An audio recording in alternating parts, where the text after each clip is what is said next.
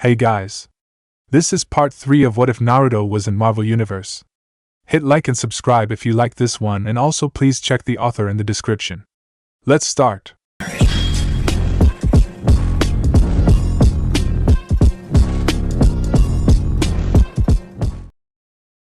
Chapter 15. Give Me Shelter. The clomping of boots on tile echoed through the hall, accompanied by the clicking of heels. The two synced together in a chorus of a brisk walk towards their destination. His arms folded behind his back, Lass had a rather stoic look to his face, seemingly not caring that he was meeting with a fellow captain and one of the current admirals of the Kree fleet over the recent failure of his Atlas squadron. Walking behind him was his subordinate, Commander Minerva. The woman's face was the perfect display of professionalism, though a gleam of worry could be seen with the ever few but present twitch at the corner of her lips. Walking through the pair of double doors and the two guards stationed there, the two Kree officers walked into the middle of the office, stopping in front of the desk in the center. Sitting behind that desk was Admiral Caesar. The look on his standard Kree blue face as Lass entered the room showed his age, his frown nearly reaching the patch of graying facial hair on the bottom of his chin.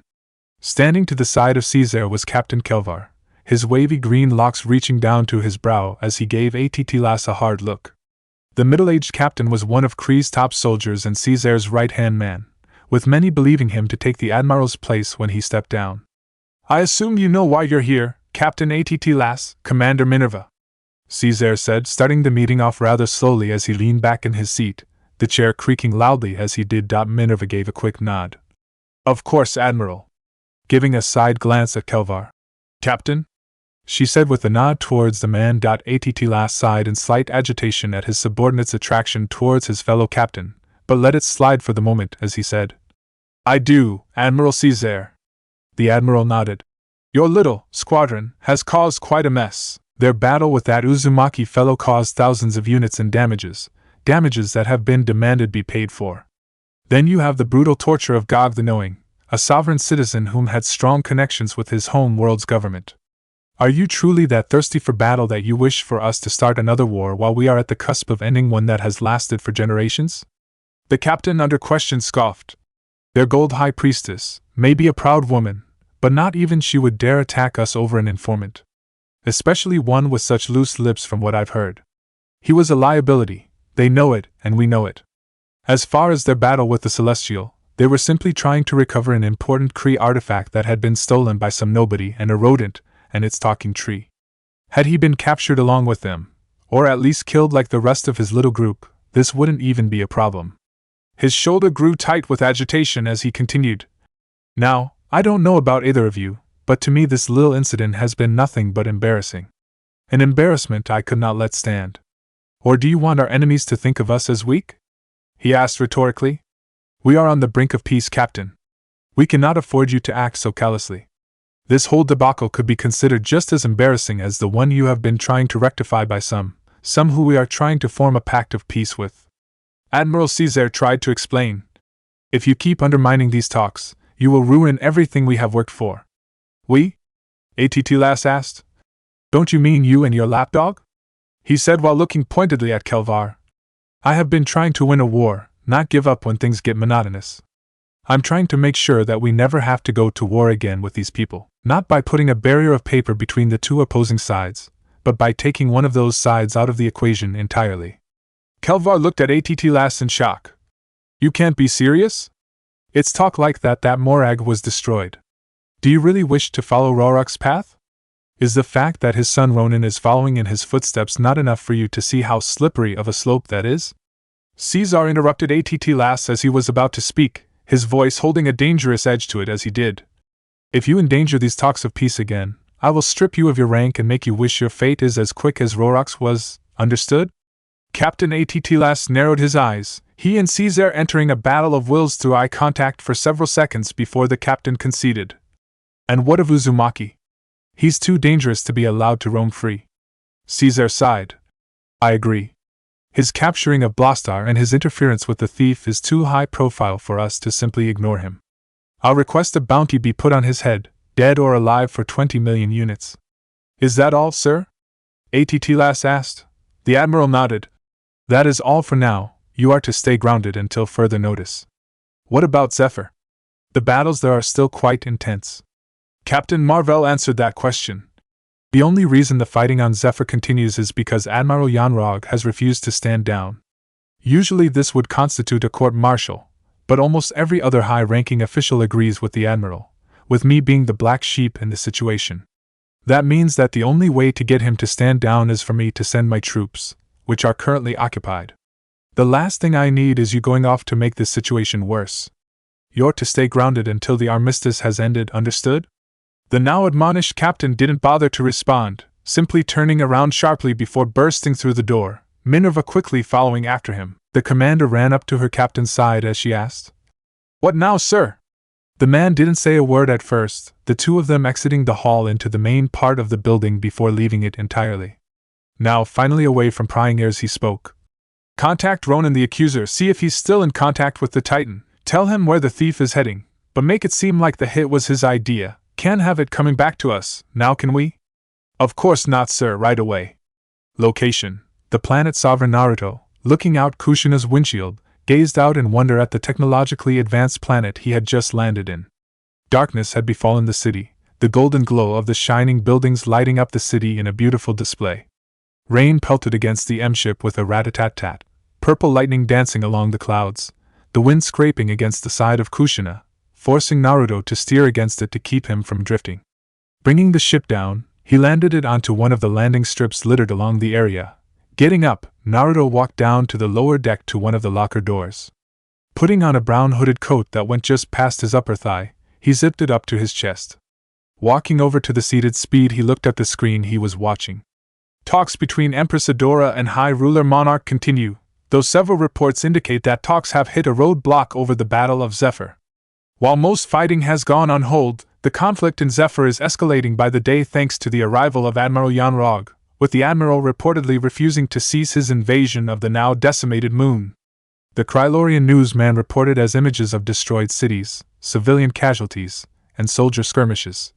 Civilian casualties count into the hundreds of thousands, and may eventually reach into over 1 million. The Kree invaded the moon for its strategic purposes nearly 5 years ago, and is now one of the most intense battles of the Kree/Xander War. Several key moments, including the de facto birth of Drax the Destroyer, who arrived on the moon and was responsible for the death of hundreds of Kree, Sakaran, Xander, and Zephyr soldiers before his capture, the massacre of 500 Zephyr civilians by Sakaran soldiers, and the battle between Nova Centurion Gur and Kree Captain Marvel that destroyed half of the city of Zen. "It's crazy, huh?" Speed asked, the man leaning back in one of the chairs with his feet propped up on the table. "The treaty to end the war of all wars hangs on a stupid moon on the border of the Nova Empire. Why don't they demand their people enter a ceasefire?" Naruto asked.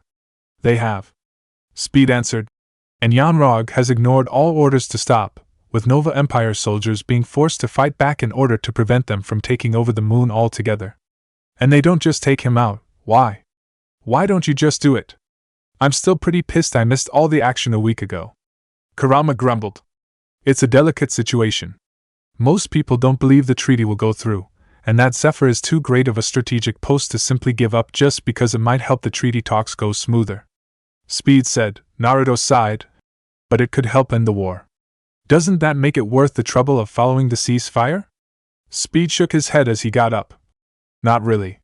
Walking over to the bay door, he said, "So are we going or what? We finally get to Sovereign and you want to talk about a war you're not even involved in. Are you gonna miss me that much?" "No," Naruto said, looking at the screen for a moment longer before turning it off. "You have no idea how happy I am to get rid of you, you curly-haired asshole." Opening the bay door, he was halfway down when a swarm of golden-dressed men with laser bolt rifles in their hands pointed at Naruto and Speed's direction. "Well, fuck. I say we blow 'em all away," the Biju said viciously.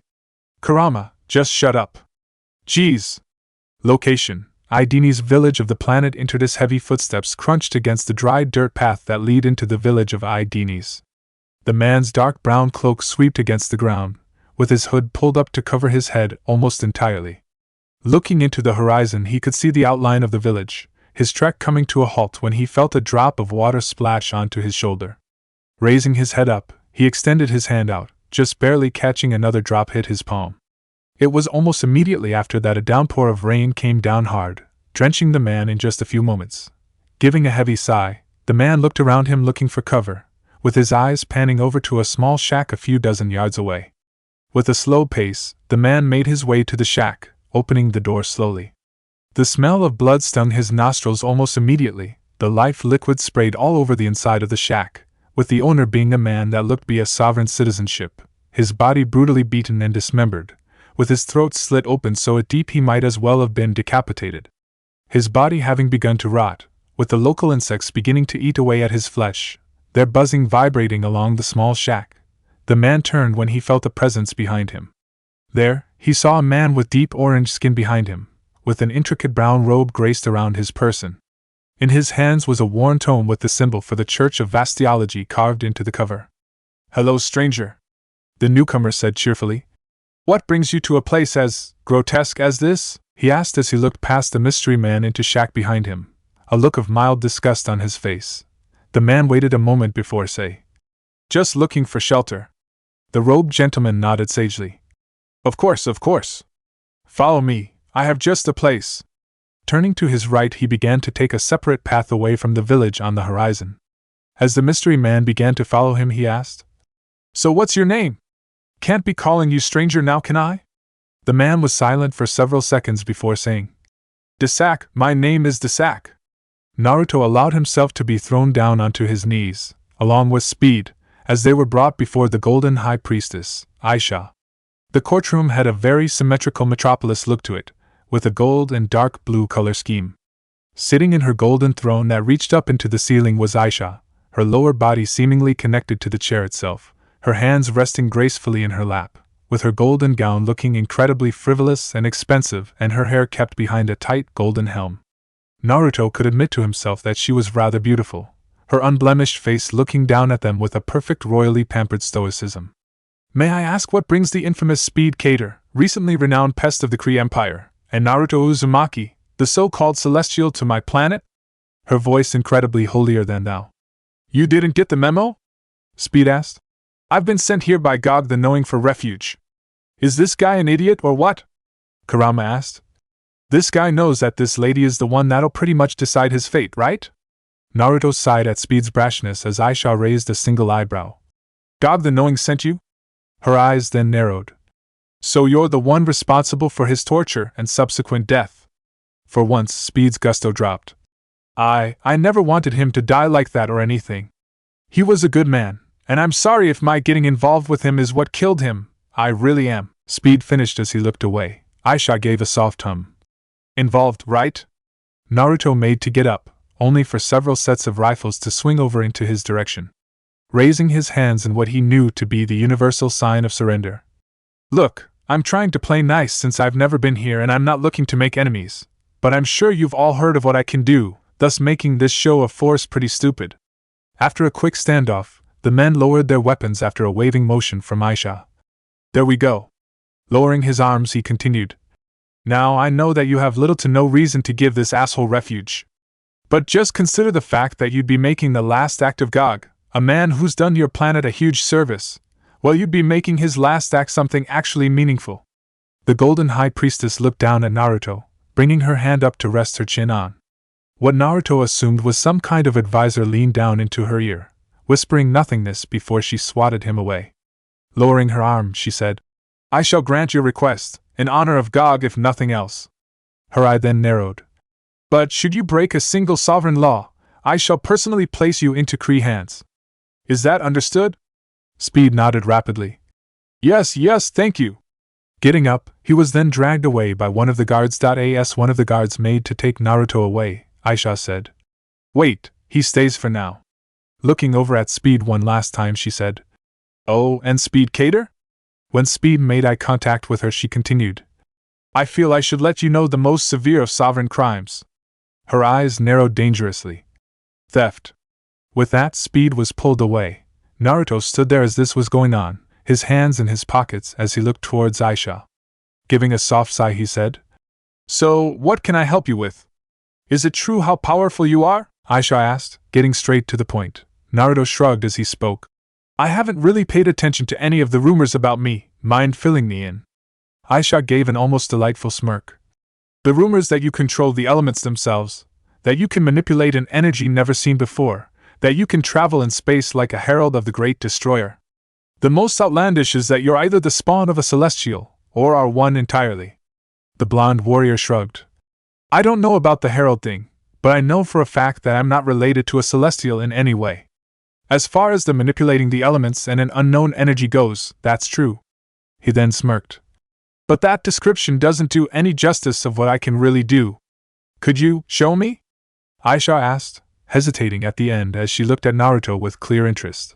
Naruto didn't say a word, simply reaching down into his reserves and giving it a flex.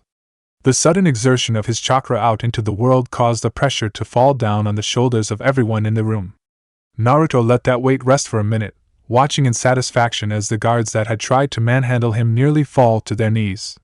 Feeling they'd had enough, the ninja finally let up. Aisha needed to take a moment to collect herself, allowing one of her handmaidens to dab at the beads of sweat that had rolled their way down her cheek. After giving a silent gulp, she spoke. That was incredible. Thanks, Naruto said, his eyes closing into his signature squint as he gave one of his megawatt smiles. But the amount I used is like comparing a pool to a lake. A pool's pretty big, bigger than average actually. But it's nothing compared to a lake. Aisha's eyes scanned up and down Naruto's form. You are truly an impressive creature. Truly, truly impressive. Straightening her back, she continued. How is it exactly you came about such strength? Was it given to you or were you born with such gifts? Naruto actually had to take a second to think about that before answering. Well, I'd say it's about half and half. Some I was given, some I was born with. So, if you were to have an offspring, they would at least have some of your abilities? With a raised eyebrow, he answered. Yeah, I guess. Some of them anyway. Naruto put his hands in his pockets. What's with the questions? Aisha raised her chin up to improve her ability to look down on him. I have recently come to the conclusion that I have reached the prime age for rearing a child of my own. Usually, we would artificially conceive the offspring, but I've pondered the idea of going about it the more primitive method. The only problem with this is that I'm now in need of the other half of the equation, the paternal half to be exact. Oh shit. Kurama mumbled, catching what Aisha was putting down. The priestess continued, none the wiser to Kurama's musings in Naruto's head. And I think I've found that half. Batting her eyes slowly, she finished. That is if you accept my offer, of course. Yeah, Naruto said, rubbing the back of his head awkwardly. No thanks. The silence in the room was thick enough to be cut out with a knife, with Aisha's smile dropping like a ton of bricks, leaving her face in an ugly frown. What? She asked, her voice holding a subtly dangerous edge to it. I said no? No? Yup. I see. Aisha said. Well, if that's the case, you are free to leave. She took that rather well. Kurama said. I figured she'd get all weird about it. Maybe try and force you into it or something stupid like that. I know, right? Naruto thought. Giving a small bow, he said. Thanks for letting Speed stay on your planet when you didn't have to. I owe you a solid, so long as it isn't anything dastardly or whatever. You know what I mean? The golden-skinned beauty gave a small smile. Of course, I'll remember that, Naruto Uzumaki. May you have safe travels. Naruto gave a slight nod before making his way to the door. As the doors closed behind, the handmaiden to Aisha's right said, Pardon me, madam, but can we really allow a man of such power to roam around unabated? Aisha raised a calming hand. It's fine, a man such as him isn't the kind to look for trouble. I have a feeling it is trouble that always finds him. And even then, I doubt we would be able to take on a man of his caliber without taking heavy, if not crippling, losses. No, that man is much better suited as an ally than as an enemy. A small smile graced the maiden's lips. An ally for you, madam, or for sovereign. The priestess's eyes grew sharp. Watch your tongue, girl. Do not forget what I do to those that offend me. The handmaiden backed off. My apologies, madam. Aisha ignored, looking at the place Naruto had stood with great contemplation, the man's show of power still fresh. Desac sat in one of the several extra spare chairs, a cup of warm milk in his hands as he sat in front of the church leader. Taking a sip from his drink, he waited for the other man to speak. It didn't take very long for that to happen. So, what brings you to Interdis, Desac? He let the sentence hang, subtly asking him where he was from. Zephyr. He answered. The man nodded slowly. I see. Desak shifted in his seat uncomfortably for a moment as they sat in an awkward silence. Finally, he said, "You never told me your name." A smile spread across the man's face.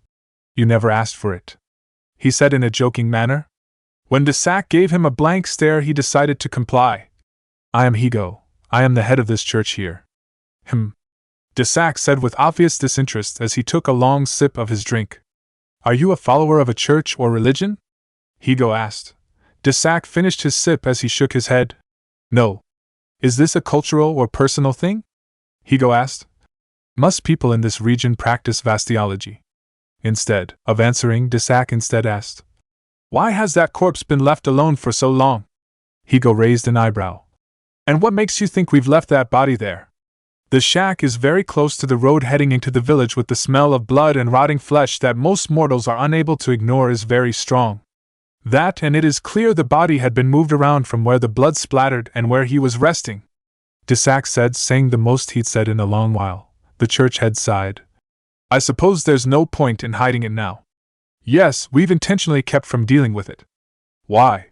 "Because he was a man full of sin and malice. He took pleasure in other men.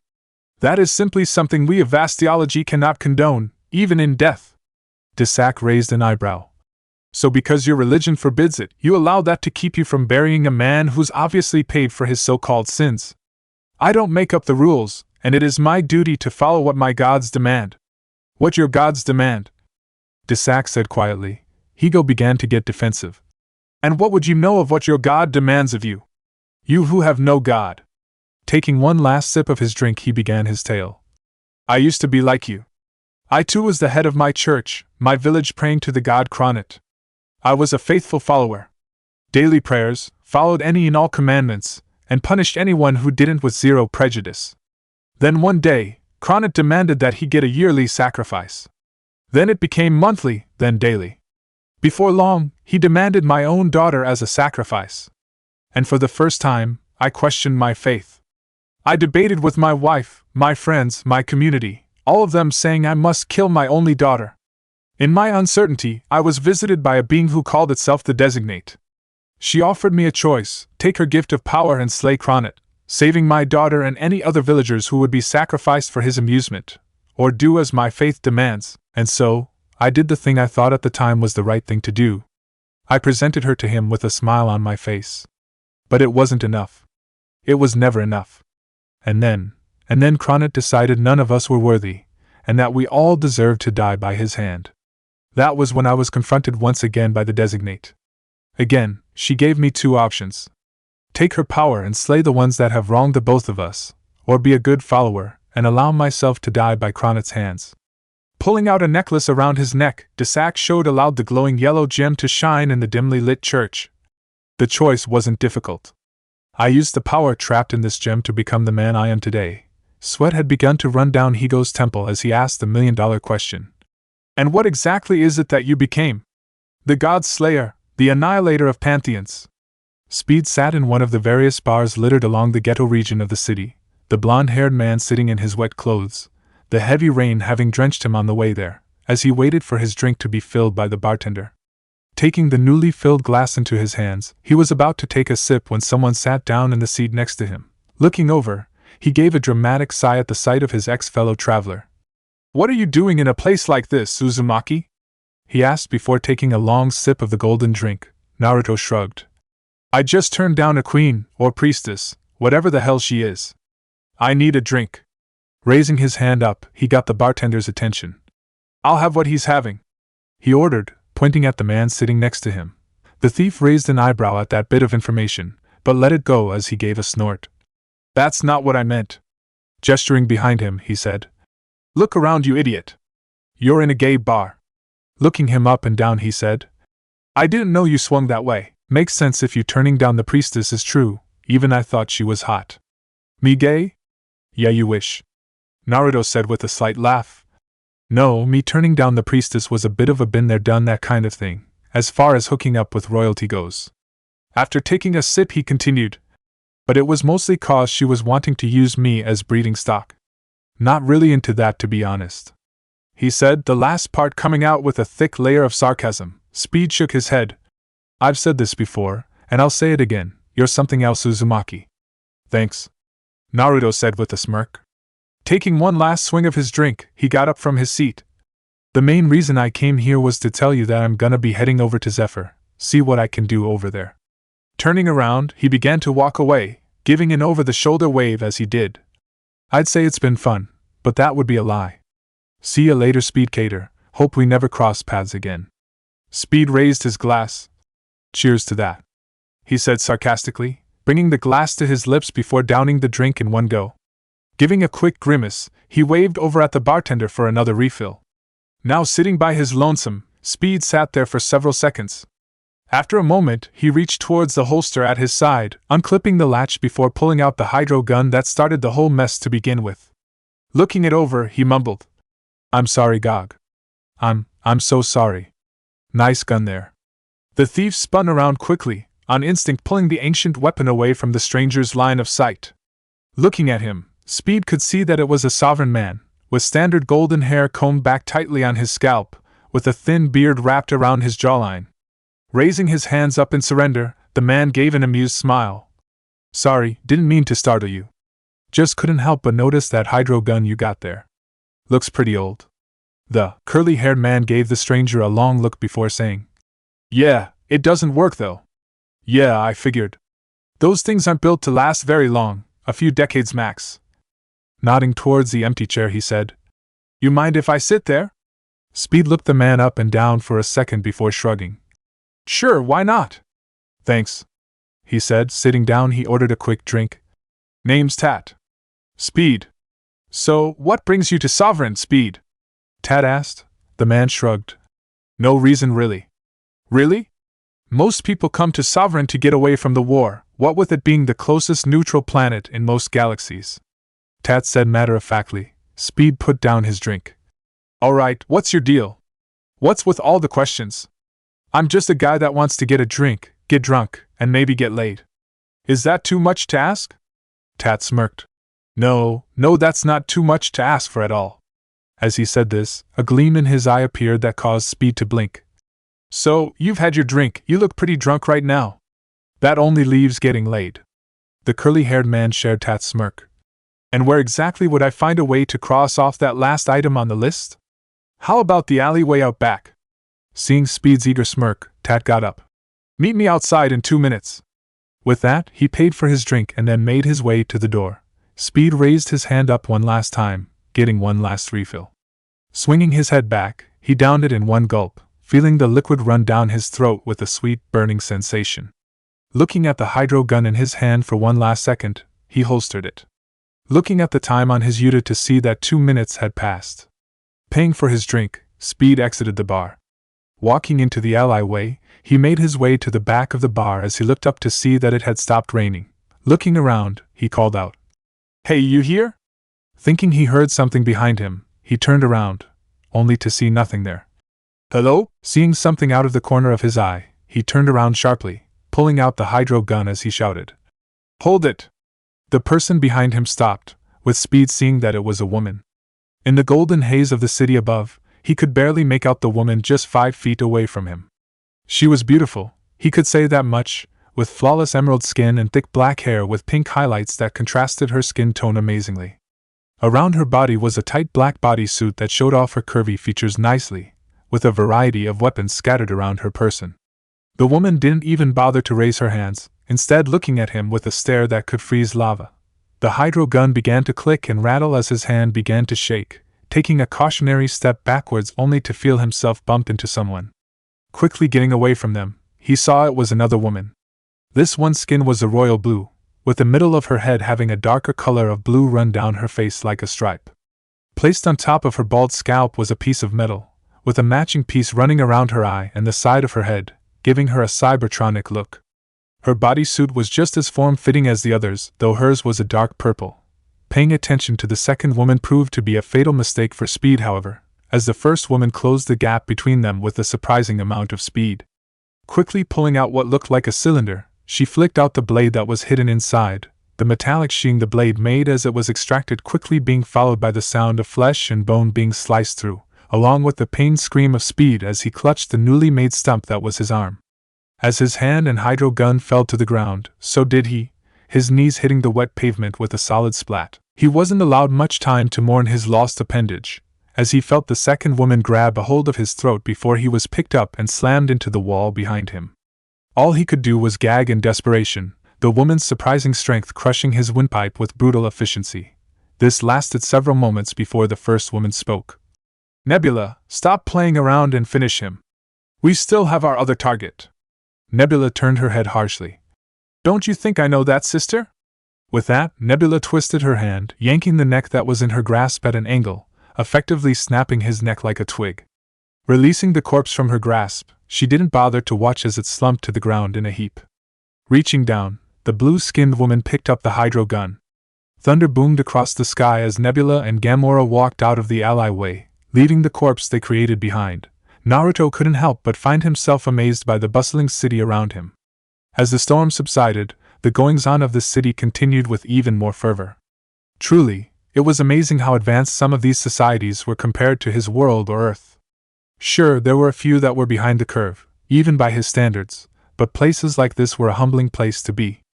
It's funny to think that a good handful of people on Earth don't even believe life elsewhere in the universe exists. And here we are, on a planet that is light years away from Earth as far as technology goes. Kinda makes me wish we had a camera, just to shove it in their faces when we get back," Kurama said, he himself impressed by the new world around them. "Yeah, I know, right?" he thought with a smirk. The blonde continued his walk, his form sticking out of the crowd like a sore thumb on account of most of the people there being golden-skinned. The walk was ended when Kurama spoke. "You feel it, don't you?" "Yeah," Naruto thought. "I count too."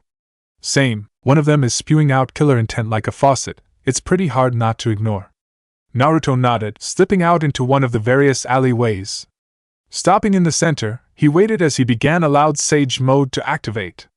Checking the kunai strapped to his forearm hidden under his sleeve, Naruto let the two people following him get into their positions, one behind him and another in front, blocking both exits. Feeling he'd waited long enough, he called out, "I know that you guys know I know you're there. There's no point in trying to ambush me. Might as well show yourselves." He hadn't even finished his sentence when the one behind him jumped out. Turning swiftly, he pulled out his kunai, raising it up just in time to block one of the blades that was swung down on top of him. Seeing that there was another in their hand, Naruto quickly caught the owner's wrist, stopping the blade just as it was about to slice out his stomach. With a quick Spartan kick, he drove his foot into their stomach and sent them flying back. The person attacking him proved to be rather nimble, as they landed in a roll before stopping at a crouch. Quickly turning around, Naruto blocked another blade. This time he was forced to hold his ground as the strength behind it nearly rivaled his own. The two struggled for a second before she managed to slide her blade back before bringing it down on his torso, cutting him down. The look of victory on the attacker's face quickly fell when Naruto disappeared in a puff of smoke. Gamora and Nebula, famed daughters of the Mad Titan. "You know, it says a lot about a person if even I know who you are. So, what can I do for two of the greatest assassins in the galaxy?"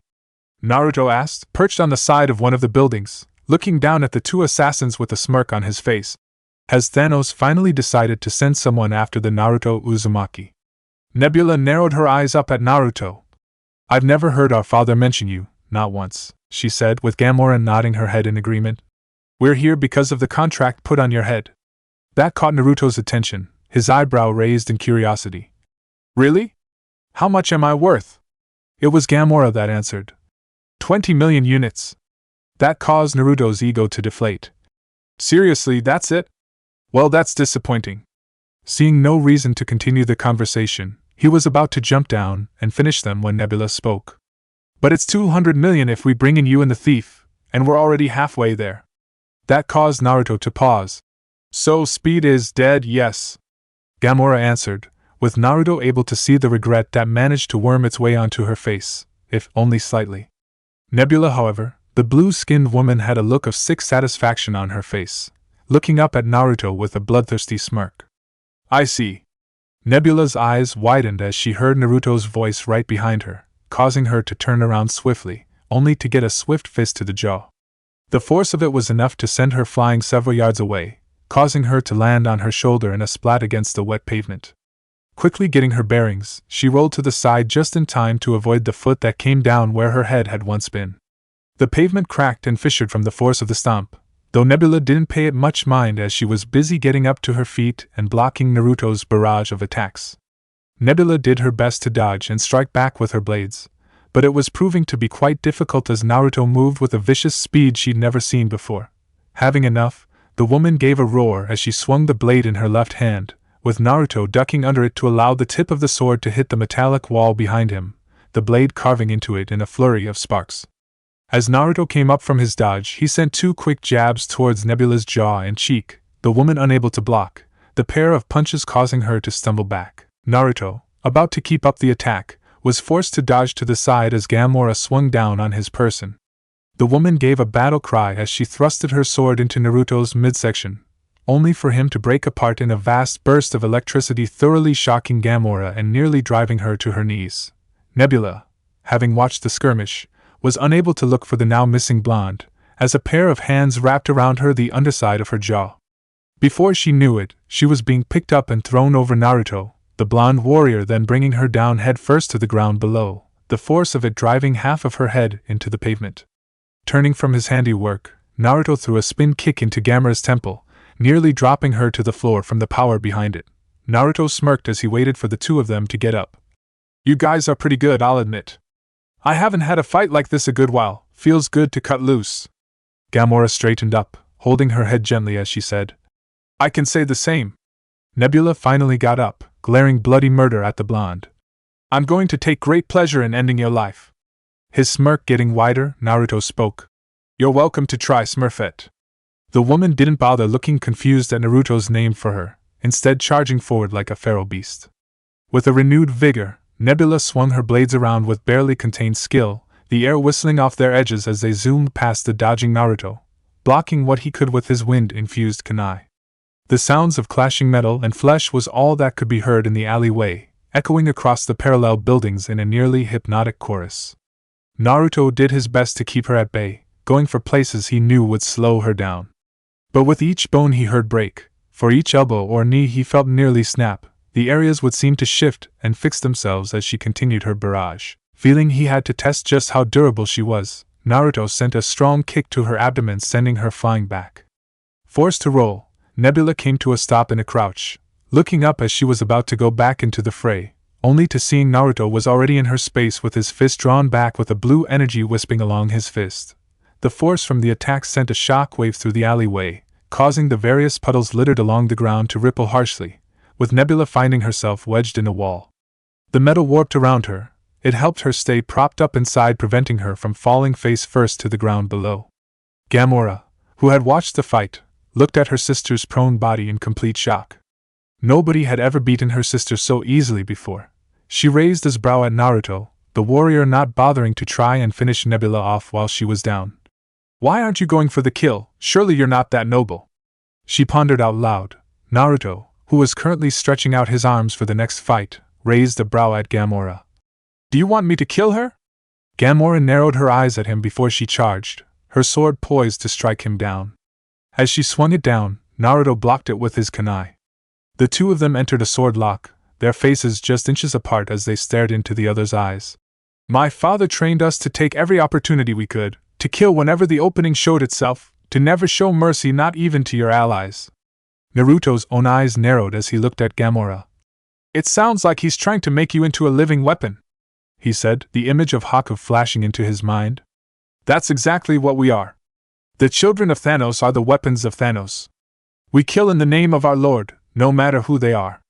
We have no prejudice, no fear, no hesitation. We are an extension of his will," Gamora said, her words coming off almost as a recitation. "Is that really what you think of yourself, as some mindless tool?" Naruto asked, pushing into the lock, causing Gamora to start taking steps backward. "That's fucking stupid. Nobody is just a weapon, you're a person, with your own desires and ambitions." With a surprising show of strength, Gamora shoved Naruto back, swinging her blade wildly. "You don't know anything. The things I've done, the things I'll do, I don't deserve anything else. We are what our parents make us. But he isn't your father, is he?" "Not really anyway." Seeing her shocked face, he continued. "You want to know the thing about weapons? Engaging her in another dance of clashing blades, Naruto blocked and parried as he waited for the opening he needed before throwing his hand out and catching her blade in between his thumb and the rest of his hand. With a quick twist of his hand, Naruto snapped the sword in two. The thing about weapons is that when a weapon breaks, it loses its usefulness. Punching her in the face, he continued, the woman sent sprawling to the ground. And that's exactly what will happen to you. One of these days, you'll break. And when that happens, I can't see a guy like Thanos keeping you around for very long. Is that really the kind of life you want? To fear the day you're killed the moment you're no longer a tool but a burden? Gamora listened to every word, huffing as she mulled over Naruto's words. As she was about to speak, she saw her sister move. Having gotten herself out of the hole she made seemingly unnoticed, she had snuck up behind Naruto with a dagger poised in her left hand. As she noticed Nebula, however, so did Naruto, the grip on his kunai tightening as he began to add even more wind chakra to the blade. Nebula, no! Gamora shouted, raising her hand out towards her sister as she was about to bring her dagger down on Naruto's neck. This proved fatal. Oh! Nebula screamed, clutching her left shoulder in pain as she fell to her knees in utter agony. Shaking from both pain and fury, she collapsed down on her good side, looking down at her now severed arm, the dagger that had been in her grasp now laying uselessly in her limp hand. Tears began to roll down her eyes, her mouth agape as the pain shooting through her shoulder finally caused her to pass out. Still poised from his strike, Naruto watched with a frown on his face at the downed daughter of Thanos. Looking over at Gamora, he said, I'm sorry about that, but this kind of thing has to be expected in this line of work. Hopefully she doesn't hold a grudge. He finished as he rubbed the back of his head. Look, I meant what I said. You don't have to be the daughter of Thanos. You can just be, well, Gamora. Think about it. With that, he disappeared in a body flicker, leaving behind the mess he had created. The sound of a crackling fire echoed throughout the dimly lit forest, lighting up the area in an eerie orange hue. Inside the blazing inferno, among the cracking timber, was the body of Gog the Knowing. His lifeless body laying upon the bonfire as the fire ate at his flesh and bone. Standing next to the fire was the sack, the smell of burning flesh not seeming to bother him in the slightest as he gazed down at the deceased man. May your travels through the other realms be lacking in burden and hardships. May your next life be free of pain or suffering. May your time among the gods give you insight and clarity. Desak mumbled as he clutched at the gem hanging from his neck. Is that a prayer? Not bothering to turn around, he said. Yes. The person behind didn't say anything at first, simply nodding at the other man's answer. Before long they said, I don't mean to interrupt, but have you by chance seen a man named Higo? He runs the church not far away from here and we were supposed to have a meeting, but he wasn't there. Desak spoke after a few seconds. He's dead. What? The man asked, clearly startled by the answer. I murdered him, Desak clarified, still not looking at the man as he spoke, simply listening as he heard him stutter for a few seconds before running away, more than likely to inform the authorities. Giving one last look at the now falling apart corpse before walking away, continuing his quest to find the so-called Celestial. Chapter 16. Ain't no mountain high enough. It's hard to believe that it's been 3 months since the Kree Nova War ended with the Treaty of Andromeda, signed by Xandarian Empress Adora, Nova Prime Rael, and Kree High Ruler Monarch, including the dozens of other governing bodies within both empires. While Xandarian celebrations are only now just seeming to end, Kree protests have only gotten more intense. The most outspoken being the now infamous Ronan the Accuser, who has separated from his government and is committing massacres all across the cosmos in the name of his people, though how he's gotten his military backing is still a mystery, as the Kree ambassador has denied any connection to the rogue captain. A Krylorian anchor reported, his face a stoic facade as he read the teleprompter. It's almost unbelievable that the war wasn't even close to ending not 4 months ago, thanks to the fact that the war for Zephyr was still waging with increasing intensity. Progress was eventually capable of being made thanks to the outside interference of the man then only known as the Celestial or Maelstrom.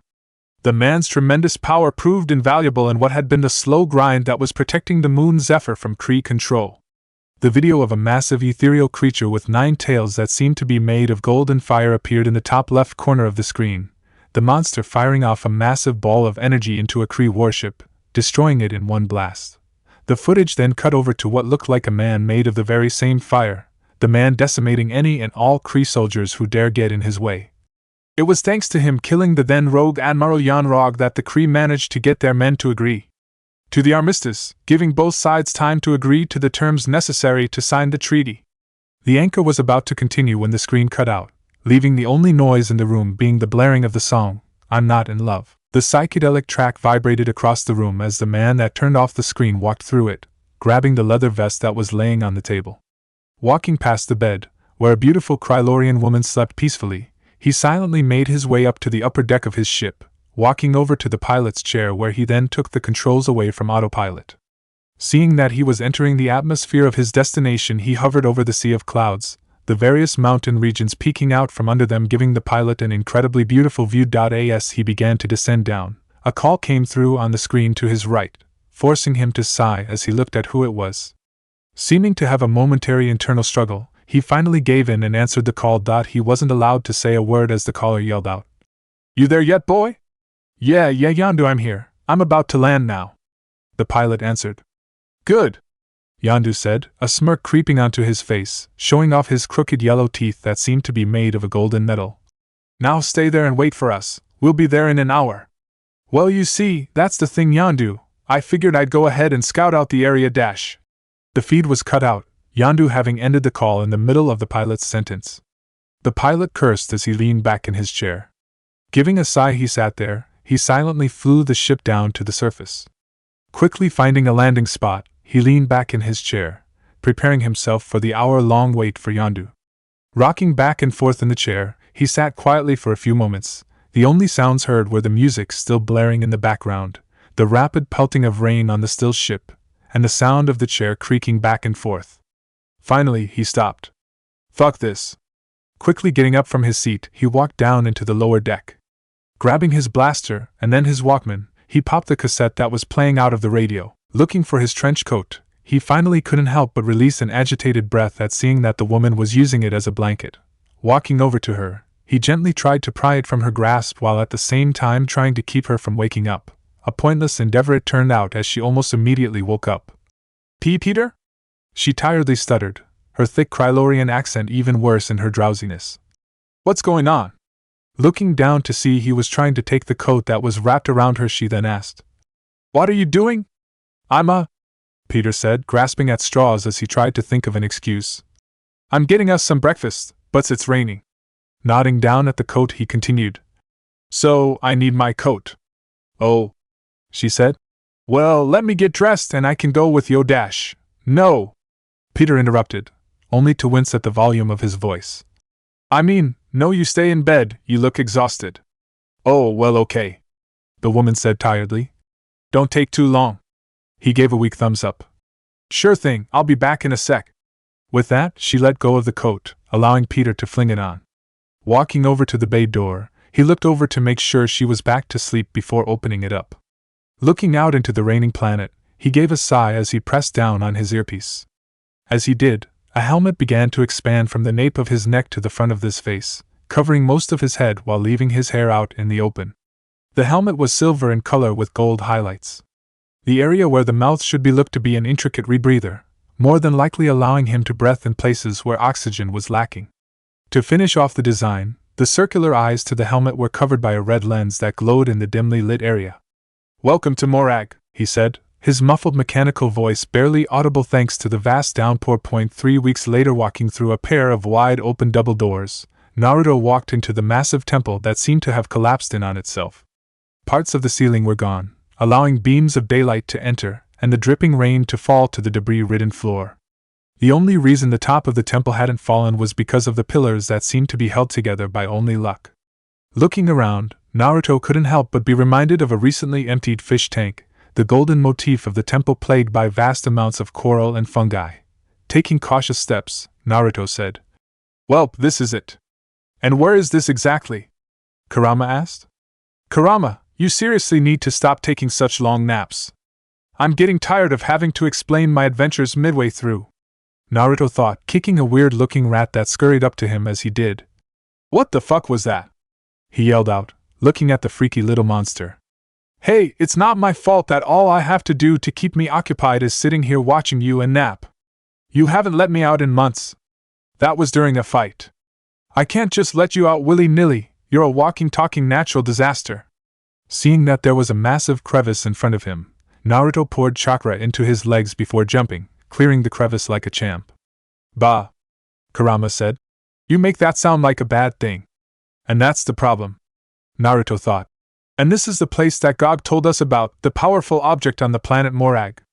And we're looking for this powerful object, why? Kurama asked. Because this is the only lead we have at the moment that I actually want to follow. It's this or go to Earth, somewhere in the 9 realms, or go and fight Thanos for his stone. Now, can we please continue this little quest of ours, or do I need to give more exposition? Naruto said, his annoyance clear. Whatever, Kurama said with a sigh. This better be interesting though, or I'm gonna be pissed. Coming up to the end of the temple, he stood in front of a massive stone door, that, like the front door, was wide open. Walking into the dark room, with the only source of light being the large wall towards the back of the room. Raising up his arm, he allowed it to be enveloped by Kurama's chakra. His arm now covered by a yellow fire, the room was now illuminated in a golden hue. Walking into the room further, Naruto could now completely make out that in the middle of the room seemed to be some kind of containment device, though it seemed to be deactivated. Inspecting it further, he sighed in agitation as he said, Well shit. Whatever was here is gone. Scratching the back of his head he said, That's just fucking great.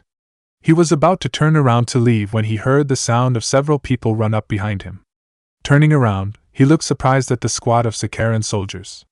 The insected men all had their guns raised towards Naruto, their dark brown armor gleaming the golden light. Hold it! The lead Sakaran shouted, his voice a harsh hiss. What are you doing here? He demanded. I could ask you guys the same thing, Naruto said lazily. You guys haven't seen an object that's supposed to hold a lot of power around here, have you? The Sakarans looked amongst themselves, the leader hesitating for a moment before hissing. What do you know of the orb? The orb? So that's what it's called. Naruto mumbled. Well, all I know is it was supposed to be here. What do you know about it? The leader didn't say a word at first, simply looking Naruto over for a second before the soldier to his left said, Korath ordered us to kill anyone that came here, remember? Nodding, he said, I do. With that, he raised his rifle up so that it was pointing right at Naruto's forehead. He wasn't allowed to pull the trigger, however, as he found his airway nearly being crushed by the strange blonde man, his flaming hand squeezing his throat hard enough he thought he felt his spinal column collapse. Naruto didn't waste any time, throwing the man to the side before giving a quick kick into the Sakaran to his left, his foot driving into the man's midsection. The sound of breaking ribs could barely be heard over the sounds of laser fire, the 4 other Sakarans doing their best to hit the blonde. When they all realized that their target was no longer in front of them, they quickly began to look around. Quickly becoming confused, they each began to think he'd somehow escaped. The Sakaran furthest to the right then heard a piece of stalactite fall to the ground, the rock nearly landing on his foot. Looking up, he gave a startled gasp, only for it to be interrupted by a kunai lodging itself in between his eyes. The remaining soldiers weren't able to do a thing about their fallen comrade, as a wall of fire suddenly fell upon them from above. Fire style, great fire annihilation! Naruto, the lead Sakaran under his arm, walked away from the chamber, whistling a jaunty tune as he went. Now a good distance from the blazing inferno he'd created, he set the insect man down. This interesting yet? Naruto asked his partner. It's getting there, Kurama said with a soft shrug. Propping the man up against one of the many pillars loitering around the temple, he fed earth chakra into the ground, controlling it into forming cuffs around his wrists and ankles. Taking off the Sakaran's helmet, he pressed his pointer finger up against the man's temple. Shooting a quick pump of lightning into him, Naruto watched with an amused smirk as the man jerked awake. At first giving a struggled attempt to get up, he quickly realized he was bound. Giving the cuffs a test by giving them a swift jerk, he sighed in frustration as he looked over at the still smirking Naruto. What do you want? He hissed out harshly. Naruto shrugged. Just tell me what that orb is, who has it, and who it is you work for. And if I don't? He asked challengingly. Simple, Naruto said. With that single word, the Sakaran soldier's mind was suddenly flooded with the sight of a massive 9-tailed monster tearing him apart, stomping and chewing on him like a pet would with a chew toy. The sight of buildings burning, his loved ones lying dead on the floor, the blond man standing over them with their blood splattered all over him. He saw planets imploding in on themselves, galaxies falling apart, and the universe itself being torn in twain. And just like that, as quickly as it came it went, leaving the man a sweating mess as he tried to catch his breath. What are you? He stuttered out. Naruto shrugged once again. That depends on your answer. So, what will it be? The Sakaran soldier didn't even hesitate. Naruto sat in his ship's cockpit, his hands folded under his chin as he thought over what he was told. Apparently, the soldier hadn't been informed on what the orb actually was, only that his employer wanted it desperately. As far as who took the orb, all he knew was that it was a guy in Ravager garb who called himself Star-Lord. Really, the only good information he gave was that he was working for Ronin the Accuser, who was then working with the Mad Titan in his quest to destroy Xander, which answered the question of who was funding his little massacres across the galaxy. This bit of news was honestly perfect as far as Naruto was concerned. He was planning on confronting the Accuser soon anyway after he'd heard of the massive tantrum he'd been throwing the last couple months. Now not only could he get a hold of this orb, something that Thanos seemed to be interested in too, but he could also take on Ronin, who he was sure was in the middle of the whole thing. Thinking of only one person who would know who this Star-Lord was, he quickly went through his contacts on his Yuta. Selecting the person he was looking for, he waited patiently for them to answer. Finally, a face popped up on the screen in front of him. Long time no see, Naruto. The sweet melody of Terra's voice meeting Naruto's ears. Smirking, Naruto said. It sure has. How's the crew? Oh, you know. The captain's daughter began. Same shit as ever. Nodding, Naruto replied. Yeah, I figured. So, what do you need, Naruto? Terra asked. What makes you think I need anything? The blonde warrior asked sheepishly. The woman gave Naruto a blank stare. 'Cause you only ever call when you need something, that's what. Rubbing the back of his head, Naruto gave his patented smile. Yeah, I'll make it up to you, I promise. You promise, huh? Hey, I never break my promises. So, just know that at some point in time I'll be making it up to you. Besides, this isn't even that big of a favor. I just need to know if you've ever heard of a particular Ravager. Naruto explained. Terra gave an exasperated sigh. There are thousands of Ravagers in circulation at the moment, Naruto. I doubt I'd know whoever it is you're looking for. Yeah, I know, but this guy has a code name, Naruto said, throwing out some air quotes as he finished the sentence. He goes by Star-Lord. Apparently, he too Did you just say Star-Lord? Terra interrupted. Naruto murmured. Yeah? Terra sighed once again, pinching the bridge of her nose as she did. Yeah, I know him. Looking back up, she said. He's one of Yondu's, name's Peter Quill. Their main intermediary is Broker, I'd start there. Really? Naruto said. That's awesome, I'm heading there now. Thanks for the help. With Terra giving a nod of acknowledgement, Naruto was about to cut off the feed. Alright, next destination, Xandaria. Hey, wait! Naruto paused, looking back down at the screen. Yeah? More than likely, the idiots pulled a fast one on Yondu, which means that the blue bastard is going after him as well. If or when you see him, give him a good punch in the face for me. Terra requested. Naruto shrugged. Sure, I guess. With that, Terra cut off the feed.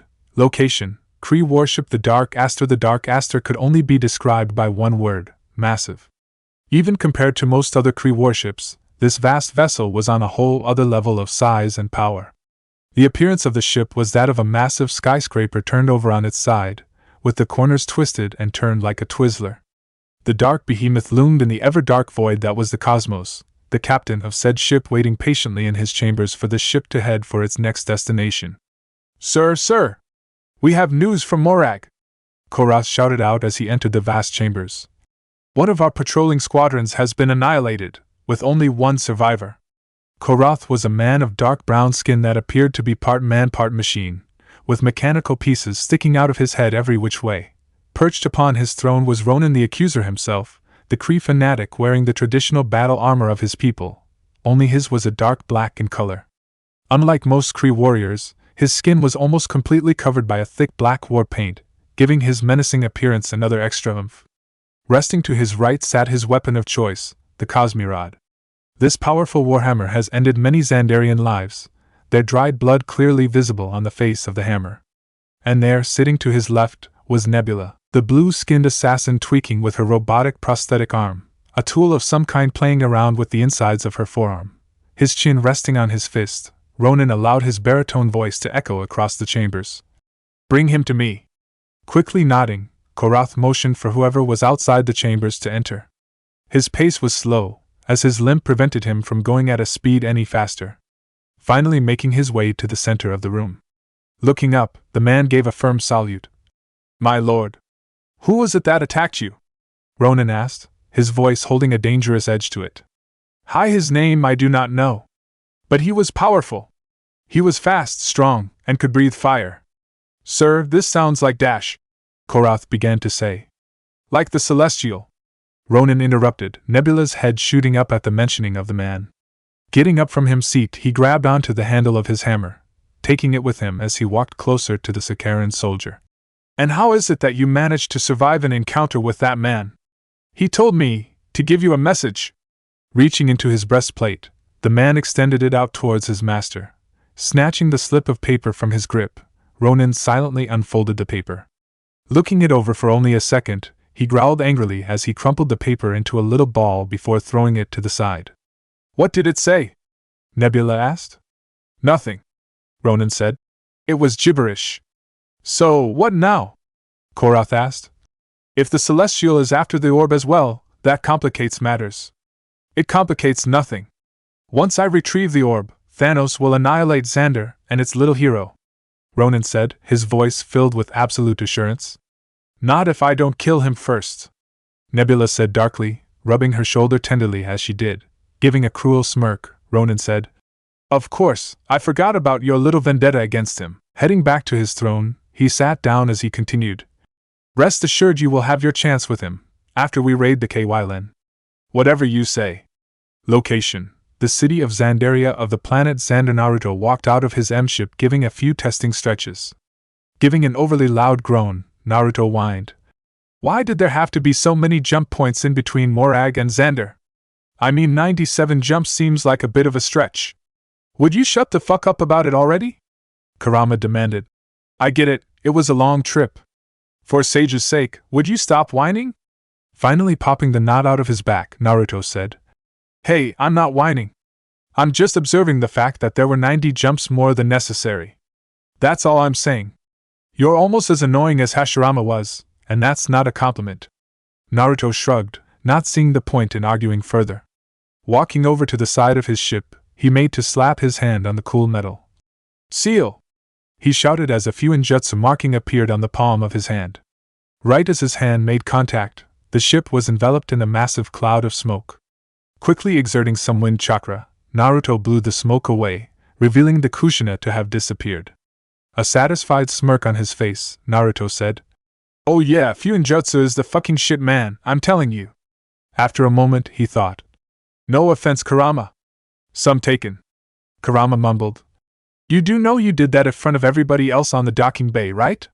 Looking around, Naruto raised an eyebrow at all the people that were staring at him in extreme levels of shock, a multitude of them pointing at him and whispering to each other not so discreetly.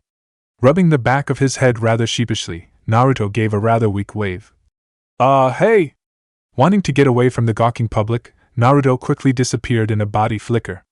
Appearing on a rooftop several blocks away, the blonde looked around to get his bearings. Easily spotting the broker's building, Naruto began to skip along the various rooftops, dead set on getting there as quickly as he could without getting too much attention. After only a few minutes of maneuvering along the city, Naruto landed in the massive courtyard that the broker's building resided. Submerging himself into the sea of people, Naruto did his best to weave through the crowd seamlessly. Finally making his way to the building, Naruto walked through the open doorway. Seeing that the man had his back turned, the blonde walked up to the counter and began to wait patiently. As time ticked on, and broker continued to look at whatever it was in his hands, Naruto grew more and more impatient. After nearly 3 minutes of waiting, the blonde finally gave a very loud cough into his hand. Startled, broker nearly dropped the object, juggling it momentarily before finally securing it once more in his hands. Turning sharply, more than likely about to admonish whoever was so foolish as to startle him in the middle of his work, only to pale at the sight of Naruto Maelstrom Uzumaki. Mr. Uzumaki. Broker stuttered. How may I help you today? He asked as he gently rested what was in his hand on the counter. Giving a charming smile, Naruto said, Just have a few questions for you, that's all. What kind of questions? Broker asked suspiciously. Oh, you know, the Ravager kind. That was all Broker needed to hear before he quickly rushed around the counter, heading towards the door. Swaying his arms hurriedly in front of the sensor, he shut the automatic doors before activating the locking device. Turning back around scathingly, he said, "You should know better than to talk of such things when the door was wide open. And you should know better than to leave the door open when you do this kind of business." Naruto countered. "An open door shows I have nothing to hide. The Nova Corps is already looking into my business transactions. I can't have them think I look suspicious." The Rat Man said back. "Yeah, sure," Naruto said with a slight roll of the eyes. "I just need to know if you've done business with a guy calling himself Star-Lord." Broker looked at Naruto quizzically. "Star-Lord?" Seeing Naruto nod, he continued. "I've never worked with a man going by such a ridiculous moniker, that I know of at least." Naruto sighed. "His real name is Peter Quill."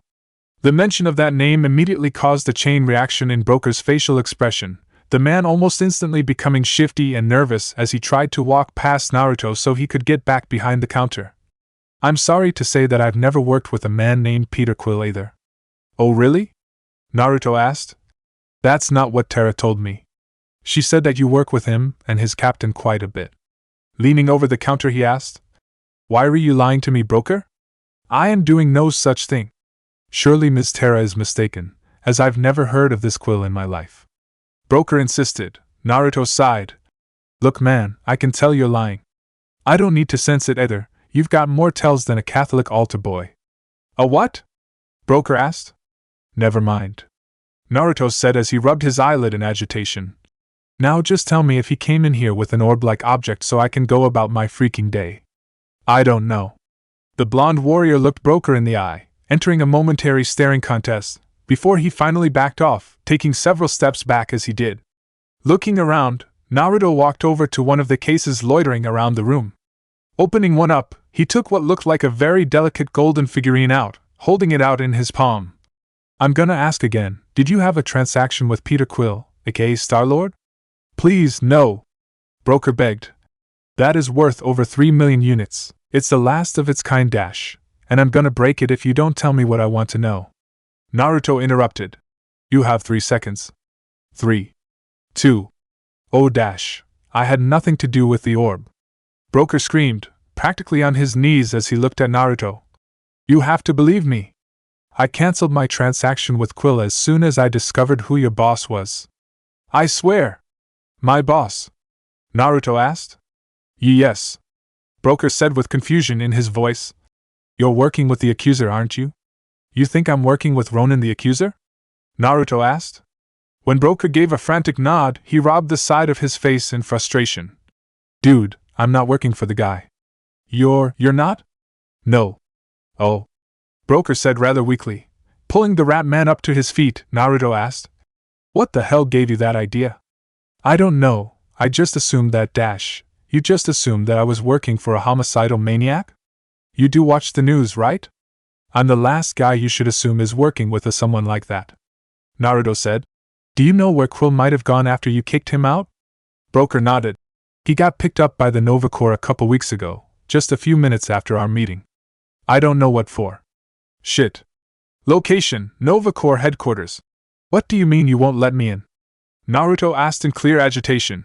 The 2 Nova Corpsmen guarding the entrance into the Nova Corps headquarters looked at Naruto with an equal amount of annoyance. "Only authorized personnel are allowed into this building. If you have an issue, take it to your local precinct." The corpsman to the left said. The one to the right spoke up. "It doesn't matter who you are, you have to follow procedure just like everybody else." "Look," Naruto said, "you obviously know who I am. Which means that you should know that the only reason I'd be here is if it's super freaking important. So if you would be so kind as to let me inside, I'd really appreciate it. Otherwise I'm just gonna sneak in. So, what's it gonna be?" The corpsman to the left began to reach for his baton, only for a voice to interrupt him. "You do know that you could have just called, right?" Turning around, Naruto was greeted by a Millennium-ranked officer. The officer of the Nova Corps seemed rather plain as far as appearances went, with thick brown curly hair and a face that didn't really jump out of a crowd. The middle-aged man walked up to the blonde, resting his hand on his shoulder as the man said, "Don't worry, he's with me." The arrival of one of their superior officers seemed to placate the corpsman, the two of them giving swift salutes as they said, "Yes, sir." Walking past the two guards, the Millennian waited until the doors were closed. "So, what brings the famous hero of Zephyr to these necks of the woods?" "I'm sorry," Naruto said, taking a few steps away from the man. "But do I know you?" No, I suppose you wouldn't," the man said. "We've never actually met in person, though I was there when you met with the Centurions stationed on Zephyr, after you killed John Rog. I don't think I've ever seen them so browbeat." Reaching a hand out, he said, "The name's Roman Day." Shaking Roman's hand, he said, "Naruto Uzumaki." "So, what are you doing here exactly?" Roman asked. Remembering why he was there in the first place, Naruto said, "I'm here because I've been looking for a guy named Peter Quill. The last person who saw him said he got picked up by you guys a couple weeks ago." Roman gave a quick laugh. "You mean Star Prince?" "Yeah, I'm the one that picked him up. The guy was fighting in the courtyard by Nova Park. Picked up him and a handful of others too, all of them wanted for a bunch of different crimes. Hell, one of them got me promoted up to the rank of Millennian." "Who did you pick up?" Naruto asked out of curiosity. Smirking, Roman said, "Here, let me show you." "Really?" Naruto asked. Turning to look back at the blonde, Roman said, "You saved a lot of lives when you ended that battle. You're a big part of the reason the treaty got signed at all. It's the least I could do." Beginning to walk towards the destination, he finished, "Come on, follow me." Walking into one of the processing rooms, Naruto sat down next to the Nova officer as he said, "So are you gonna tell me or what? The suspense is killing me." He finished as with sarcasm clearly in his voice. His smirk still in play, Roman pulled up 4 video feeds up onto the massive screen in front of them. Alright. Here's the first one." Expanding the first feed, Naruto was gifted the sight of what looked like a bipedal raccoon. Said creature wore an orange and gray vest that covered its torso and shoulders, with pants that allowed the tail to move around freely. As the video feed played, Naruto raised an amused eyebrow as it gave the camera a snarl before rebelliously hawking a loogie on the floor. "This is Subject 89P13. It's the result of illegal genetic and cybernetic experimentations on lower lifeforms. Wanted for multiple counts of theft, mercenary work, and arson. It has currently escaped from incarceration 22 times. Pulling up the next feed, Roman showcased what looked to be a humanoid tree, its lanky wooden body too tall for the camera, causing his head to peek over it by quite a bit. The thing that really piqued Naruto's interest was that it seemed to be regrowing its arms. This Flora Colossus is called Groot, a reference to the fact that the only thing it seems to say is, "I am Groot." It's been traveling around as 89P13's personal house plant and muscle. As Roman finished his little explanation, the videoed Groot began to naively walk up to the camera, giving it a silly wave with its miniature arms. Now this was the golden egg, the Millennian said excitedly, pulling up the third video. As soon as Naruto saw who it was, he leaned forward in shock. "Gamora?" This caused Roman to look at the blonde curiously. "You know her?" "Yeah," Naruto said, nodding his head as he did. "She and her sister tried to kill me a few months back." Looking over at Roman, he asked, "You actually managed to capture her?" "Well," Roman started. "She was passed out when we got a hold of her," he admitted. "That explains how you're alive then," Naruto said. "Her and her sister are fucking dangerous. Not to me, of course, just people in general." Giving a silent grumble, the officer pulled back the video before bringing the fourth and last one. "This is the guy you're looking for." Naruto watched as a man that looked to be in his mid-20s popped up on the screen. The man's thick brown hair had a bit of a waviness to it, but not by much, with scruffy facial hair running down his jawline to form a mild beard. His red leather jacket bore the Ravager symbol on the left breast, with a dark blue shirt underneath. Naruto smirked in amusement as he began to wind up his hand like a jack-in-the-box, his middle finger raising slowly before he was eventually flipping the camera the bird.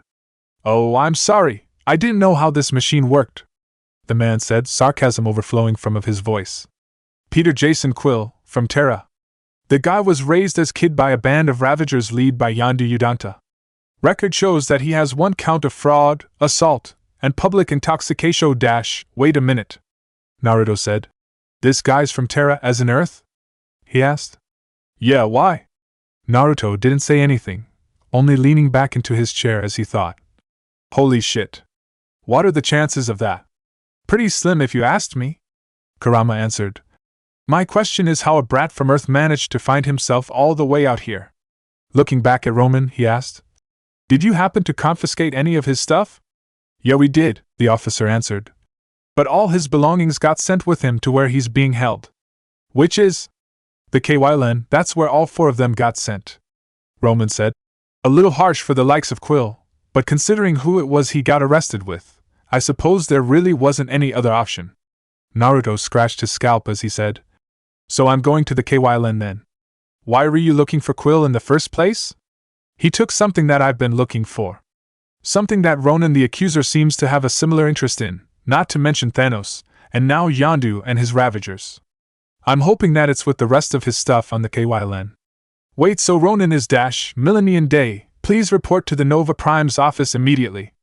A voice broke out over PA system, interrupting the man in the middle of his question. And please bring your guest along as well. Cursing, Roman got up from his chair, straightening his uniform as he did. Come on, one of the higher-ups must have heard you were here. Oh ugh, alright. Naruto said, getting up as well as he placed his hands behind his head.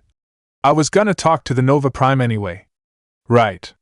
Standing across Naruto and Millennium Day was a woman that looked to be in her later years, late 70s or early 80s being Naruto's guess. Wearing the female version of an officer's uniform, only with a matching business jacket over it, the woman gave off a feel of total authority and control. This was Nova Prime Irani Rail, the second most powerful person on Xander. Standing to her left was Denarian Garthan Sal, the man as regal as ever. Is there a reason you kept the fact that Mr. Uzumaki had arrived here at headquarters a secret from me? Rail asked, her voice deathly serious. Roman had the courtesy to look admonished, his head down as he said, My apologies, ma'am, it was never my intention to keep his arrival a secret. I was merely showing him some of our recent arrests. Recent arrests? Rail asked. Are you referring to the arrest of one of Thanos' daughters? Yes, ma'am. And why did you feel the need to show them to him? Rail asked. Well, Roman started, slight hesitating. They aren't classified documents, ma'am. I didn't see the harm in Didn't see the harm? Saul interrupted. Didn't see the harm? Do you have any idea how unethical it is to show a civilian Nova Corps documents, no matter what they are? You've only just been promoted Millennium Day. It would be a shame if you got demoted after only 3 weeks. Do be fair, sir. You can't really technify him as a civilian. He is after all the hero of Saul interrupted him again. I know exactly what he is. But we can't simply break the rules because he's a celebrity Reo raised her hand to stop Saul, looking Naruto in the eye as she spoke, said Blonde, not really looking all that interested in the conversation.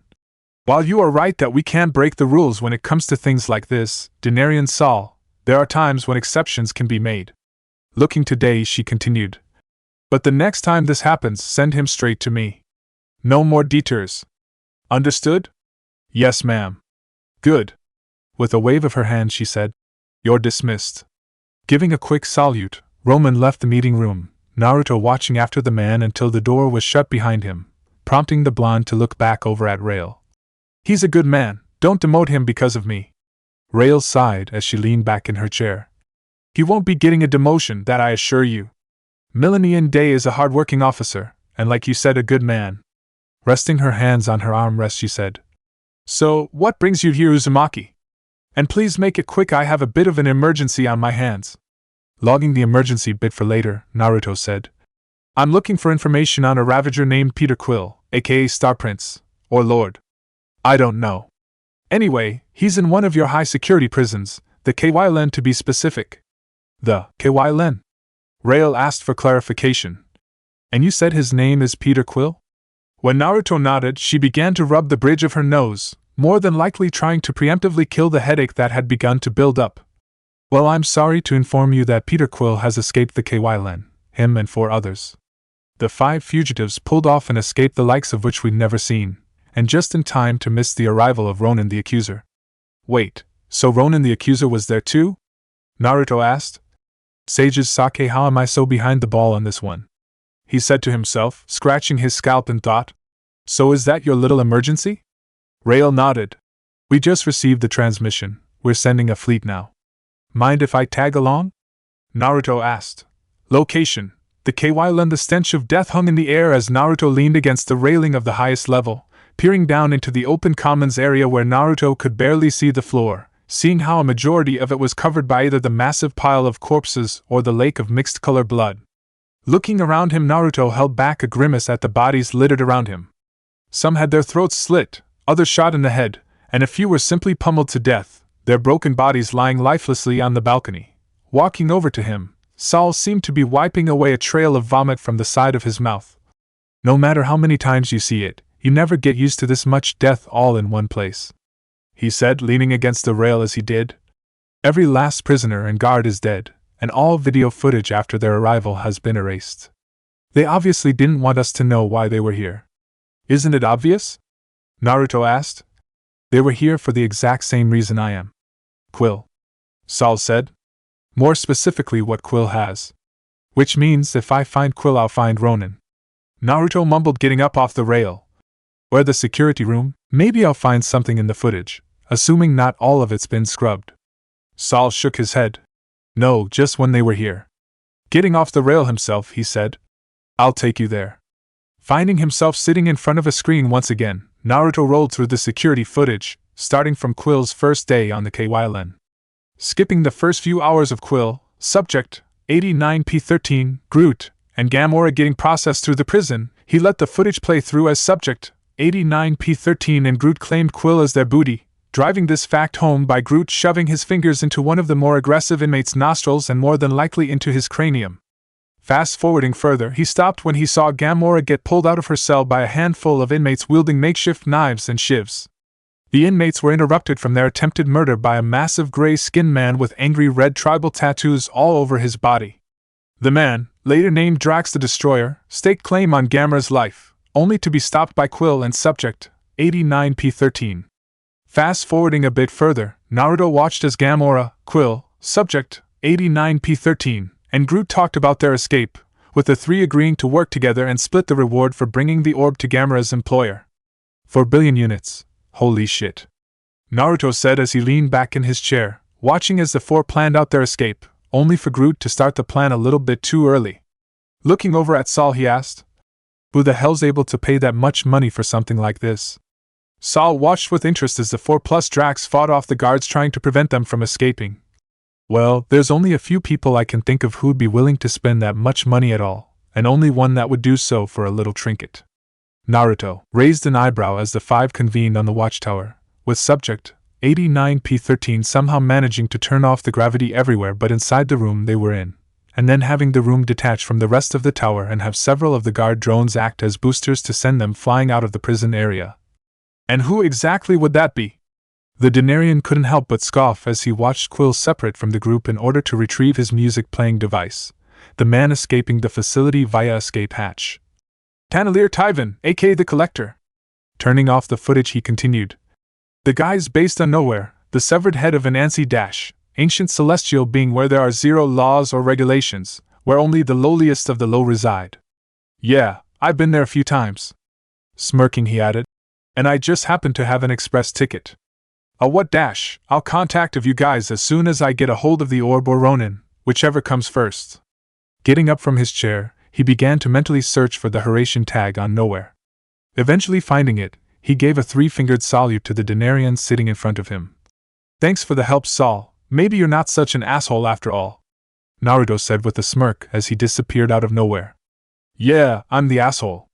Location: nowhere. Naruto stumbled as he flashed over to his Horatian tag stationed on one of the various buildings on the lawless cesspool that is nowhere. Gaining his bearings, Naruto looked around as he saw what looked like multiple Sakaran necrocrafts leaving the gaping exit that is the eye hole of the ancient head. Cursing, Naruto began to look around for any other necrocrafts flying around, only to see a mining pod beginning to land down just a few blocks from him. Knowing that those weren't meant to just be flown around in open space, Naruto made his way over to its location. Skipping across the rooftops, Naruto finally arrived where the mining pod was about to land, only to come face to face with the walking wood-style jutsu known as Groot, the walking tree pulling Drax the Destroyer out of a vat of celestial spinal fluid. Quickly seeing that the man wasn't breathing, Naruto jumped down to give some assistance. Rushing over to the downed warrior and the barely articulate tree, Naruto knelt down at the gray-skinned man's side. Reaching his now flaming hand down to open up his airways, he found his hand stopped by the wooden hand closing around his wrist. Looking up, Naruto saw that Groot looking at him warily. Giving a comforting smile, Naruto said, "Trust me." The walking houseplant looked into the blonde stranger's eyes for several seconds, obviously not trusting the man. After what felt like an eternity, Groot finally let go of his wrist, allowing him to rest his hand against Drax's chest. Closing his eyes, Naruto focused his mind as he willed the excess liquid out of the destroyer's lungs. It only took a second, and before long the man started throwing up the yellow fluid, his eyes widening in shock as he coughed his way into consciousness. Getting up into a sitting position, Drax continued to catch his breath as the mining pod landed. With a violent thud it skipped along the ground before eventually coming to a dead stop, the hatch door opening up to reveal subject 89P13 getting down to exit the pod. "Blasted idiots! They're all idiots!" Jumping down to the ground below he continued. "Quill just got himself captured!" He shouted to Drax and Groot, seemingly not seeing Naruto at first. Pointing directly at the destroyer he growled in anger. "None of this ever would have happened if you didn't try to single-handedly take on a freaking army." Finally seeming to notice Naruto he then pointed at him, still looking at Drax and Groot. "And who the hell's this guy?" Drax, having just gained his breath, looked at the much smaller creature rather pathetically. "You're right." His breathing still heavy, Groot soothingly rested a helping hand on Drax's back. "I was a fool. All the anger, all the rage, it was just to cover my loss." Seeing the man's pain, Groot silently placed his hand from the man's back to his shoulder. This tender moment was interrupted by subject 89P13. "What boo-hoo-hoo! My wife and child are dead!" He mocked with a fake cry, Groot giving a dramatic gasp at the raccoon's insensitivity. "Oh, I don't care if it's mean, everybody's got dead people. It's no excuse to get everybody else dead along the way." Groot didn't respond, simply glaring at his angry partner, his hand still on Drax's shoulder. It was then that Naruto spoke. "The thing I've noticed in this galaxy is that I don't think there's a single person who hasn't lost somebody to this war in one form or another. I knew a man like you, someone who had lost his whole family to a single man. His quest for vengeance drove him towards a dark path, a path I could barely save him from." Drax seemed to have finally noticed Naruto's presence, the man looking over at the strange man curiously.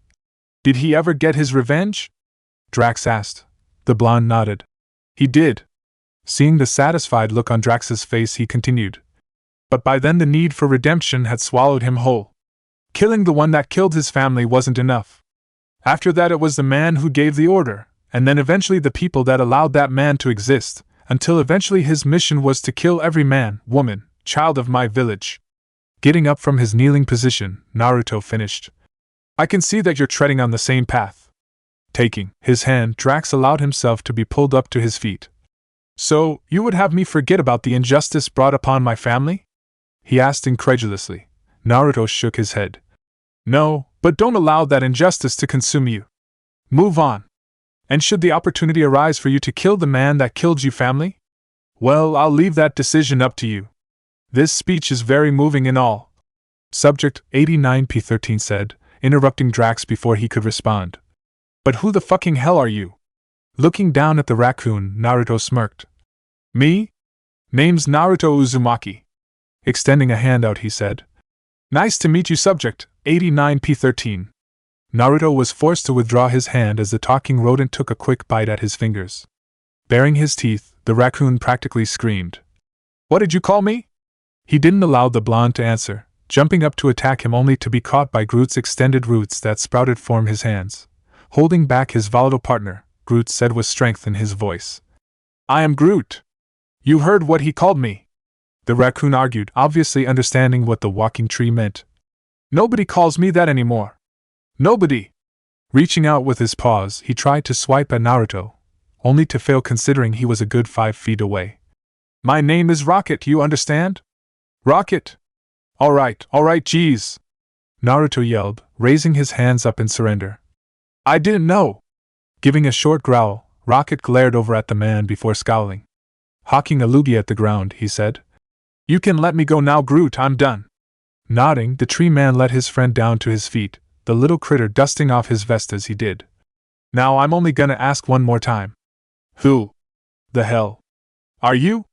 And like I said before, the name's Naruto Uzumaki, and I'm here for the orb," he said with a wide smile. His answer caused Rocket to snort in amusement. "Yeah, well, good luck with that.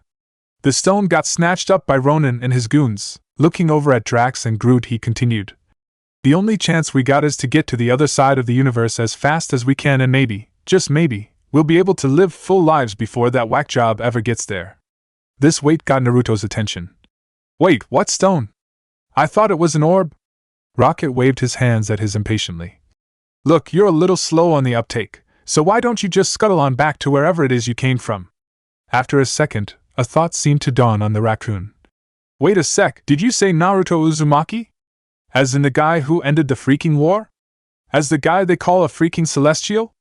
As in the guy who they say is a freaking walking natural disaster? That Naruto Uzumaki?" Seeing Naruto give an embarrassed nod, he took several steps back to keep him from falling on his ass. "Holy shit.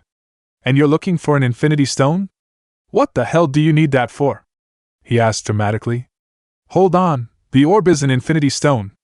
Naruto asked. Groot decided to answer. "I am Groot." Seeing Naruto's confusion, Rocket clarified. "That means yes." "Jackpot! Jackpot!" Naruto and Kurama both thought/said at the same time. It then dawned on Naruto. "So that means that Ronin the Accuser, one of the most infamous men in the universe, now has an infinity stone." "Exactly, which is why we should all just get the hell out of Dodge Dash, which is why we should get it back," Naruto said, giving Rocket a hard stare. Said Raccoon gave a flabbergasted look. "Are you freaking crazy? Ronin has an army in the stone. I'm not dying for a dash. I am Groot." Rocket looked over at his partner, shaking his head weakly as he said, "Yeah, I know that Quill and Gamora still need our help dash. I am Groot. I know they're the best friends we've ever had, but they're surrounded by an army of Ravagers and there's only two of us." Rocket tried to argue, obviously not wanting to be a part of a suicide mission. "No, you don't." Walking over to Groot, Drax rested his hand on the walking tree's shoulder, mirroring Groot's action just moments ago. "You have 3. Stepping forward, Naruto said. 4 if it'll help us get the stone." Growling in what appeared to be pure rage and annoyance, Rocket balled his fists up and raised them, seemingly doing his best not to outwardly explode on the trio in front of him. Incapable of holding it in, the raccoon finally let out his anger, kicking a patch of grass as he screamed, "You're making me beat up, grass!" With each pause was another kick, blades of grass and clumps of dirt flying with each one. Taking several harsh yet calming breaths, Rocket finally collected himself. Straightening his vest, he looked over to the trio in front of him. "All right, if we're gonna do this, we do it my way." Shrugging, Naruto said, "Sure, why not? I am Groot," Groot said with a nod. "Good," Rocket said, a vicious smirk rolling across his face. "'Cause I've got a plan." Chapter 17, OHH Child. Listening to a raccoon laugh maniacally as he prepped what he dubbed the Hadron Enforcer was something Naruto could honestly say was one of the strangest things he'd ever witnessed. Quickly strapping the massive cannon-like weapon onto Drax's torso, said man wearing the top half of a space suit to allow him to breathe while out in the endless oblivion. "Oh, this is gonna be good," Rocket chuckled out, having just put on the finishing touches. Making sure the weapon was securely strapped to Drax's person, the intelligent raccoon gave a quick crash course on how to use it. "When I tell you to aim for the helm of the ship, and then press these buttons," he instructed, pointing towards the 2 triggers positioned to the sides of the weapon. "Once you do, it's gonna blow the shit out of that ship, which means you gotta get back in here as quickly as possible, got it?" As Drax nodded in understanding, Naruto looked back from the co-pilot's chair saying, "Are you sure this is a good idea? I could just sneak onto the ship and get them that way. Way cleaner than playing a game of chicken with a group of rogue Ravagers." Rocket looked over at Naruto agitatedly as he helped Drax get up to the top of the ship. "Yes, I'm sure this is a good idea. It's my idea," he said with condescension. "You drive the ship, I handle this." Giving Drax a quick push, the raccoon said, "Now get a move on. We ain't got all day, airhead." Drax looked down at the frustrated raccoon. "My head is not filled with air, tiny creature." Continuing up the ladder towards the top of the ship, he mumbled. "Imbecile." Said imbecile ran his hands down his face in frustration. "Please get blown away in the explosion, please," he pleaded, hoping to whatever god was out there that they would answer his prayer. Shaking his head, Naruto turned back to continue driving the Milano towards Yondu's ship, the Eclector. This better work. Last thing I need is to save your ass from this stupid plan. I am Groot. Looking to his left, Naruto saw that Groot was seated behind him, his big build barely able to fit into the seat he was sitting in. Smiling over at him, the talking tree gave him an innocent smile. Keeping his eyes in front of him, Naruto asked rather weakly, "What?" "I am Groot," it said back, putting emphasis on each word as though that would help Naruto understand him.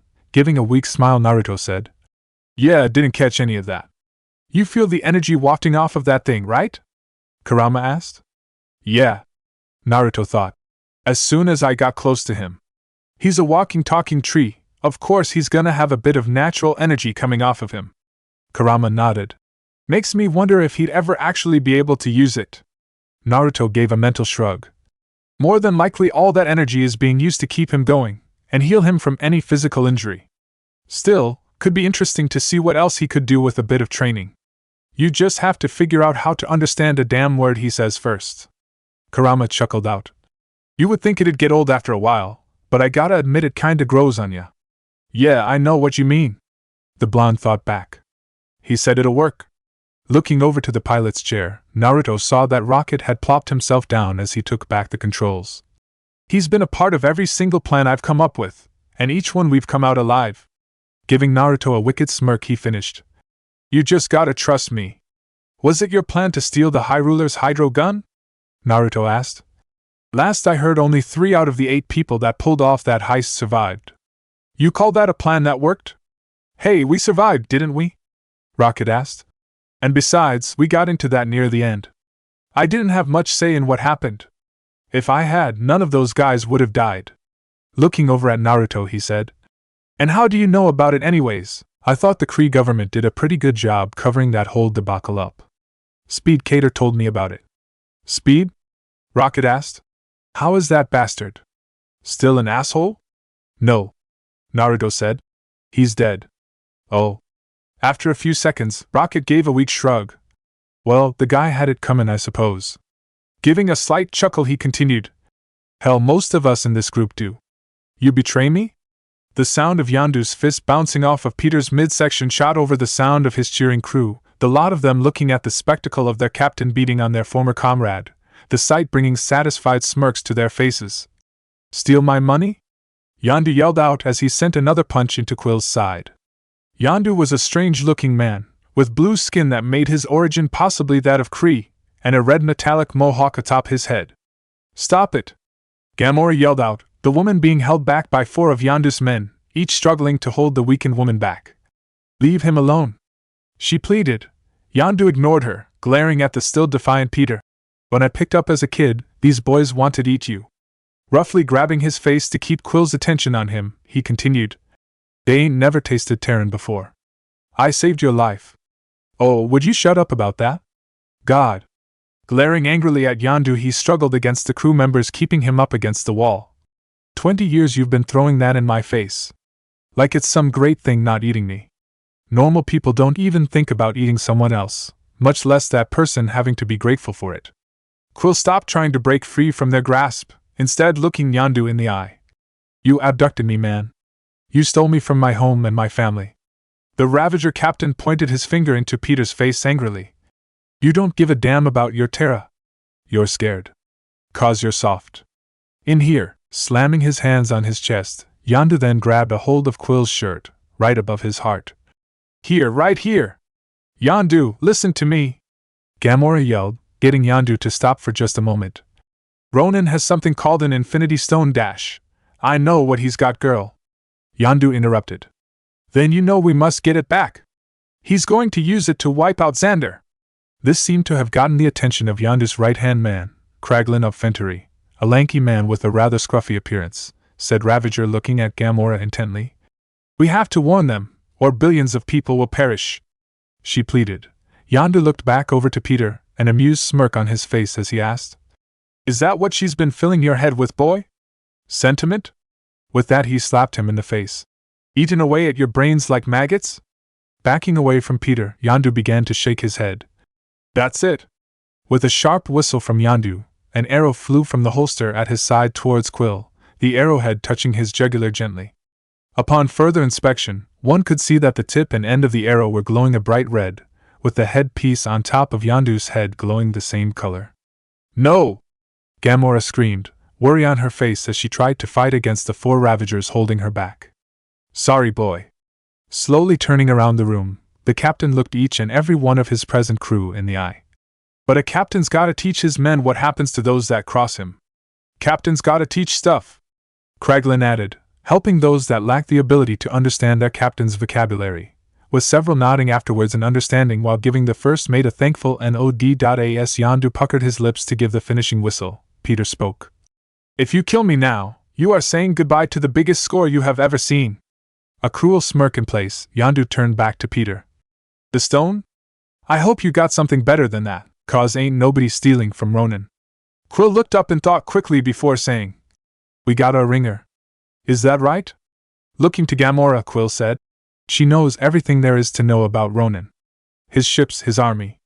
Yondu looked to Gamora, the woman's face now confident. "He's vulnerable." "What you say, Yondu, huh?" A friendly smile on Peter's face. Taking down marks side by side, like the old days. Slowly, a smile spread across Yondu's face, his crew waiting in anticipation for his verdict. His answer finally came in the form of another sharp whistle, the flying arrow flying back into its holster as Gamora flinched, obviously thinking the arrow was about to bury itself into Peter's neck.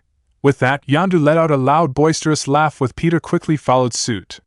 The captain ordered Quill be let go as he pulled him in for a bear hug. "You always did have a scrote, boy. That's why I let you stay on this rig in the first place." The celebrations were soon cut off, however, as the ship began to shake from a sudden attack outside. T'Chom. "Yeah, this is a really bad idea." "Tim! Will you shut up already? It's gonna work." "T'Chom." Naruto ran his hands through his hair as he thought. "This raccoon is fucking crazy." Perched in front of them was a massive ship around the size of your average battleship. The thing was simply parked there, taking the blasts rockets sent their way, looking as though it was barely doing a thing.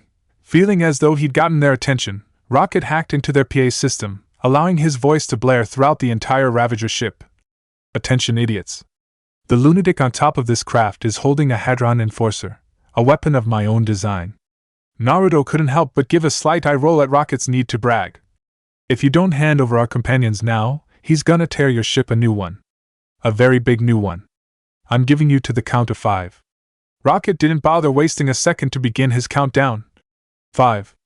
Rocket had barely gotten the word out of his mouth when a man's voice came over the Milano's PA. "Rocket, it's me.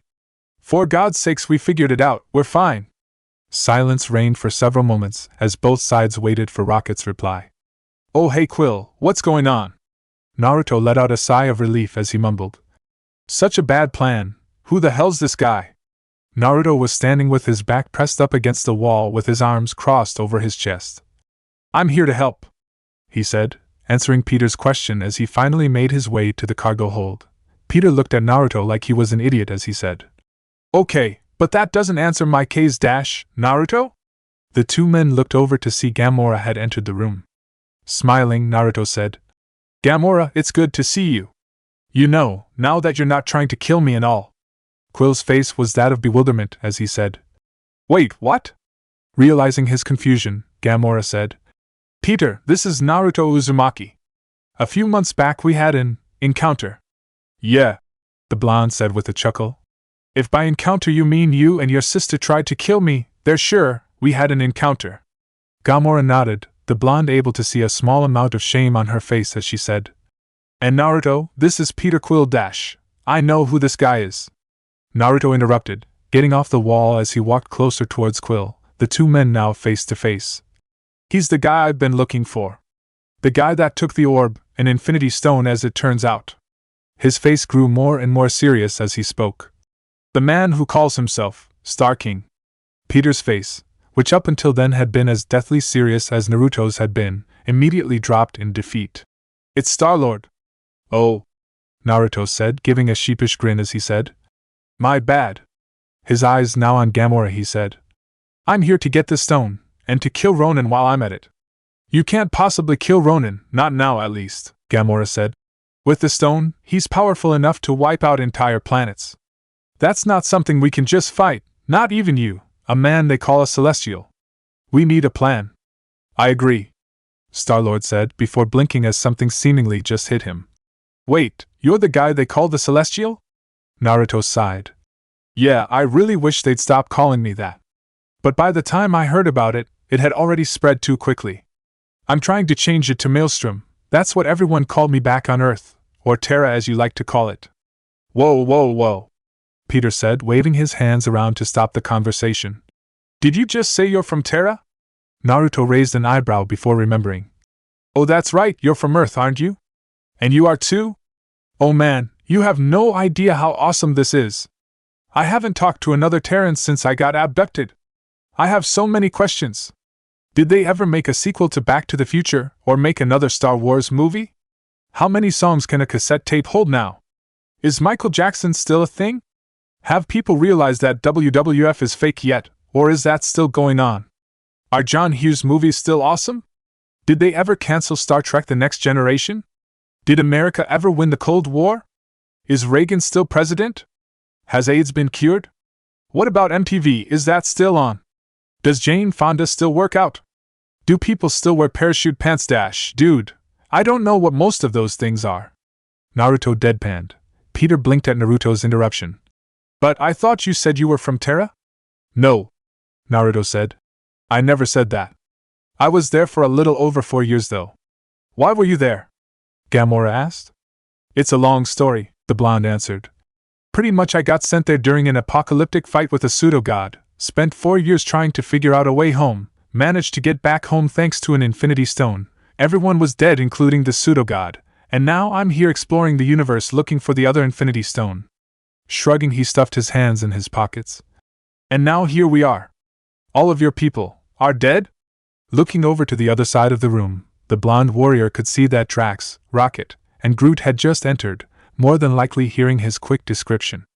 Naruto didn't bother speaking, simply giving a slow nod in response. All 5 of them seemed to be looking at Naruto in a new light. Whether it was respect Naruto couldn't say, but at least it wasn't utter annoyance or confusion from Rocket and Quill. Still, Peter still felt the need to ask. So how exactly are you going to defeat Ronin? I haven't even seen you fight. And I'm not gonna believe what they say on the news, for all I know it's all some weird trick. Drax made his way to Naruto's left, resting a hand on the blonde's shoulder. I shall vouch for this man.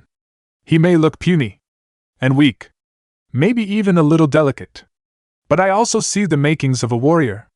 Gee, thanks, Naruto grumbled. The space bandit looked at Drax in indignation. Well, that's all well and good, Drax, but I can vouch for him as well, Gamora said, looking Quill in the eyes with an unwavering stare.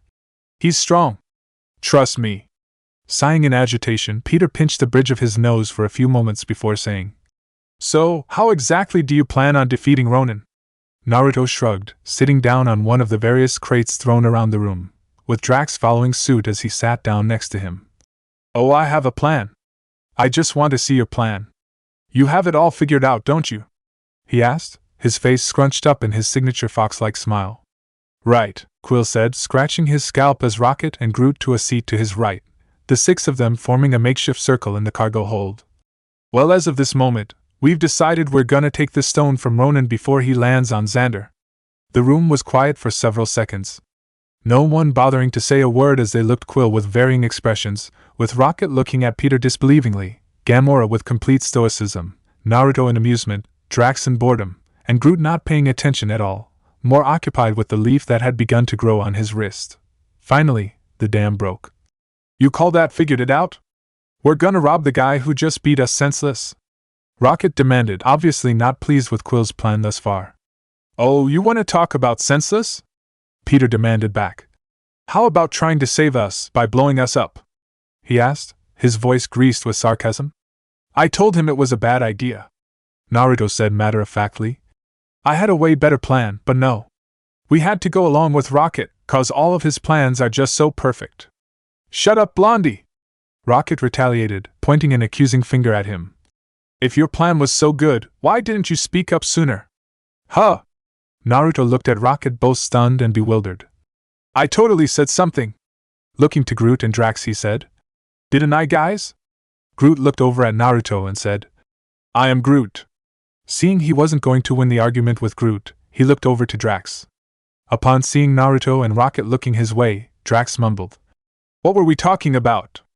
I wasn't paying attention. This conversation is pointless. Gamora yelled, putting everyone's attention on her. What's important now is that we get the Ravager's army to help us save Xander. As Naruto and Peter nodded in agreement, Rocket asked, So we can just give the stone to Yondu, who's just gonna sell it to somebody even worse. We'll figure that part out later. Peter interjected. We have to stop Ronin, Gamora insisted, desperation clearly in her voice. How? Rocket insisted back. I have a plan, Quill answered. You've got a plan? Yes. First of all, Rocket said, lazily pointing towards Peter as he said, You're copying me from when I said I have a plan. He wasn't even there when you said that, Naruto said, a look of exasperation on his face. Let's at least hear how bad the plan is before we pick it apart. Yes, thank you, Quill said, gesturing to Naruto. Looking back to Rocket, he added, And it's not that unique of a thing to say, everyone says it. Secondly, Rocket continued, I don't even believe that you have a plan.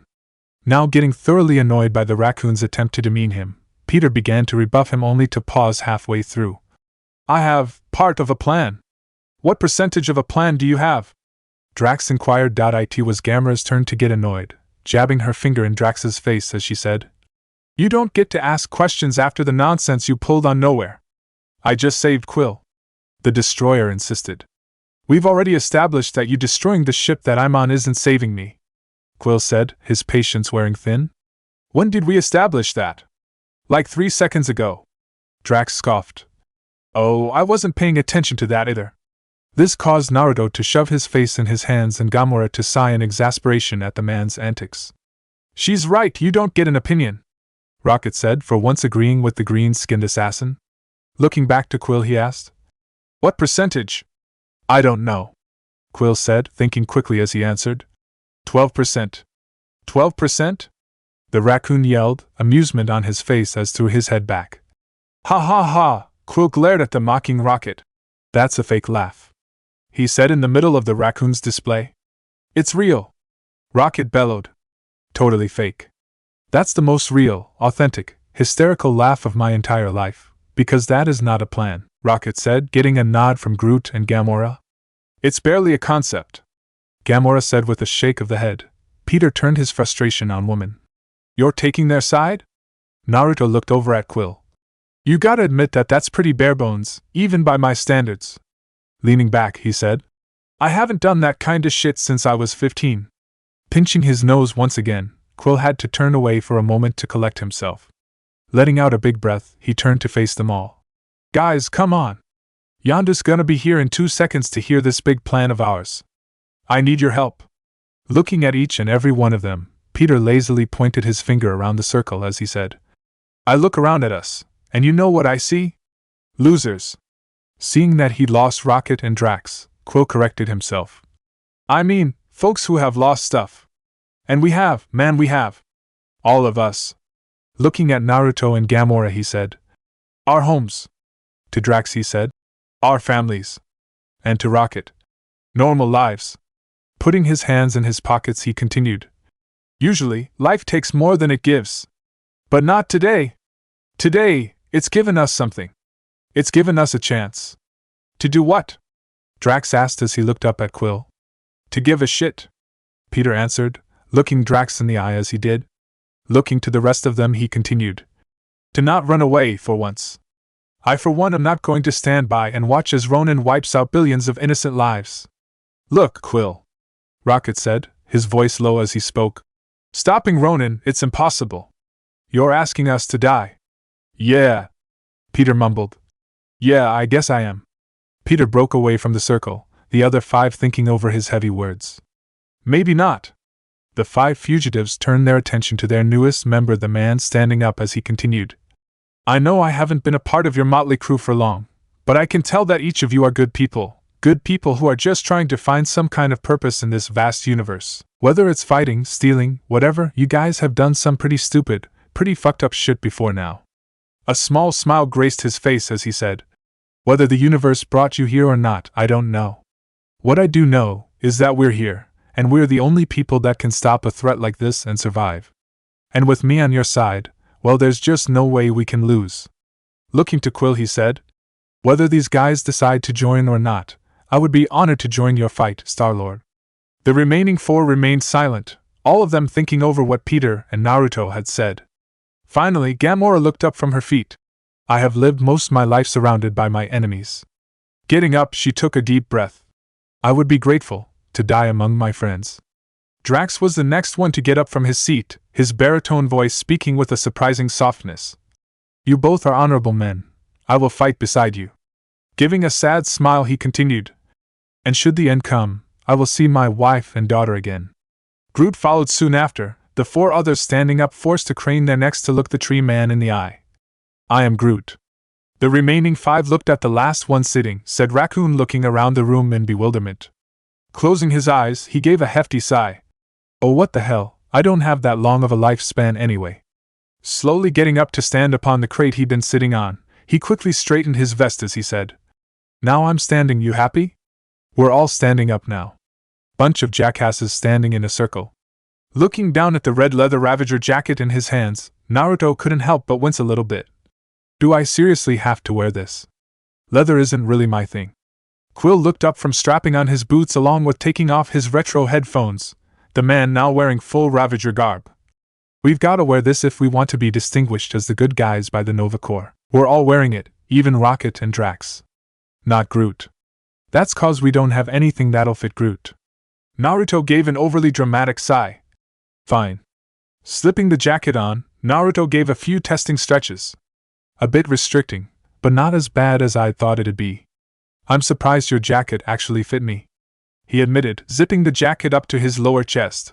Walking out of the boarding room, the two men descended down the hallway. The remainder of their group soon joined them, Gamora's uniform rather form-fitting, Drax only wearing a pair of Ravager pants with his knives strapped to his boots, and Rocket wearing a Ravager version of his previous vest.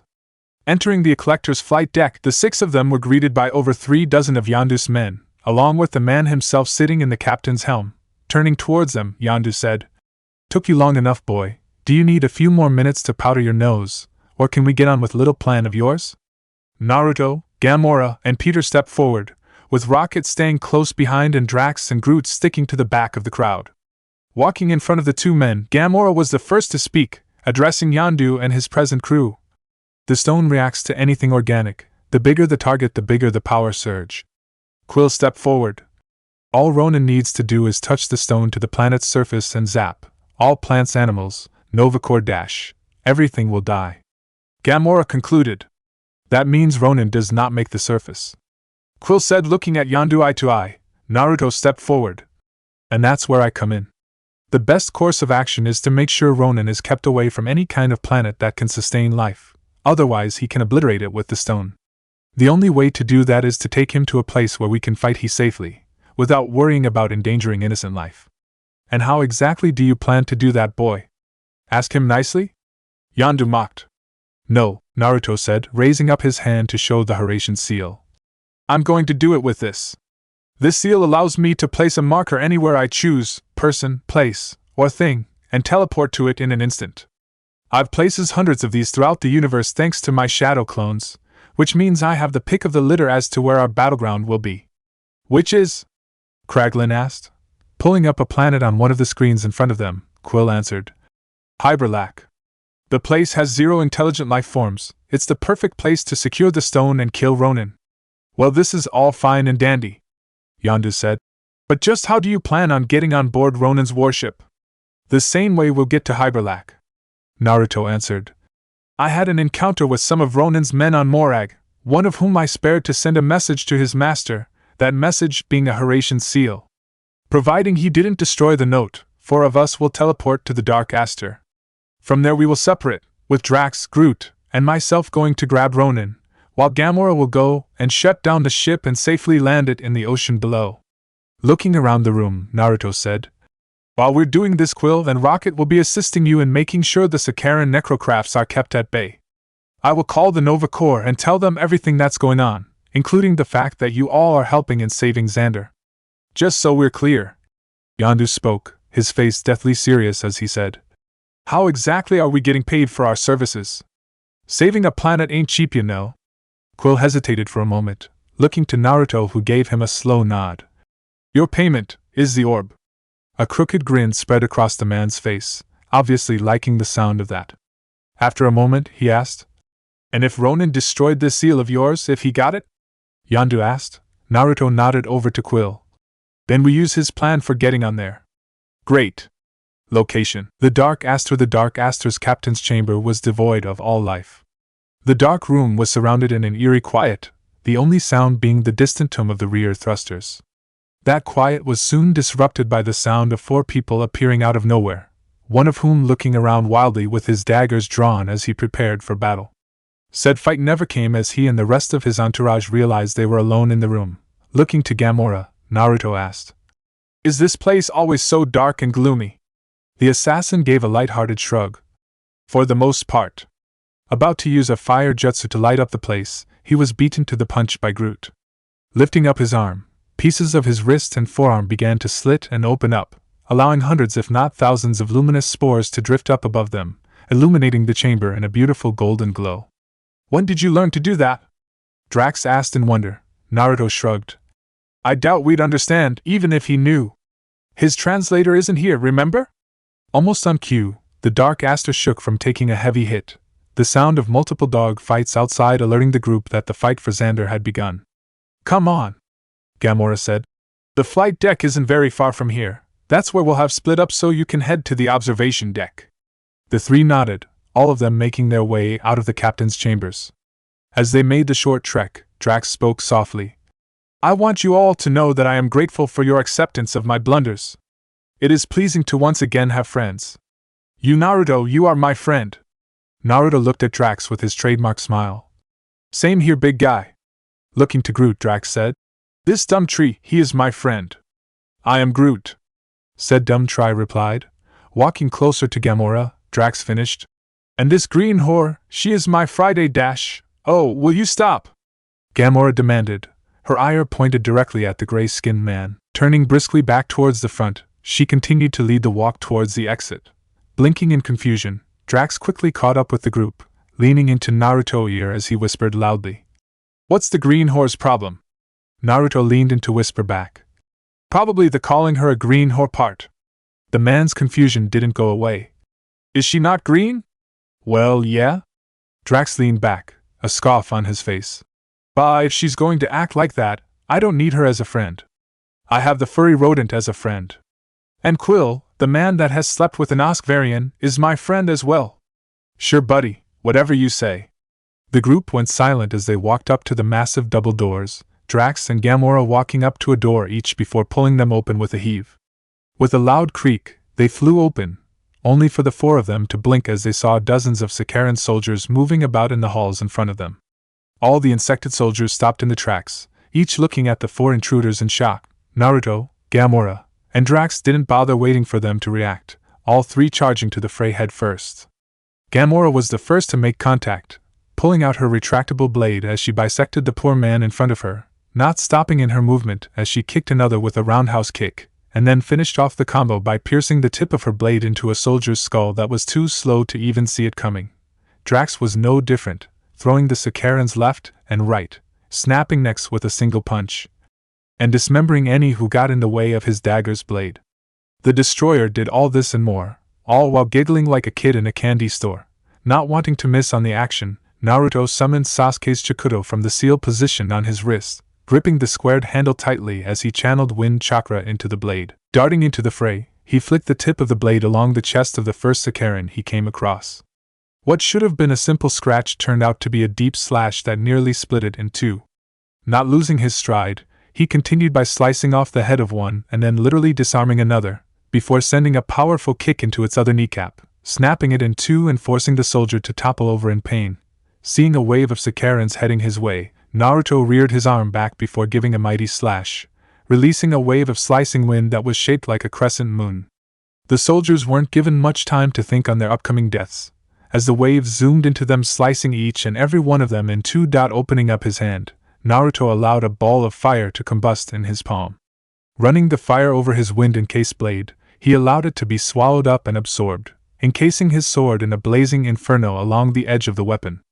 Giving it a testing twirl, Naruto allowed one of the Sakarans to run up to him with a baton-looking weapon in their hand. Swiftly sidestepping the strike, Naruto plunged his sword into the soldier's midsection. Holding it there, Naruto watched as the fire along the blade covered it almost immediately, causing it to scream as its entire person was set aflame. It didn't last long, as the intense heat quickly turned it to ash, its body crumbling to the ground in an ashy pile. Seeing that there weren't any soldiers near him, he took a quick look around to see that those that weren't fight him were a good 30 yards away on each side of the hall, all of them with their guns pointed right at him. Driving the Chikuto in the ground beside him, Naruto calmly extended his arms out so his body formed a T. Lightning chakra enveloped his hands, the crackling energy causing every hair on his body to stand on end.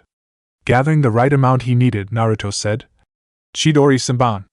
The sound of 1,000 birds chirping filled the hall, quickly followed by multiple needle-like lightning strikes ejecting from his lightning-encased hands, each one finding itself in the soldiers down both sides of the hall. All but one taking advantage of it being too distracted by the fact it actually survived, Naruto plucked his sword out of the ground and threw it like a spear into its forehead. Quickly shining to the seal stamped on the hilt of the blade, Naruto withdrew the sword before the Sakaran began to even fall to the ground. Giving it a quick flick to get rid of as much blood as he could, Naruto resealed it. Turning his head over to his companions, he raised an eyebrow at their bewildered expressions. "What?" he asked. It was Gamora who answered. "You never did any of that when we fought." Scratching the back of his head, he asked sheepishly. "Was it a bit much?" "A bit much?" Drax asked. "That was awesome!" he roared out before giving a bellow of a laugh. "We must do battle someday, my friend. You are a true warrior indeed." Groot gave a nod in agreement. "I am Groot." "Enough," Gamora barked. "We don't have time to dilly-dally." "Right," Naruto said. "I am Groot." Drax scoffed. "The raccoon was right, you just have to suck the joy out of everything." Gamora didn't bother replying, leading the group down the hall as they sprinted to their destination. After several turns, a few doors, and a handful of other Sakaran paper people as Drax called them, they finally made their way to a giant door. "This is it," Gamora said. "Prepare for a fight." The other three nodding, they each prepared themselves for another big battle. As Gamora tried to open the locked door, they were startled when the door seemed to open by itself. The door now open, Naruto couldn't help but be startled at who was standing on the other side, sporting her new arm. Nebula was equally as shocked, the two staring at each other for several seconds before the woman gave the mightiest battle cry the blonde had ever heard, pulling out a pair of lightning-charged batons as she did. She was stopped, however. Literally. Her body frozen mid-motion, she looked at the blonde across from her in complete shock. Naruto, his hand out in front of him, gave a goofy smile. "Magnet release. Gotta love it." Forcing her to drop her arms at her sides, Naruto said, "After our fight a few months back, it wasn't hard to figure out you'd been modified quite a bit, which means you'd have quite a bit of metallic shit in you too. Now, could you please move aside? We got places to be." "You bastard! I will kill you, do you hear me? Do you?" he dash. She wasn't allowed to finish her sentence, too busy being thrown into the wall on the other side of the room. Gamora gave her sister a quick glance, hesitating for only a second, her attention then immediately on the ship's controls. As she began go over the system, she said, "All right, go ahead to the observation deck, it's right above us." Pointing up, Naruto asked, "Up there?" "Correct." Smirking, Naruto said, "Oh, I got this." His hands going through a set of hand signs, Naruto thought. "Wisdom Wolf Decay." Opening his mouth, the blonde heaved out a stream of reddish-orange gas. As soon as the gas made contact with the ceiling, it began to erode and decay. Before long, the area it touched disappeared entirely, with Naruto using wind chakra to disperse the gas before it could harm the three behind him. His legs bent for the jump up, Naruto stopped at the sound of Nebula groaning awake, any injuries she gained mending with a mechanical snap. Giving a tired sigh, he raised his hand to finish the job, only for Gamora to say, "No. I'll handle it." Not seeing any reason why she couldn't, Naruto nodded back as he jumped through the hole, quickly followed by Drax and Groot, the tree man extending his arms to pull himself up. The three entered the observation deck. And there, standing before them, was the man of the hour. Ronan the Accuser. "Woohoo!" cried Star-Lord, piloting the Milano along the skies, swerving through lasers and ships crossing his path. Pulling off a quick barrel roll, he let loose a wave of laser fire, blasting through the necrocraft in front of him with ease. Pulling back, he leveled himself before letting loose another blast, the lasers just barely missing the Sakaran craft. "Shit!" he cursed. Locking on again, he was about to open fire, only for the necrocraft to get shot out of the sky, followed by Rocket zooming by in his borrowed M-ship. "'S the matter, Quill? Losing your touch?" Rocket mocked, blasting another craft as he did, the ship blowing up in a shower of fire and metal. Scoffing, Star-Lord said, "I'm just getting started, Rackety-kun." Chuckling at his own joke, he shot down a necrocraft in front of him, the descending ship running right into another that happened to be under it, the two blowing up in an awesome display. "Ha! Beat that, you goddamn woodland creature! It's freaking Rocket, Stardunce!" After a moment of thought, and another necromancer shot down, he asked, "And what the hell's a woodland creature?" Quill was on the cusp of answering when Yondu spoke over the radio system. "I'm hit, boy, I'm going down." After a few seconds of static, the man continued, "Don't forget, boy, you get us that orb, or you say goodbye to you and your friends, you hear?" Yeah, I hear," Peter answered, his response from Yondu being static before he cut off the feed. Nebula's battle cry echoed through the flight deck, the woman clashing one of the batons she managed to pick up against her sister's sword, the two clashing in a mighty duel of strength. Her muscles straining, she cried out, "You work for that man, sister? You disappoint more and more. The fact you need him only shows how weak you are." "So says the one he nearly killed." Gamora shot back. "That man is more powerful than you could possibly imagine. I've seen it." Pulling from her massive reserves of strength, she pushed forward, shoving her sister back enough to go for another swing. Nebula quickly blocked it. "It doesn't matter how powerful you say he is. He's nothing compared to Ronan, not now. With that stone, not even Father can stand in his way.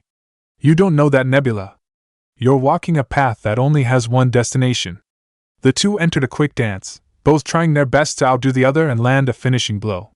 Their weapons clashing once again, Gamora pushed her sister back into the ship's control panel, the blue-skinned woman's leaning back against the table as she tried to keep her sister back. Death. Anger crossed Nebula's face, the woman pulling an amazing show of strength by pushing back and flipping the two's position, with Gamora now being the one with her back pressed against the control panel. The look of utter effort on her face showing how much she tried to press forward, Nebula looked past her sister for a moment to look at the panel situated behind her. Giving an utterly evil smile, she grunted, "We all have to die sometime, sister." With that, she gave another heave. This time, Gamora's arms gave way. Only, the tip of her sword didn't find its way into her, but rather, the control panel behind them. Desperately kicking her sister off of her, Gamora examined the panel, the display flashing a dangerous red. Turning sharply at her sister, she screamed, "What have you done, you fool?" Her smile still in place, Nebula answered, "It's like you said, sister, my path has only one destination." Her smile grew even bigger. "And now, so does everybody else's." "So, you're the guy everybody's making a big stink about, huh?" Standing across from Ronan, Naruto couldn't help but give the man an appraising look. "I thought you'd be taller, to be honest. And I thought you'd be bigger, Celestial." Ronan shot back. "How such a silly nickname came to be is beyond me. Though, after your little display on Zephyr, I suppose you are the closest thing to one anyone could be. Other than me, of course." Naruto snorted. "You think having that stone makes you a god? Get real, buddy. I can kill life with just a thought. What else could I be? An average Tuesday?" Naruto asked, giving a slight shrug. "Enough of this," Drax demanded, stepping forward with his daggers drawn. "Let us end this, Naruto." Alerted to the fact the destroyer had charged forward, Naruto shouted, "Drax, wait!" But it was too late. Drax was already in Ronan's personal space, the man's daggers bouncing off the accuser's armor uselessly. Already done with Drax's little attack, Ronan grabbed the man's throat in a vice-like grip. Whispering softly, the Kree fanatic said, "I was mistaken. I do remember killing your family. Their screams were pitiful. And where were you to save them?" Drax began to beat on Ronan's arm and body, trying his best to break the man's grip so he could break the man, only to fail miserably. "Gag!" was his strangled reply. If you were too weak to protect them, what makes you think you're strong enough to avenge them? Ronin asked, a second away from snapping the man's neck. His action stopped when he was sent flying back several yards, landing in a roll before stopping in a crouch. Ronin's face showed nothing but annoyance as he looked at Naruto, the man holding Drax over his shoulder. And what ma when he was sent flying back several yards, landing in a roll before stopping in a crouch, an annoyed look on his face as he looked at Naruto, the man holding Drax over his shoulder. And what makes you strong enough to defeat me?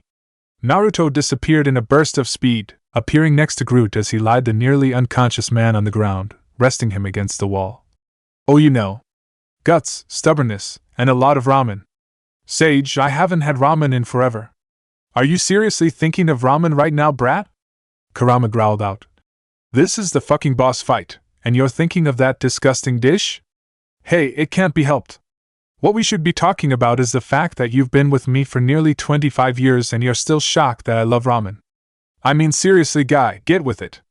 Naruto thought, giving a few quick stretches as he said aloud. How about we take this outside? In another burst of speed, Naruto appeared behind Ronin, his hand on his shoulder. Take your hand, oh dash! Rocket raced along the Zandaria skyscrapers, blasting any and all necrocrafts that tried to dive-bomb the city in a desperate attempt to distract the resistance against their attack. Saving a group of civilians just in time from getting plowed into by a descending craft, Rocket looked up to see that the Dark Aster was still heading towards the surface. Getting on the radio system connecting him and the others in his group, he shouted. Hey Gamora, what's taking so long? We can only hold these assholes off for so long. Static was his only answer for nearly a minute, and just as the raccoon thought she had lost connection, she spoke. Ebula's Destred Heat Control Panel. The sure on a crash. Shit. Rocket cursed. Quill, did you hear that? Yeah. Quill answered. That definitely wasn't part of the plan. What the hell are we gonna do? The thing's gonna land in the middle of the freaking city. That's millions of people, Quill. I know. Where's the goddamn Nova Corps when you actually need them? Right here. Rocket was about to answer when a squad of star blasters whizzed past him. Looking up, the raccoon gave a wicked grin as he said, It's about damn time. Inside one of the said star blasters, Denarian Sol gave an annoyed eye roll. Don't worry, Squirrel, we'll take care of the Dark Aster. If you'd be so obliged as to take care of the necrocrafts, I'd greatly appreciate it. Flying up to the still descending Dark Aster, hundreds of star blasters began to line up side by side and top to bottom. As each one began to line up evenly with each other, a golden energy began to emit from the ends of the star-shaped aircrafts, the energy merging with the energy next to, above, or below it. Before long, each and every one of the star blasters were connected in the golden energy, creating a giant net-like barrier. Catching the Dark Aster in their massive blockade, the ship's descent came to a near lull. Blockade engaged. Sol reported. Over the radio, the Nova Prime spoke. Excellent work, Denarian Sol, but we're only halfway done. Now we have to direct the ship safely away from the city. Understood, ma'am. FF me fool. Ronin's declaration trailed to a lull as the man realized he was no longer on the Dark Aster. Looking around, he quickly realized he wasn't even on Xander. Looking around wildly, the accuser finally found the blonde standing several yards off to the side, the man taking off his jacket with a rather laid-back look on his face. Where have you taken me, boy? Opening his arms out invitingly, Naruto gave a cocky smirk. Welcome to Hyberlac. The rocky landscape was the same as it ever was, the contrasting colors of the orange rocky mountainside with patches of blue foliage and purple cloudless skies made for a rather beautiful sight, in the blonde's opinion anyway. The lack of any animals made for a rather quiet experience, not counting his echoing voice, of course. It's been a while since I've visited, but it's as beautiful as I remember her to be. Naruto patted the thick tree to his right, said tree having a Horatian seal emblazoned on the bark. Good place to go, and just think, you know? Ronin's eyes narrowed. Take me off this rock, and your death will be a quick one. Mild surprise crossed Naruto's face, but that was quickly taken over by one full of mischief. You know, one of my abilities is to sense negative emotions, helps me tell when someone's lying to my face. And you, sir, just gave me one hell of a lie. It's practically wafting off of your dash. The blonde wasn't allowed to finish his sentence, too busy being sent flying when Ronin used his Power Stone-infused Cosmirod to plow a powerful force of nearly invisible energy into his person, Ronin watched the warrior tumble after his attack, his scowl not letting up. Your words agitate me, boy. Fine. The dust now settled from Naruto's landing. The man got up as he dusted himself off. No more banter. Flipping through a set of hand signs, Naruto said, Water style, bubble jutsu. Taking a quick breath, he blew out a gentle stream of air. It didn't take another second before a large bubble began to spew from his lips.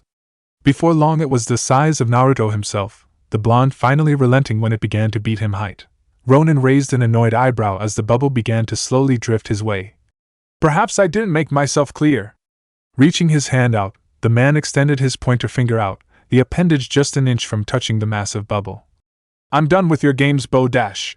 Boom! As soon as Ronin's finger burst the overly large bubble, a massive explosion blew him away. Naruto, forced to raise his arms in order to prevent the flying debris from hitting his face, didn't bother waiting for the smoke to clear.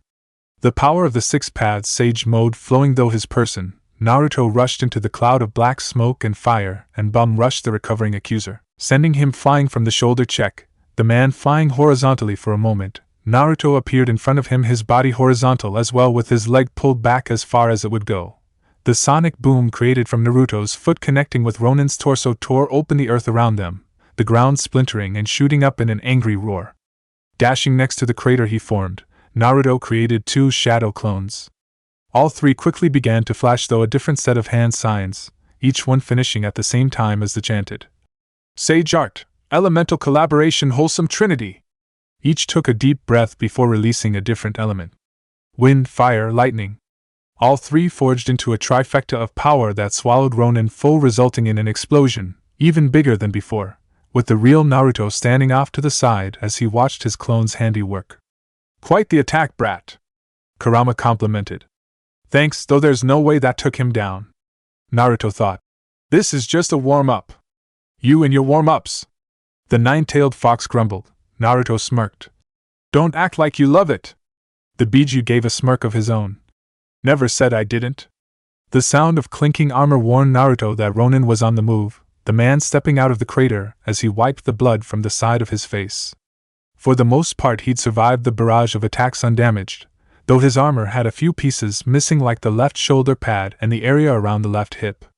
Looking down at his cracked and broken armor, Ronin murmured, You managed to hurt me. Congratulations. His eyes now on Naruto, he said. Not many can say they've accomplished such a feat. Naruto didn't say a word, simply looking Ronin in the eyes as prepared his next attack. Feeling that the blonde wasn't going to answer, Ronin spoke. Oh, that's right. No more banter. Flexing his Cosmi Rod, the weapon miraculously remaining in his grasp the entire fight, the Kree warrior sent another wave of energy at Naruto, though this one was much more powerful, tearing up the ground in its wake as it headed for the blonde. Dodging to the side, Naruto made for another mad dash for Ronin, only for another energy wave to be sent his way.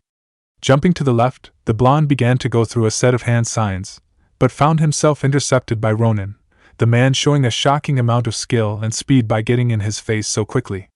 The Cosmi Rod reared back over his head, the accuser gave a mighty roar as he made to cave in Naruto's skull with a single swing.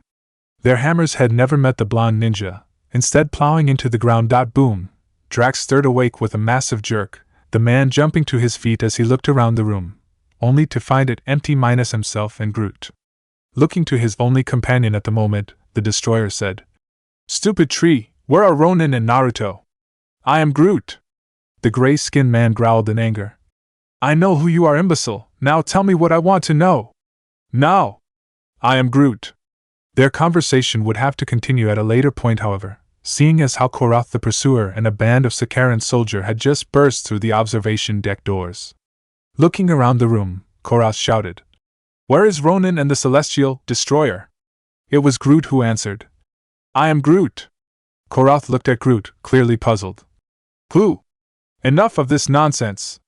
Drax shouted, charging forward to slaughter the squad of Sakarans in front of him, clearing, looking to let out his building rage. In his rage, he let out a roar that shook the Sakarans' armor, the men opening fire on the charging juggernaut only for the bolts of energy to bounce off the man like they were nothing, showing no resistance at all from the onslaught of laser fire. Drax quickly took out 2 of the soldiers by driving his fist into their jaws hard enough to snap their necks. Slamming hands into the chest of the next to cross his path, He felt their ribs crack from the force, this being quickly followed by a donkey kick into the fourth's groin, dropping him on the spot. Coming onto the final Sakharin, Drax gave a hefty backhand into their temple, knocking him off his feet and into the land of unconsciousness. Korath, who had stood behind during the entire exchange, said, "Do you really think you can kill me, Destroyer?" Drax didn't say a word, simply charging towards the Kree cyborg with his patented battle roar. Engaging in a quick grapple, the two were locked arm in arm when they felt a sudden jerk forward. Looking behind them, they saw that water was quickly rising through the broken observation window, quickly reaching their ankles and getting higher by the second. Taking advantage of Koratha's distraction, Drax quickly grabbed a hold of the metallic pieces poking out of his head. His grip like a vice, he jerked with all his might. The cyborg didn't get to say a word, simply dropping to the ground in a splat. Looking down at the still spasming corpse, Drax mumbled, "Finger to the throat means death. I am Groot." Gamora jerked forward as she felt the dark aster crash into the ocean near Zandaria. The two sisters were taking a short reprieve, the duo breathing ragged breaths, sweat building along their bodies, their movements now a little slower thanks to the water that was beginning to build at their feet, the water falling from the hole Naruto had created not long ago. Feeling they'd taken long enough of a break, the sisters charged at each other at the same moment. Having lost their weapons just a few moments ago, they were forced to engage in a swift hand-to-hand. Fists bounced off flesh as they both tried to counter each other's moves and move past each other's counters. Having trained with each other for so long, they knew the other's skill set pretty well, making the fight even more intense as they tried to come up with a way around the other. Finally, Gamora managed to sneak her arm around Nebula's neck for a headlock. The attempt was thwarted by the blue-skinned woman kicking her sister's feet from under her, sending them both to the wet ground. Gamora wasn't letting up, even as Nebula repeatedly drove her elbow into the green woman's side, her arm wrapped around the modified woman's throat as she tried to choke the air out of her. Her arm shaking from the strain, Gamora gave a mighty scream as she felt the woman finally begin to let up. With one final heave, Nebula went slack in her sister's arms, her unconscious body collapsing almost lifelessly. Huffing in the rising water, Gamora simply lied there, her sister in her arms as she tried to catch her breath. The destruction caused by Ronin's Power Stone melded Cosmirod was truly terrifying. Awe-inspiring, really? It was like an atomic bomb had gone off. The wave of purple energy swept over the mountain landscape like some kind of plague, wiping out everything in its wake like the wrath of some kind of god. If one were to be looking at Hyberlac from space, they would be able to see a purple dot spread across the planet like a strange cloud, the dot swallowing only a slight chunk of the massive orb before finally coming to a stop. As the dust settled, Ronin's figure broke through a cloud of smoke, his weapon of choice in hand as he looked upon the destruction he'd created. "Beautiful, isn't it?"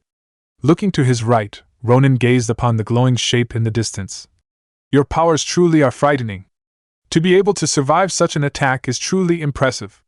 Naruto slowly came into view, the first part of his Kurama chakra cloak activated as he glared at the Kree warrior. Deactivating the cloak, Naruto revealed that he hadn't escaped the attack unscathed. His shirt had been ripped from his body, with several cuts and bruises that had already begun to heal littering his body, blood pouring freely from a rather nasty wound on his left shoulder. His pants were barely any better, the left pant leg torn up to his kneecap with a large chunk torn out over his right thigh. "I didn't expect that attack to be so big, otherwise I would have hightailed it out of here. I'll be honest, you got me with that one," Naruto said. Flexing his muscles, steam began to emit from the open wounds around his body, the cuts healing at an amazing rate. After a few moments, Naruto was back to normal, rolling his left should as he said, "And it's because of that I'm gonna give you this warning." In a flash of yellow light, the second part of his Kurama chakra cloak was activated, the cloak of chakra covering his scantily clad body. Ronin wasn't able to respond, seeing as how Naruto's fist was shoved into his jaw at supersonic speed. Blasted off his feet, the accuser wasn't allowed a reprieve, the blonde appearing behind his back as he sent a roundhouse kick into his lower spine, sending him flying in a new direction, only for the ninja to appear to his right and punch him in the stomach, sending him flying in another different direction. This continued. Again and again. Over and over. It got to the point that Ronin no longer knew where he was, just that he was somewhere in the air getting the shit kicked out of him by a guy he couldn't even keep up with. And just like that, it ended. Falling to the ground limply, Ronin couldn't help but lie there for a moment, his Cosmirod still in his vice-like grasp, the man trying his best to assess the damage done. Lifting his body up so he was on his hands and knees, he cringed as he felt a hot liquid rise up his throat. Giving a heavy heave, the accuser began to vomit globs of blood onto the ground just below him, the life liquid splattering along the floor, the red color shining in the setting twin suns. "I'm gonna kick your ass." His eyes drifting over to the blonde standing to his left, Ronan's eyes narrowed as he sent a blast of energy with his hammer, the blonde disappearing just as it was about to hit him, reappearing to his right with a swift kick to his ribs, sending him back to the ground as he coughed up even more blood. "Though you already know that by now, don't you?" Naruto asked, rather nonchalantly as he looked down at the man, Ronan's grip still as tight as ever on the Cosmi rod. "You've got quite the grip, huh? Most people would have let it go by now." Huffing, spittle and specks of blood flying from his mouth from how hard he was breathing, Ronan looked up at the blonde. "I'm not done yet. Boy." If it were possible, his grip got even tighter on the war hammer, the Kree warrior giving a mighty roar as he took a swing at Naruto, the blonde jumping back to avoid getting vaporized by it. Getting to his feet, Ronan croaked out, "I'm the most powerful man in the universe. I'm not going to die to the likes of you. You hear me?" Giving a mighty roar, Ronan reared his head back as he tapped into the Power Stone, his eyes glowing a dangerous purple as his muscles bulged outwards, what remained of his armor straining from the excess. The stone itself was glowing even brighter than before, with the hammer being enveloped in a deep purple energy. The ground underneath Ronan splintered apart, resembling a spider web as he gave his energized body a quick flex. Looking his opponent in the eye, the Kree warrior didn't say a word. With a crack, the sound barrier was broken as Ronan took off towards Naruto, the ground where he'd been standing collapsing in on itself. Seeing the attack coming, Naruto raised his hand up to catch the punch. When the two made contact, it was like a thunderclap, with the force of the shockwave forcing the ground to cave in. Naruto was the first to counter, plowing his free fist into Ronan's jaw. The sound of flesh smacking flesh rang out across the destroyed field, Naruto's fist pressed up against Ronan's cheek, the man glaring into the blonde's eyes, looking completely unaffected by the other man's attack. Giving a glare of his own, Naruto threw another punch, then another, and another. Over and over he punched the Kree, his fist bouncing off his face every fucking time. Giving an angry roar, Naruto formed a Rasengan in the palm of his hand and drove it into the same spot he'd been hitting. As the gyrating ball of chakra grinded into Ronan's face, the blonde finally let his control slip, allowing the condensed chakra to explode outwards, sending the Kree flying in a twirling motion. Giving an agitated sigh, Naruto thought, "This guy's fucking tough, I mean fuck. It's that stupid stone. As soon as he started drawing on its power he could keep up with you. I think it's time you use that," Kurama suggested. Naruto scoffed. "No. That's for when nothing else is working. My trump card to all other trump cards. I'm not gonna use it the first time shit gets tough. Besides," closing his eyes, Naruto activated his Six Paths chakra cloak, a truth-seeking ball appearing and transforming into a bow's staff. "I'm not even close to desperate yet. Is that so?" His eyes darting to where he heard the voice, Naruto saw that Ronan had picked himself, the armor around his head now completely gone, along with most of the top half of his chest piece. Smirking, Naruto said, "Yeah, believe it." Giving a smirk of his own, Ronan charged forward, his Cosmi rod pulled back for another epic swing. Waiting for him to be on top of him, Naruto disappeared just as the Kree took a baseball swing for his head. Appearing right above him, Naruto pointed his truth-seeking staff at Ronan, the pole expanding and branching out, the ends of the branches as sharp as any sword. Seeing the attack coming, Ronan sent a quick blast of energy towards the incoming branches, effectively slowing them down enough for him to dodge, the branches burying their way in the place he'd been standing. Allowing the truth-seeking staff to revert back to ball form, Naruto formed a set of rotating blades around like a raisin shuriken, the truth-seeking ball having been converted into a tailed beast ball. As he hawked the attack at his enemy, Naruto called out his attack. "Tailed beast raisin shuriken." Ronan, his hammer drawn back once again, swung at the incoming attack with all his might, the Cosmi rod in his hands enveloped in a massive amount of energy. Boom! A massive red ball of energy shook the area like an earthquake, tornado, and hurricane all struck at one single instance. Naruto was forced to attach himself to the ground with chakra, his arms blocking the turbulent winds that whipped along the decimated mountain, field now. As the winds died down, Naruto looked ground zero. Even from where he was, the blonde could see it.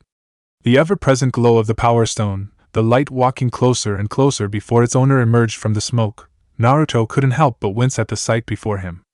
The once proud Ronin the Accuser was now a walking mess of a person. His once decadent Kree armor was practically gone, with just strips of it here and there, leaving the man practically naked sans the pair of pants he wore under the armor. But that wasn't the worst part. The man's right arm, his lead arm judging from how he wields his weapon, was gone. Blood poured from the stump, leaving a trail behind him as he limped his way to Naruto. Speaking of limping, a massive chunk of his leg was gone as well, the bone barely visible under the large amount of blood seeping out.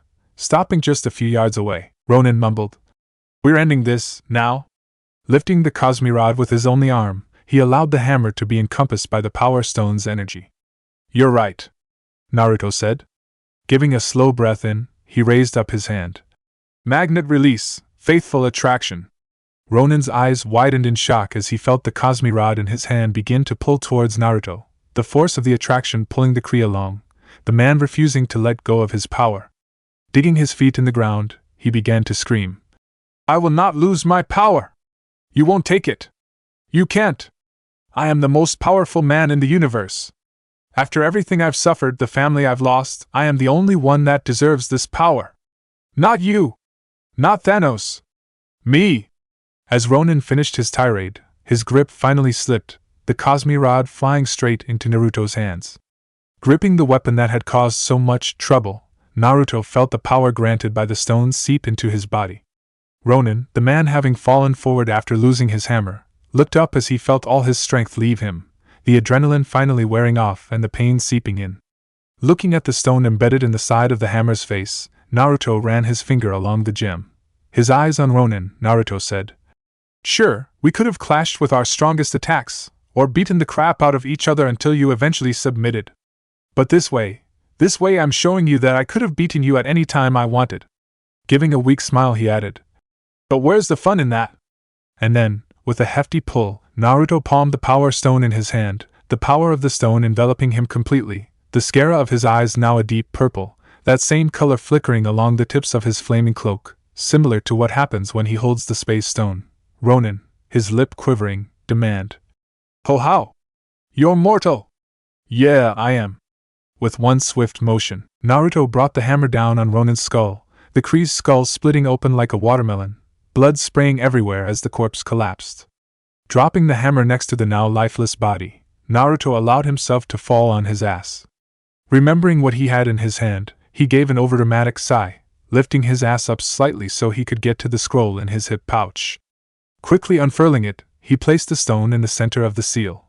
Flipping through the designated number of hand signs, Naruto mumbled, "Seal." Releasing a massive breath, Naruto let the 6 paths chakra cloak fade.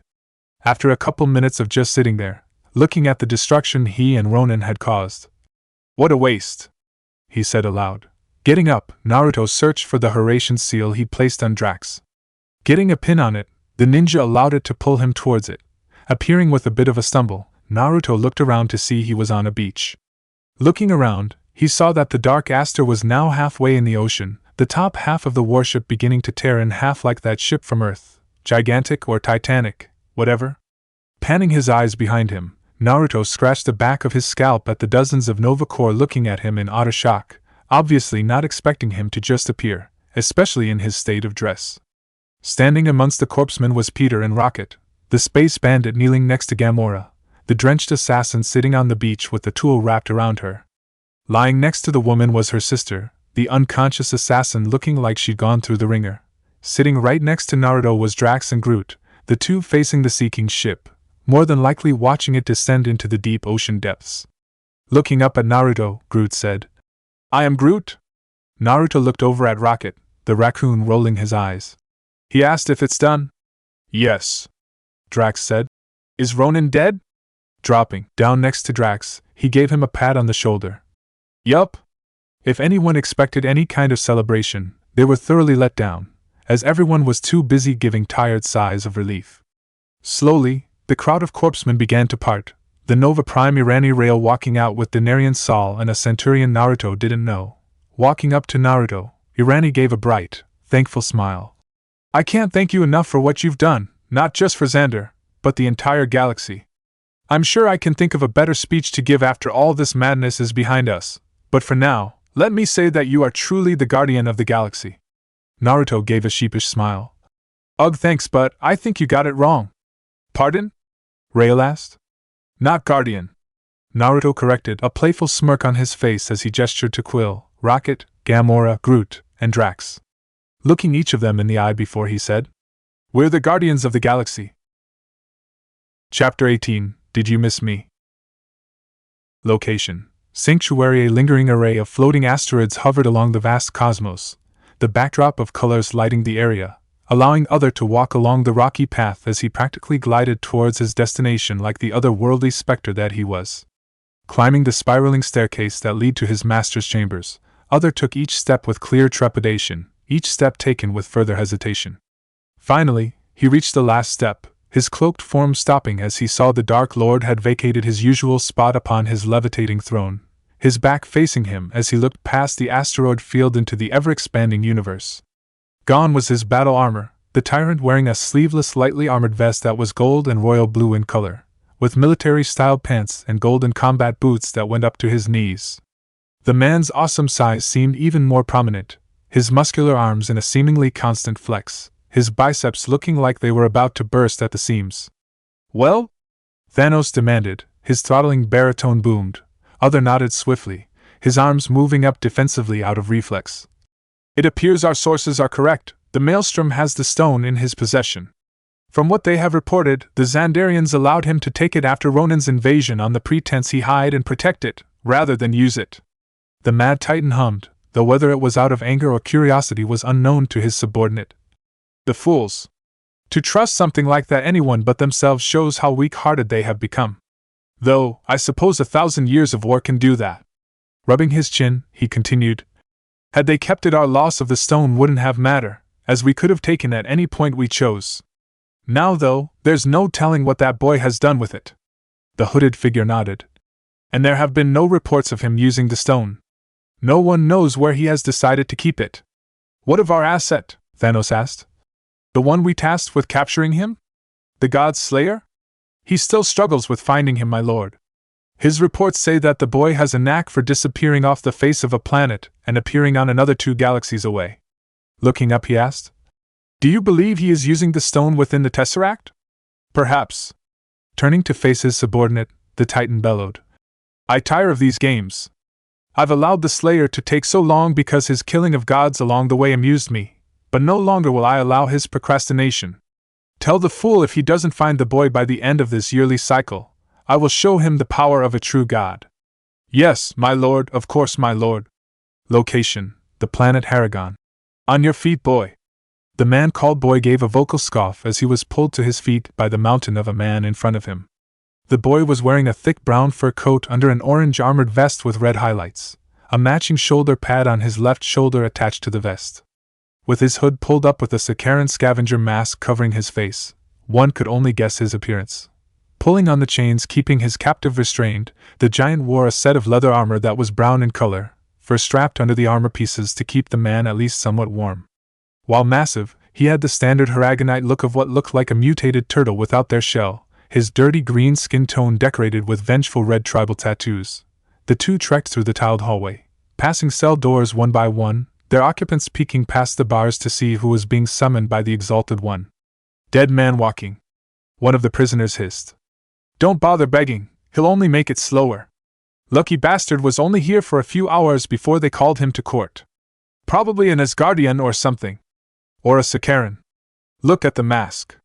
The dead man didn't bother to reply, keeping his eyes forward as he kept up with the Haragonite to keep him from pulling on the chains. Coming up on a pair of towering stone doors, the guard stopped in front of it as he gave it a single hard knock. The two waited for several moments in a patient silence. Then a muffled "Enter" was heard. It didn't take a second before the stone doors to swing open with a loud echoing creak. With a mighty tum the doors opened all the way, presenting the two with the wide courtroom in front of them. Dimly lit by a plethora of hovering lanterns, the stone-tiled hall was filled with dozens of armed Haragonites, the types of swords and axes they were carrying varying from person to person. At the end of the courtroom was a massive throne carved out of stone, 2 Haragonites on each side. And there, plopped lazily on the throne, was the Exalted One. The man was rather large, though considering he was a Jotun his height wasn't really all that special. His dark blue skin was covered by a dark gray robe, though it looked to be more for decoration than protection from the cold. His hand held up his chin as he gave the prisoner a chilling glare with his angry red eyes. "Bring him to me." With a sharp pull, the guardsman pulled the prisoner forward. Bringing him before the throne, the guard kicked out his leg to bring him to his knees.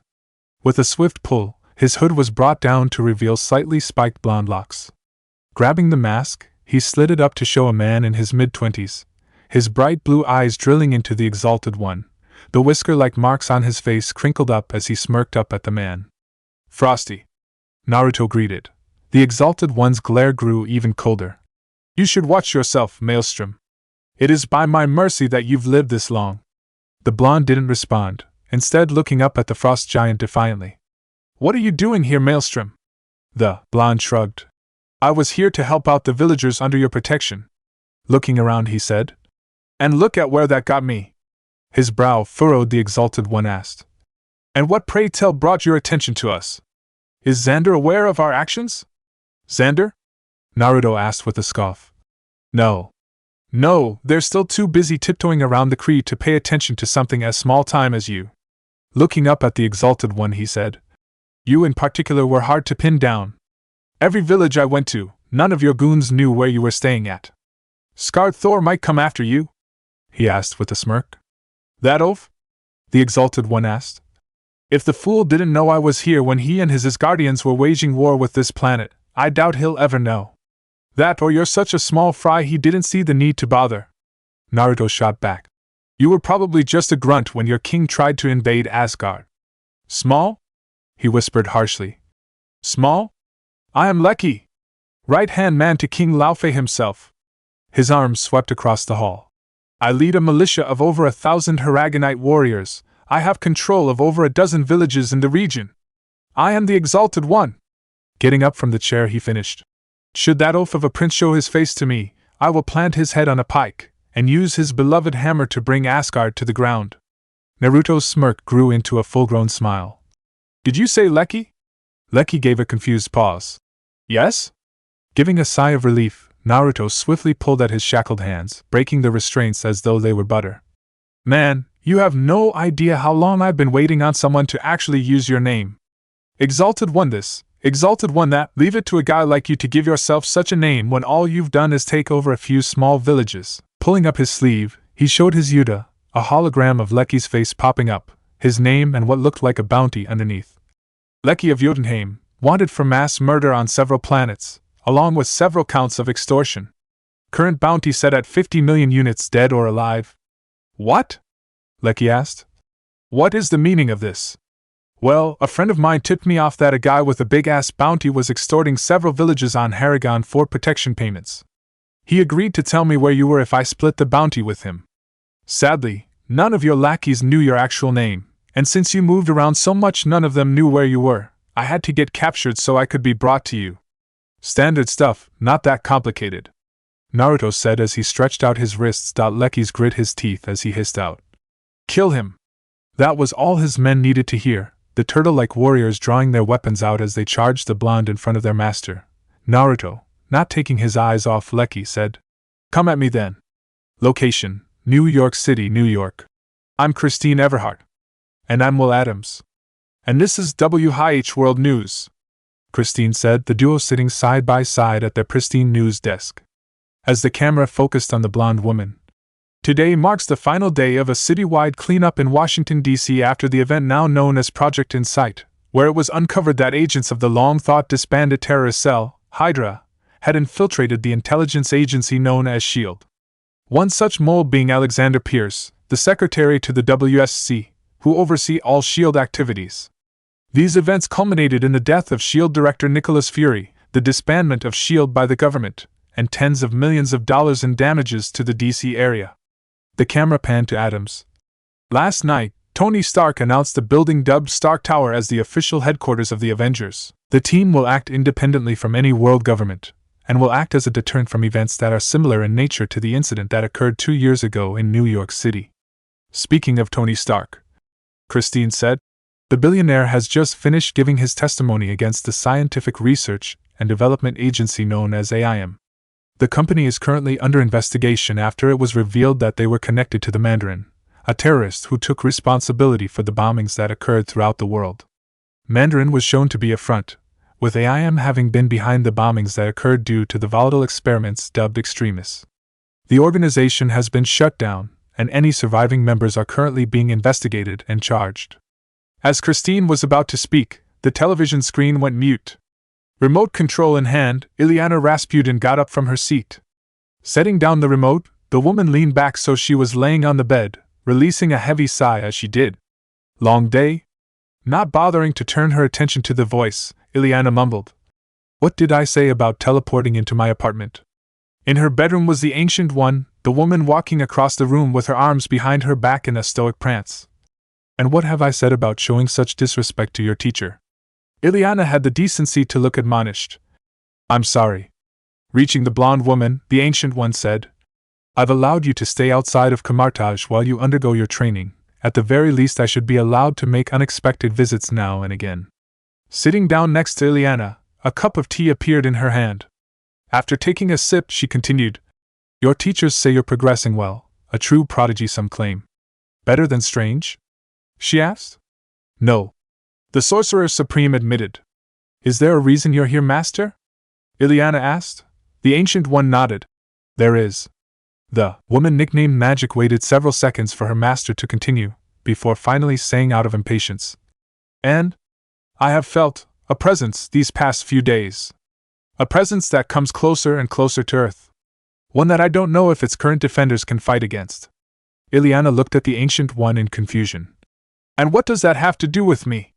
Looking at her student with a slightly pointed look, the master said, I know that he gave you a way to contact him.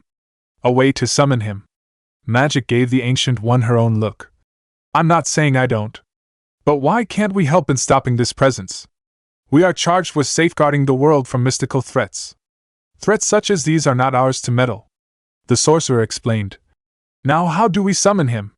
With a shrug, Ilyana got up from the bed and walked over to the dresser. Pulling open the drawer, she shuffled through the piles of socks for a moment before pulling out a bundle wrapped in cloth. Now back on the bed, Ilyana carefully unraveled it to reveal a tri-tipped blade. He gave me this a couple years ago. Said if I ever needed anything to throw the blade into a surface, and he'd be here in a flash. As the Ancient One took the blade into her hands, she said, Good. Because the presence has arrived. The sorcerer nodding to the television, the mute turning off with the motion. Ilyana looked to the television, the news showing a breaking news announcement, as what looked like an alien ship descended onto Kowloon Bay near Hong Kong, the water parting along the ship's thrusters. The ship was unlike anything the blonde woman had seen before. With a diamond-like shape with a dull gray color scheme with golden trimmings, she could safely say it wasn't anything from Earth. Hovering just over the waterbed, the ship became still. Then, it moved forward. Slowly it encroached upon the edge of Hong Kong, crawling closer and closer to the city's harbor. Reaching one of the dozens of docks connecting to the bay, the ship came to another stop. As a door began to crawl up, a figure could be seen in the entryway. Walking into the light, a massive gray-skinned man walked onto the dock, the heavily armored and armed creature walking with no real sense of urgency. In a baritone voice that was somehow easily picked up by the distant cameras, the man spoke. I come for the Celestial. Bring him to me. What the hell is a Celestial? Walking through the Stark Tower hangar, Clint Barton and Steve Rogers barreled towards the Avengers Quinjet, the captain strapping his shield to his back as he said, No idea. We have an idea if this guy's hostile? It was Maria Hill who answered. He has yet to make any kind of move, he just keeps demanding to see the Celestial. The local police and military have been ordered not to engage, they've set up a perimeter and are waiting on our arrival. Is Tony on his way? Steve asked. He called almost as soon as the ship entered our orbit. He'll be there just a little before us. He's bringing Banner along with him.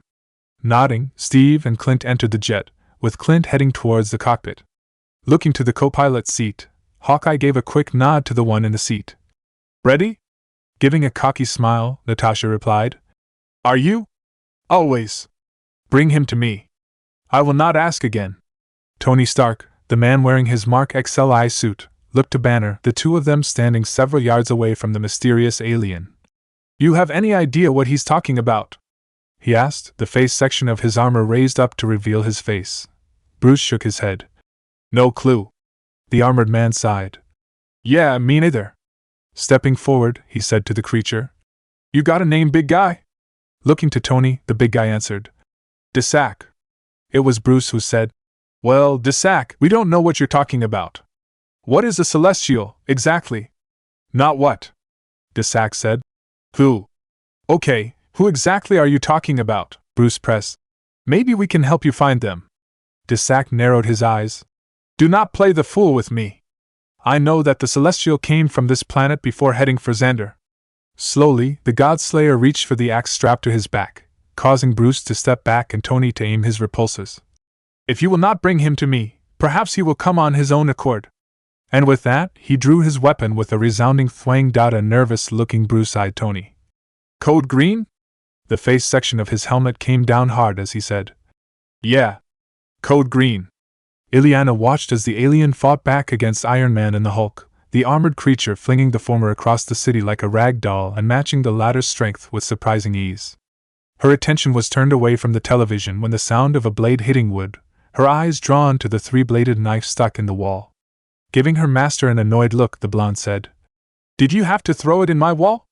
This apartment is a rental. The Ancient One didn't seem to care about that. I thought you said he'd be here in a flash? This isn't a flash. Maybe he meant a literal flash? Giving an annoyed hum, the Ancient One folded her arms behind her back. Are you sure there isn't another step to it? Nope. He just said to throw it and wait. Closing her eyes while giving an agitated sigh through her nose, the master said. Then we wait. Looking to the television, Illyana said. Well, it looks like the rest of the Avengers are there.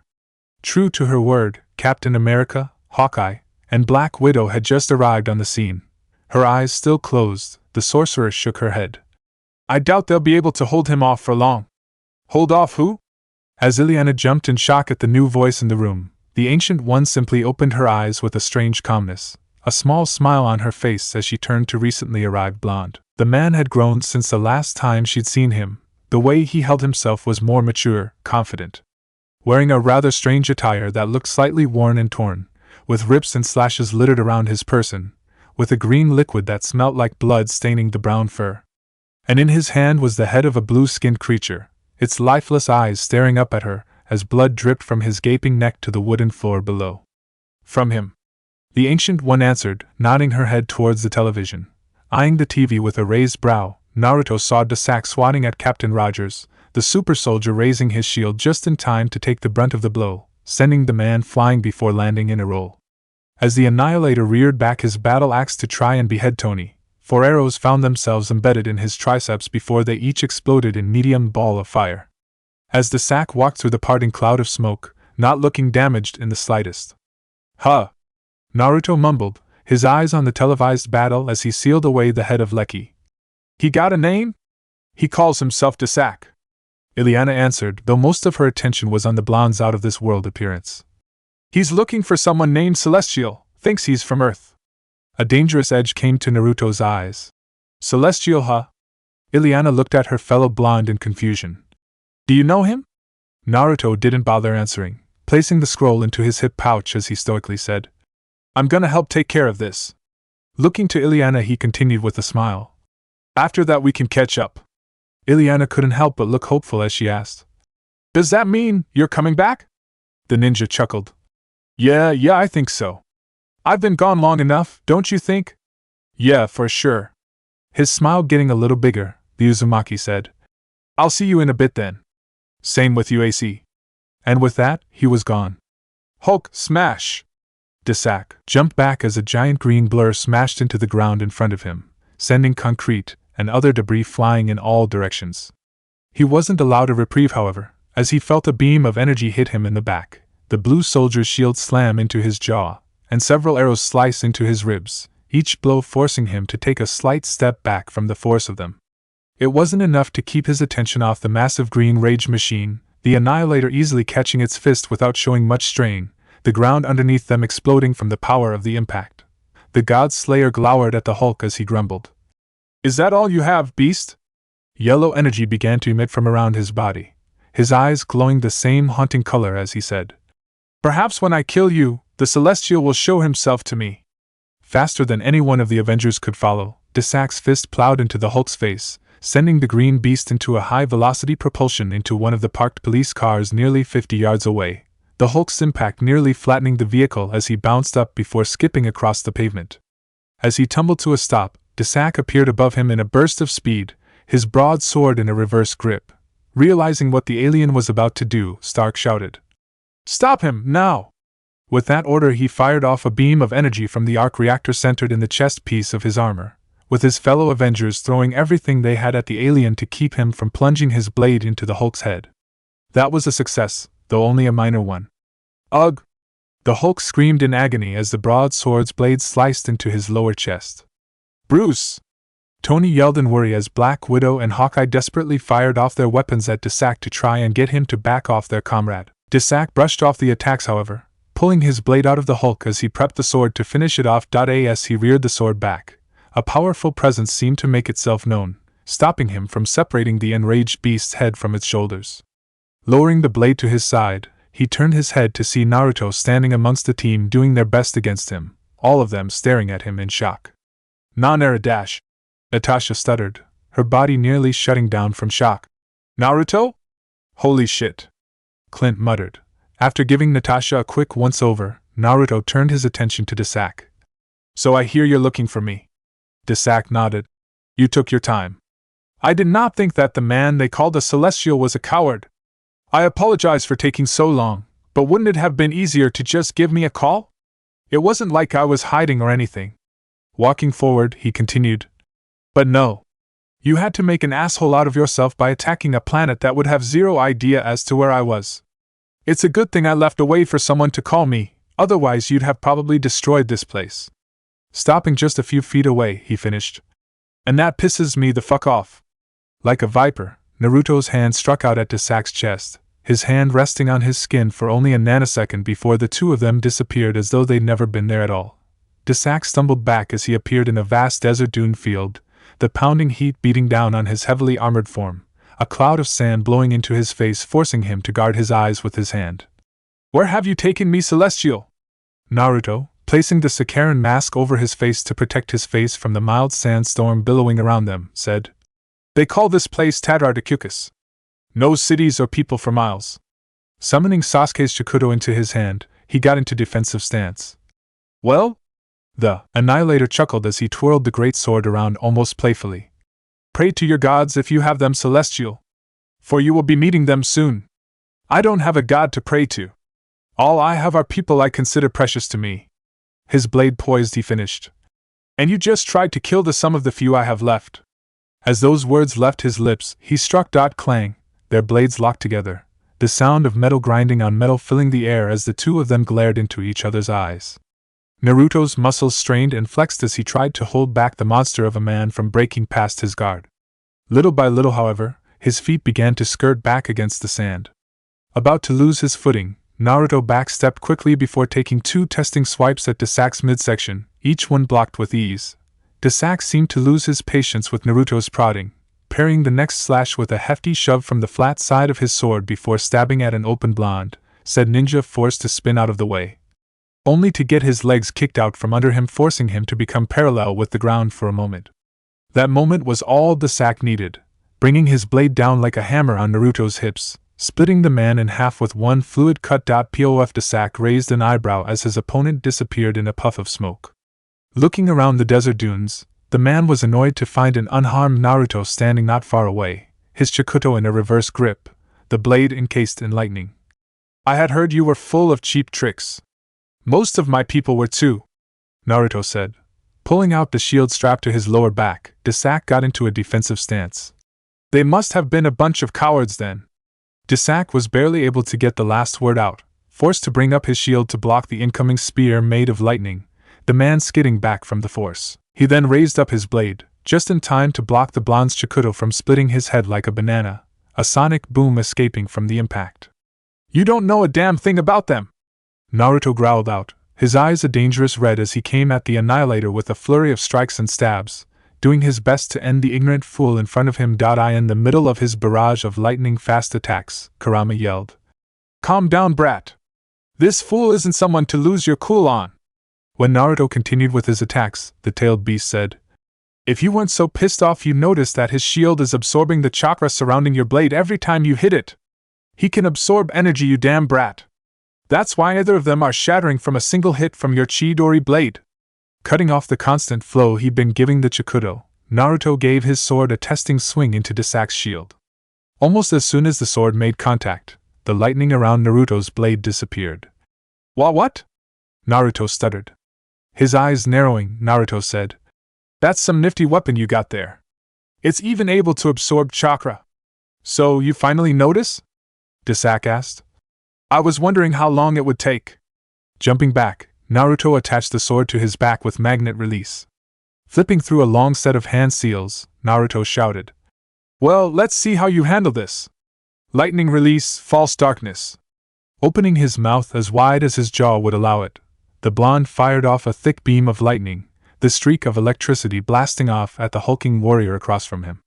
Desak simply readied himself, his shield raised to where the lightning bolt would hit. Thom when the jutsu hit, the force of the explosion forced Naruto to shield his eyes slightly, but not enough that he couldn't see the huge flash of energy as the ground around where Desak had been hit exploded, sending clumps of sand everywhere. As the sand settled and the dust cleared, Naruto narrowed his eyes when he saw Desak was no longer there. He wasn't given much time to ponder it, as a massive fist soon found its way into Naruto's jaw. Blood and spittle sprayed from his mouth as he took a step back to correct his balance. Then another fist came, this time slamming into the other side of his face, and one more right into his stomach, his body folding over Desak's fist as more blood sprayed past his lips. Desak looked down at Naruto, his face one of boredom as he brought his fist back from Naruto's stomach, allowing the blonde to stumble back. Redrawing his great sword, the God Slayer withdrew the blade with one swift pull before bringing it down on Naruto's head. Naruto, still stunned from the assault, could only watch as the sword came down on him. "Where the hell did he go?" Tony sighed in agitation as he heard Barton yell over the Quinjet's engine. "If I knew, I'd tell you, Legolas." "Don't call me that!" Clint shouted, pointing his finger at Stark in agitation. "Naruto just fucking disappeared with a guy that was throwing Banner around like he was nothing. We need to find them, and help him." "We're trying, Clint," Steve said, trying to calm the agitated Deadshot. "We've got Hill back at Stark Tower searching for any sign of them. We'll get a hit eventually. You just have to be patient," he insisted, placing a hand on the man's shoulder. Clint brushed off Steve's hand as he turned sharply to Natasha. "Aren't you going to say anything? The man is back after 3 years, and you haven't said a thing." "Don't you low-dash, shut up!" Natasha shouted. Blinking, the woman quickly calmed herself as she allowed her cold facade to take over. "We've got to get Bruce to Stark Tower. Thanks to the other guy, the bleeding stopped, but he still needs to see Dr. Cho as soon as possible. Naruto can handle himself. He's stronger than you think." Stark nodded, looking over at the unconscious Banner, his chest wrapped in bloody bandages, though his breathing had steadied and color had returned to his face. "She's right. We'll find Naruto, Clint, but first we have to get Banner to the tower." Naruto blinked, momentarily bewildered at the sight of the giant wall of sand that had sprung up and intercepted the sword just as it was about to carve into his skull. "Thanks for the save, Kurama," he thought. "No problem, brat. Now get on your feet. You're embarrassing yourself." "Right," he said aloud, jumping back several dozen yards as several spikes of sand shot out of the ground towards Desak, the man using his surprising agility to dodge each one, the warrior forced to backpedal several feet before the spikes stopped their assault. Closing his eyes in concentration, Naruto allowed himself to enter six-path sage mode, his eyes taking on the distinct color and shape to show his transformation. Taking a calming breath, Naruto got into a combative stance, waiting on Desak to make the first move. "He's a lot faster than I thought he'd be. It's like fighting a Kaguya back home." Kurama nodded in the seal. "He's got some kind of power source. Didn't you feel that energy spike?" The blonde frowned. "Not really. Then again, I've been a little preoccupied with getting my ass kicked. Man, that hasn't happened for a while now, has it?" "Well, like I said, it's embarrassing. So get your head in the game before you get us both killed." Naruto nodded as he called out to Desak. "You're pretty good. The best I've seen so far outside my planet, that's for sure." The Slayer raised his sword at the ready. And you're nothing but a disappointment. You're no celestial. No god. If it were any other circumstance, I wouldn't even bother with you. It is only because of who you've angered that I seek your death today. If Naruto planned on asking who Desak was talking about, he never got the chance. With a quick duck, he felt the tip of his hair get chopped off as he drew his Chikudo, parrying the next strike as it came with ease before sending a swing of his own. Naruto felt Desak not expect the strength in his swing, the warrior forced to reinforce his stance at the last minute when the blonde nearly broke it with a single strike. The two then engaged in a brutal dance of blades, the Annihilator blocking with his shield and attacking and parrying with his sword, and Naruto doing his best to get a good enough opening to give a fatal blow. No such open came, the two's desert dance coming to a stop when they jumped back from each other, each assessing the other intensely. Extending a hand out, Naruto said, "Magnet release, faithful attraction." Desak looked down at his sword and shield, the two of them trying their best to pull away from him. Holding strong, the God Slayer held onto his weapons with a vice-like grip. Suddenly, a yellow glow began to surround the brute of a warrior, the ethereal shade of yellow giving off a dangerous energy. Realizing he was getting nowhere with his faithful attraction, Naruto cut off the jutsu, just in time to cover his eyes as Desak gave a mighty battle cry, the sand splitting open and jutting out beneath him as he roared up to the heavens, the yellow energy's presence becoming even greater. "Holy shit!" Naruto yelled, sending chakra to his feet to keep himself from blowing away. "The guy's going Super Saiyan!" "No, you fool!" Kurama screamed. "He's using that power source! This is rivaling a tailed beast in energy. 5 tails, at the least. Big guns it is then," Naruto said as he was about to activate his 6-pads sage cloak. It wasn't to be, however. Desak blasted off towards him like a rocket, the already destroyed ground beneath exploding, destroying the dune he was on to make a giant crater. "Humph!" Naruto grunted as Desak barreled into him, taking him in midair with enough speed to keep them going before they slammed into a distant rock formation. "Augh!" Naruto screamed at the impact, the two of them drilling into the hard rock with extreme force and speed. Desak quickly took advantage of that, bringing his fists down on Naruto's face over and over again, the blonde's blood caking his knuckles as he tried to pound his skull in. Having enough with the punching, the Annihilator grabbed Naruto by the hair roughly. Blood pouring down Naruto's face, nose, and mouth, the blonde muttered, "That all you go dash?" Desak didn't allow him to finish his sentence, slamming his head so hard into the rock it left an indent.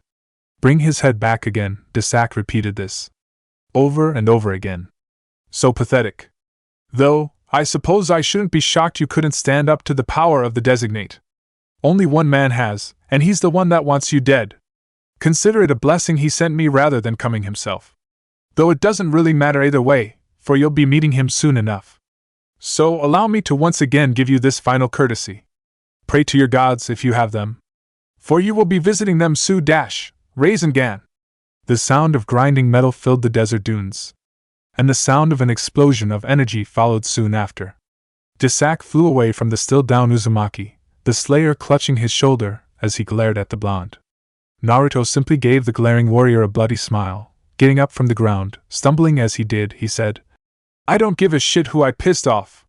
I don't give a shit who you are. I honestly couldn't give a shit what your whole story is. All I care about is that you tried to kill people I care about. For all I care, you became a dead man the moment you stepped foot on this planet." The ground beneath him cracked as he allowed his 6-pad sage mode to activate. As he began to power up, so did Desak, the man's strange yellow energy building up around him, his eyes glowing with flickers licking off like embers. As rock and sand began to lift from oversaturation of energy in the air, Naruto finished. "Well, let's go then." Both men's charge created simultaneous sonic booms, the sand and rock beneath them exploding outwards. But that was nothing compared to when their fists met in a mighty clash. They kept from continuing the clash, with Naruto throwing a mighty left hook into Desak's chin, just as the Annihilator jabbed at the ninja's temple. Blow after blow, the two went into each other with everything they had. The only problem was that Desak didn't seem to feel any of the bone-shattering blows Naruto was dealing out. The sentiment was not shared. Blood dripped from Naruto's mouth as he heaved and huffed, weaving back and forth as he looked for an opening to strike. While the man opposite of him was bleeding and bruised as much as he didn't show it with his stoic facade. Jumping back, Naruto flipped through several hand signs. Fire release. Great fire annihilation, he thought, taking a deep breath before unleashing a thin stream of fire at the nearby Desak. The Annihilator quickly brought out his shield, raising the enchanted equipment just in time to intercept the jutsu from hitting his person. Just as the jutsu hit the shield though, the stream of fire expanded into a sea of inferno. Naruto didn't finish at that, going through another set of hand signs as he thought. Wind release. Great breakthrough. Taking another breath in, he released it with a might heave, producing a magnificent gust of wind into the field of flames. Not done yet, Naruto thought. Help me out here, Kurama. Sure thing, brat. Holding his hand up, Naruto called out. Big ball-tailed beast raisin shuriken.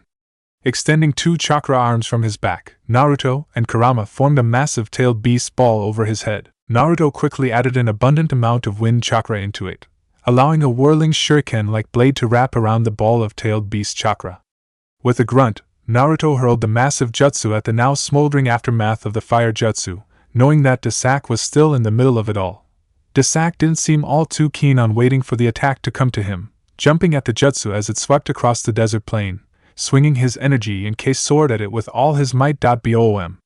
Found anything yet? Agent Hill looked up from her tablet to say. Not yet, Captain. How's Banner? He's fine, Tony answered as he walked into the room, running his hand along his scalp. And we just got a hit.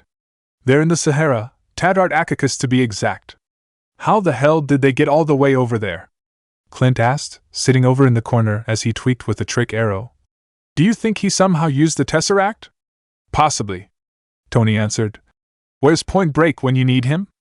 Ms. Foster said he left for Nidavellir 2 days ago, whatever that is, Hill said, not taking her eyes off of her tablet. Note to self, get Thor a phone, Clint grumbled sarcastically. Looking over his shoulder at Natasha, the woman sitting over at the bar with a blank expression on her face, Steve asked Clint. How is she? Clint shook his head. She's shut herself off.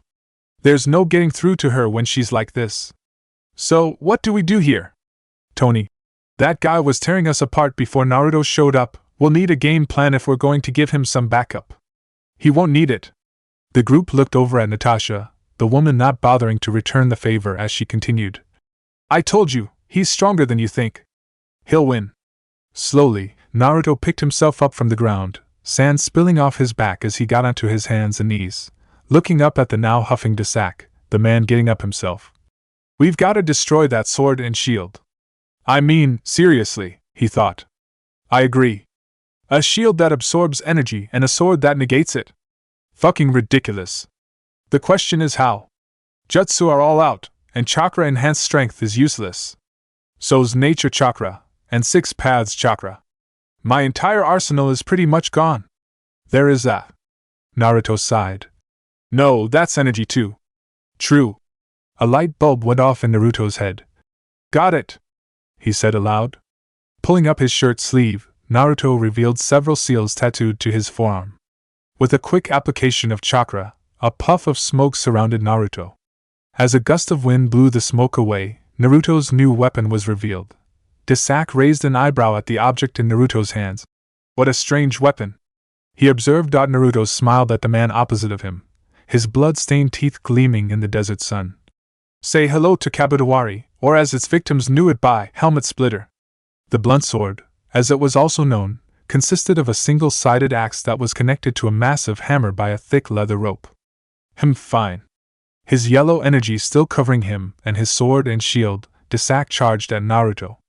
His charge was intercepted by 2 shadow clones popping into existence, both wielding a kunai rather than a matching Kabudawari. Quickly dispatching the first, Desak engaged in a quick standoff with the second, the clone using wind to keep his kunai from breaking under the Annihilator's strange energy. That standoff didn't last long, however, as the clone gave Desak a defiant smirk. Boom! It said. Boom! The explosion didn't seem to faze the God's Slayer, the man looking around for the real blonde with his shield and sword at the ready. Left, right, and even behind, the Annihilator looked for his opponent. Catching something from the corner of his vision, Desak looked up quickly to find Naruto coming down on him, the axe half of Kabudawari about to come down on his head. Quickly raising his shield, Desak caught the axe's blade, the sound of metal slamming into metal ringing across the desert. Naruto didn't seem to mind the block, If anything, his smirk grew bigger. Kiri blade technique, defense breaker! With a mighty heave, Naruto slammed the hammer half of the weapon on the blunt end of the axe portion.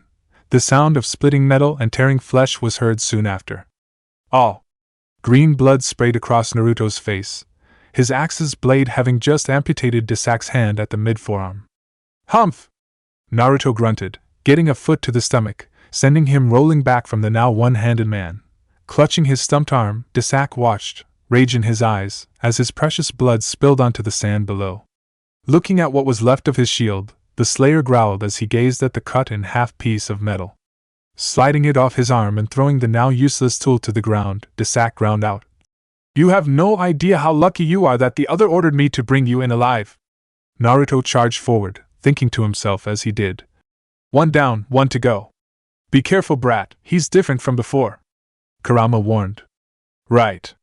Naruto thought back, coming onto Desak as he swung the hammer towards his kneecap. Quickly stepping away from the swing, the man swung his sword at the blonde's neck, said blonde's axe coming up to block it with the blunt backside. This kind of exchange continued for some time, with Naruto trying to use Defense Breaker to destroy Desak's sword, and the Annihilator strategically keeping the axe and hammer as far from each other as possible, this proving difficult with a single hand. Finally, Naruto's combos proved too much for Desak. His hammer coming in for a gut shot, Desak used the flat side of his blade as a guard. Taking advantage of the opening, Naruto swung the axe straight at Desak's temple. Time seemed to slow down, the axe's blade creeping closer and closer towards Desak's skull. It never made contact. Awa! Desak screamed, a massive amount of energy exploding outwards as he did, sending Naruto flying back from the force of it. Naruto, on his back, groaned as he tried to gather himself. Naruto! Naruto! Get up! Kurama's warning came too late. Fuck! Naruto screamed in pain, writhing in pain as Desak's great sword plunged into his stomach, pinning him to the ground in the process. Looking down, Naruto could only widen his eyes in shock at the blood pouring from the gaping wound, the energy surrounding the blade burning his skin like a blowtorch. Looking up at Desak, the warrior hovering above him, Naruto raised his hand in a rage. Chidori's spear! He called out, reaching into his reserves to summon the lightning jutsu. Naruto's eyes somehow managed to widen even further in dread as he looked at his hand, the jutsu never appearing, not even a spark. What? This blade is enchanted to negate any energy it comes into contact with. It was a gift from the very being that gave me my amulet. While the shield absorbs any kind of energy and converts it to the amulet in the form of godly energy, the sword negates that energy entirely. A handy thing to have against beings who rely on their energy for combat. Desak grumbled, his godly energy swirling around him violently. Look, even that form you took is gone. Looking down at himself, Naruto finally realized that his 6 paths chakra mode had disappeared. Kurama? Naruto thought. Kurama? He frantically screamed in his mind. And for the first time in a long time, there was no answer. If you're trying to channel that power, don't bother. As long as this blade is in contact with you like this, you're powerless. And for the first time in a long time, Naruto felt true fear. His mind racing a mile a minute, the blonde tried to think of a way out from under the blade. He had no chakra. He was quickly bleeding out. His strength was leaving him even quicker. Before long, he was gonna pass out from either the pain or from blood loss. He needed to think. Think, but nothing came to him. Eventually, his mind began to slow down. His arms falling to his sides, his eyes drifting up the sky. And as he watched the blue sky, he saw a Quinjet fly overhead. Just as patches of darkness began to encroach on his vision, he was going to die. Oh my God! Even with the mechanical tone to his voice, anyone could hear the shock in Tony's voice as he looked down at the sight below them. Naruto was down, a sword in his gut, and Desak standing above him, defeated. Get down there! Natasha ordered frantically. We have to save him! Clint didn't bother answering, having already begun to plunge the Quinjet down to the ground for a landing. Steve clipped his helmet on as he ordered. Stark, Hawkeye, we're distraction. Widow, your extraction. Get Naruto and get him out of here. Natasha nodded firmly in response. Rogers looked over to Tony. Any chance Veronica is ready for action? No, Bruce and I were in the middle of finishing it up when this guy showed up. It's not battle ready yet. Damn dash. Steve was cut off by a violent bout of turbulence, the Quinjet shaking violently. What the hell's going on up there? Clint struggled to keep the jet stable as he shouted. I don't know. Something's going on with Naruto. Steve and Tony quickly walked over to see what Clint was talking about, the two of them shocked to their core at what they saw. Down below, Naruto was covered in a strange purple energy none of them had ever seen before, the force of it sending hurricane-level winds their way. The energy rocketed up into the sky, parting any clouds that were in its path, blowing past the ozone layer on its way. We've got to back off, Tony ordered. We can't, Nat screamed back, holding on for dear life as she did. If we don't, we're dead. Clint struggled with himself for a moment before cursing loudly. Fuck! Bringing the controls back, the dead shot pulled the Quinjet away from the ground. Darkness. That was all Naruto could see when he opened his eyes. But this was a new kind of dark. This wasn't like in space where he knew there were countless things there with him in the void. Here he felt truly alone. There was no noise. No smell. Nothing. Just him as he floated along in the darkness. And then, echoing against the darkness, the sound of dripping water filled the void. Drip.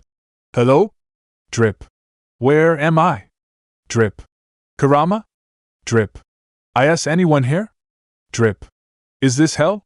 Drip. No. Naruto jumped as he turned towards the voice that was surprisingly close to him. Forcing himself to turn around, he came face to face with what was perhaps the most beautiful woman he had ever seen. Her porcelain white skin tone heavily contrasted with the dark void surrounding them, while her obsidian-colored hair blended with it almost entirely. Draped around her 5 feet 5 inches frame was what looked like an evening gown made out of the universe itself, the fabric littered with twinkling stars and several clusters of spiraling galaxies. Naruto looked into the woman's deep brown eyes, said orbs seemingly boring into his very soul. Who are you? He demanded. Taking a step on midair, the woman said. Who do you think I am? Some kind of god, I'd have to guess. Naruto admitted, taking into mind the powerful presence she gave off. Some have given me that title, yes, the woman said, taking another step forward. Though I am so much more. Hades, Yama, Anubis, Hela, so many have used my name to further themselves. I touch everyone everywhere. Now only several inches from the blonde Uzumaki, the woman slowly raised her hand, stopping just as it was about to touch Naruto's cheek. I am Death. Naruto could feel a chill roll down his spine, his voice a whisper as he said, The Shinigami? Death smiled. That is one of my avatars, yes. Naruto jumped when he felt the woman place her other hand on his stomach, right on the seal that holds back Kurama. I can feel it, our connection. Connection? Remnants of my energy helps hold the beast at bay. Death explained, a gentle smile on her face. I have been with you from the very beginning. You're such a stubborn boy, so set on avoiding me. And yet here. Her hand gently rested against his cheek. I can touch you now. She purred. It felt as though someone had dumped a bucket of ice-cold water on his face, sweat building along his temple. I'm dying? You are. But I can't. Not yet. Why? Your friends are dead. Your family. Your home. How long do you think this facade you've put up will last? Pressing up against him, she said. This mask you've put up is pathetic. Wisecracking devil may care. It's all a fiction. Annoyance began to fill Naruto's mind, though for some reason he couldn't move away from the beautiful woman. You don't know what you're talking about. You don't know whether you want to move forward or backward. Just that you can't stand still. You are a man filled with so much that I cannot comprehend. Pain, sorrow, you bear your thoughts deep inside. But you can't hide such things from me. Your mask is useless here. Naruto simply stared into the woman's eyes, his mild blank, incapable of saying a word. After a moment, he felt her hand move up his face, her thumb wiping something away from beneath his eye. It was then that he realized why he was crying, and finally, the dam broke. Tears began to flow freely, the woman in front of him pulling him down for a tight embrace. At first, Naruto struggled, choking on his sobs as he did, but soon caved into the woman, returning the hug with all his might. I failed them. I failed them. Yes, you did. I miss them so much it hurts. I know. She soothed, rubbing the back of his scalp. His shoulders shook as he whispered, I just want to see them again. They were silent for several moments, nearly 5 minutes as Naruto began to calm down, his tears having dried up and left streaks down his face, the blonde resting his head on her shoulder. Finally, Death broke the silence. Is that really what you want? Yes. Naruto answered without hesitation. Then all you have to do is give in to me, my beloved. Resting his hands on her shoulders, Naruto parted from Death. What? All you have to do is give in to me. And then you will see you precious people again. In that moment, Naruto could not help but feel ashamed of himself. Ashamed that he was truly thinking over the offer given to him. Ashamed that he was so close to give up. So close to breaking his ninja way. No. Naruto finally answered, his voice a weak whisper. I want to, you have no idea how much I want to. But I can't. Not yet. Death smiled as she looked up at the blonde. Such a stubborn boy. After a moment of hesitation, Death pushed herself up on her toes, pressing hers and Naruto's lips together. Separating, she whispered, Allow me to give you some assistance then. And all Naruto could see after was a sharp, never-ending light. Hua! Naruto gasped, his eyes flying upon only to cringe at the sudden intake of light. Looking around, Naruto could feel a vast amount of energy swirling around him. His eyes drifting to the sword that had been embedded in his stomach. Had been being the key word. The blade seemed to have shattered from the sudden burst of turbulent energy, leaving only the piece that was still in his midsection. Yuto! Naruto! Can you hear me? Yeah, Kurama, I can hear you. You can stop screaming now. Naruto grumbled out loud, turning over to his side with a pained grunt. Taking several breaths in and out to prep himself, Naruto used magnet release to pull the blade out, the sound of slicing flesh and flowing blood causing him to flinch. Fuck, that hurts! He shouted. I'm healing it as fast as I can, but it's probably gonna scar. Slowly standing up, Naruto muttered. Of course it will.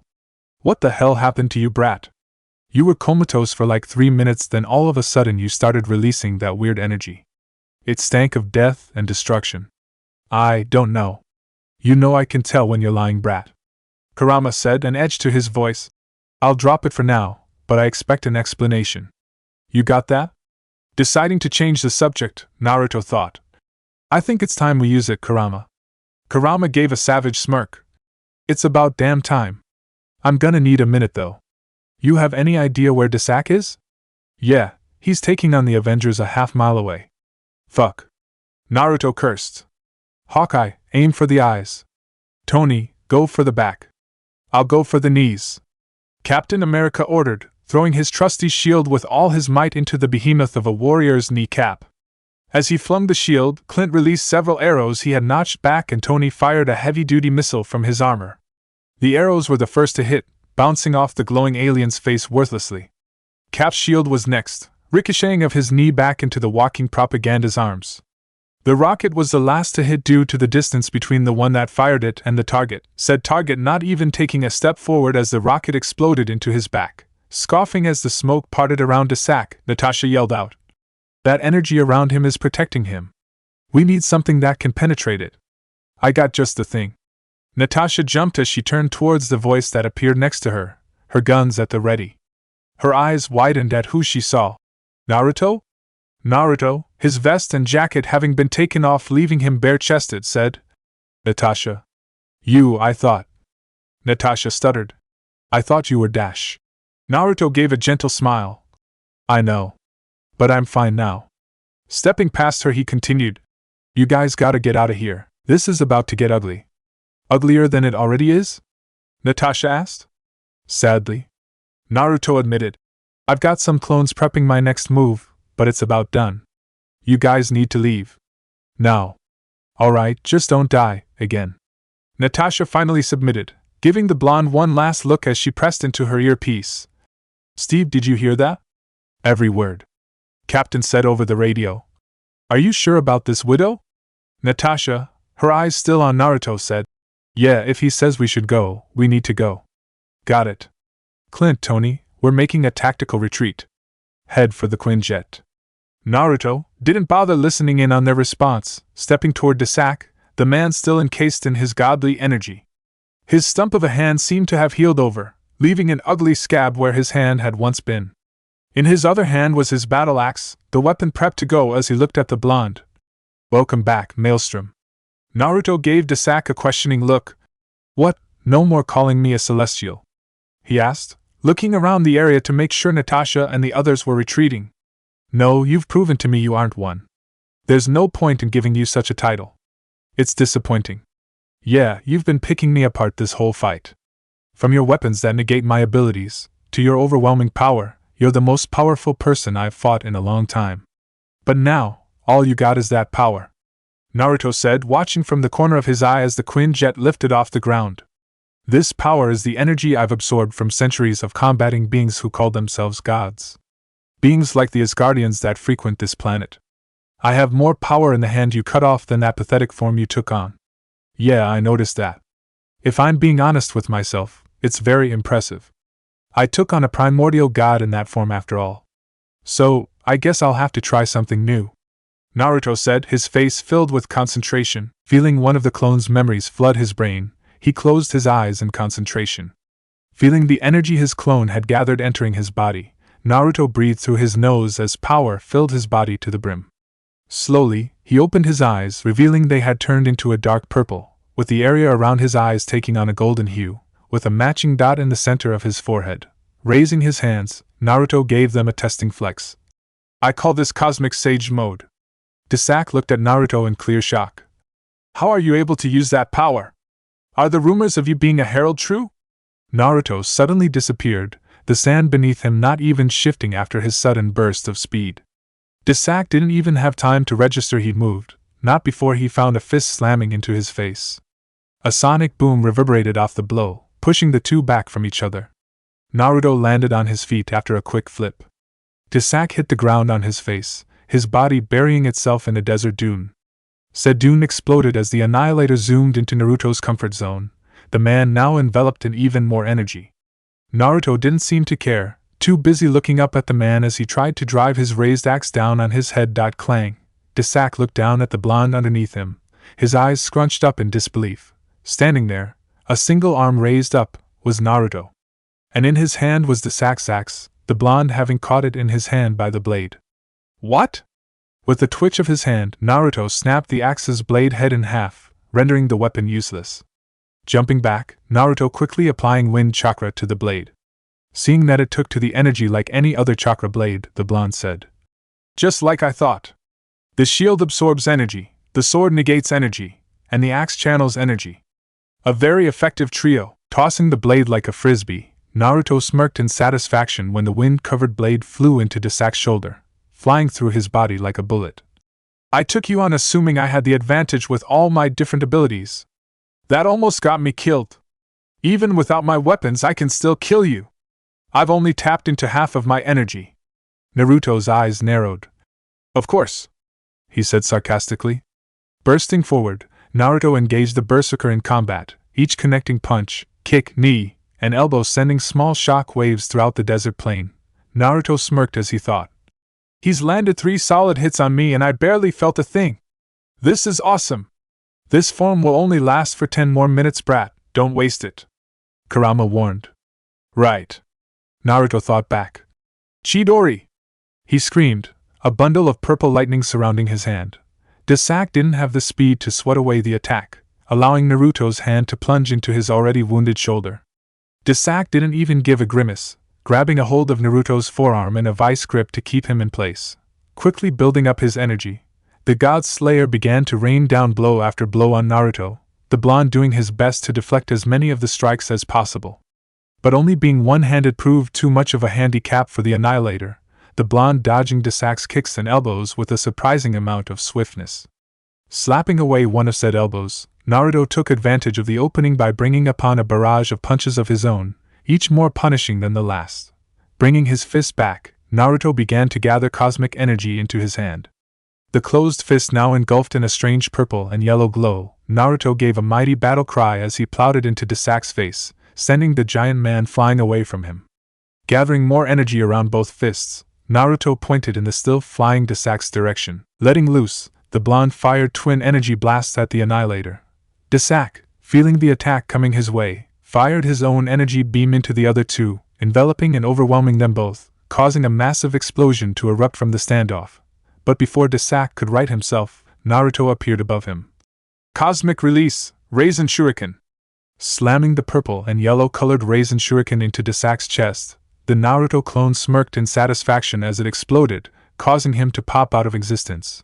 Naruto nodded as he felt the memories come back to him, all while he felt the power of Cosmic Sage Mode leave him.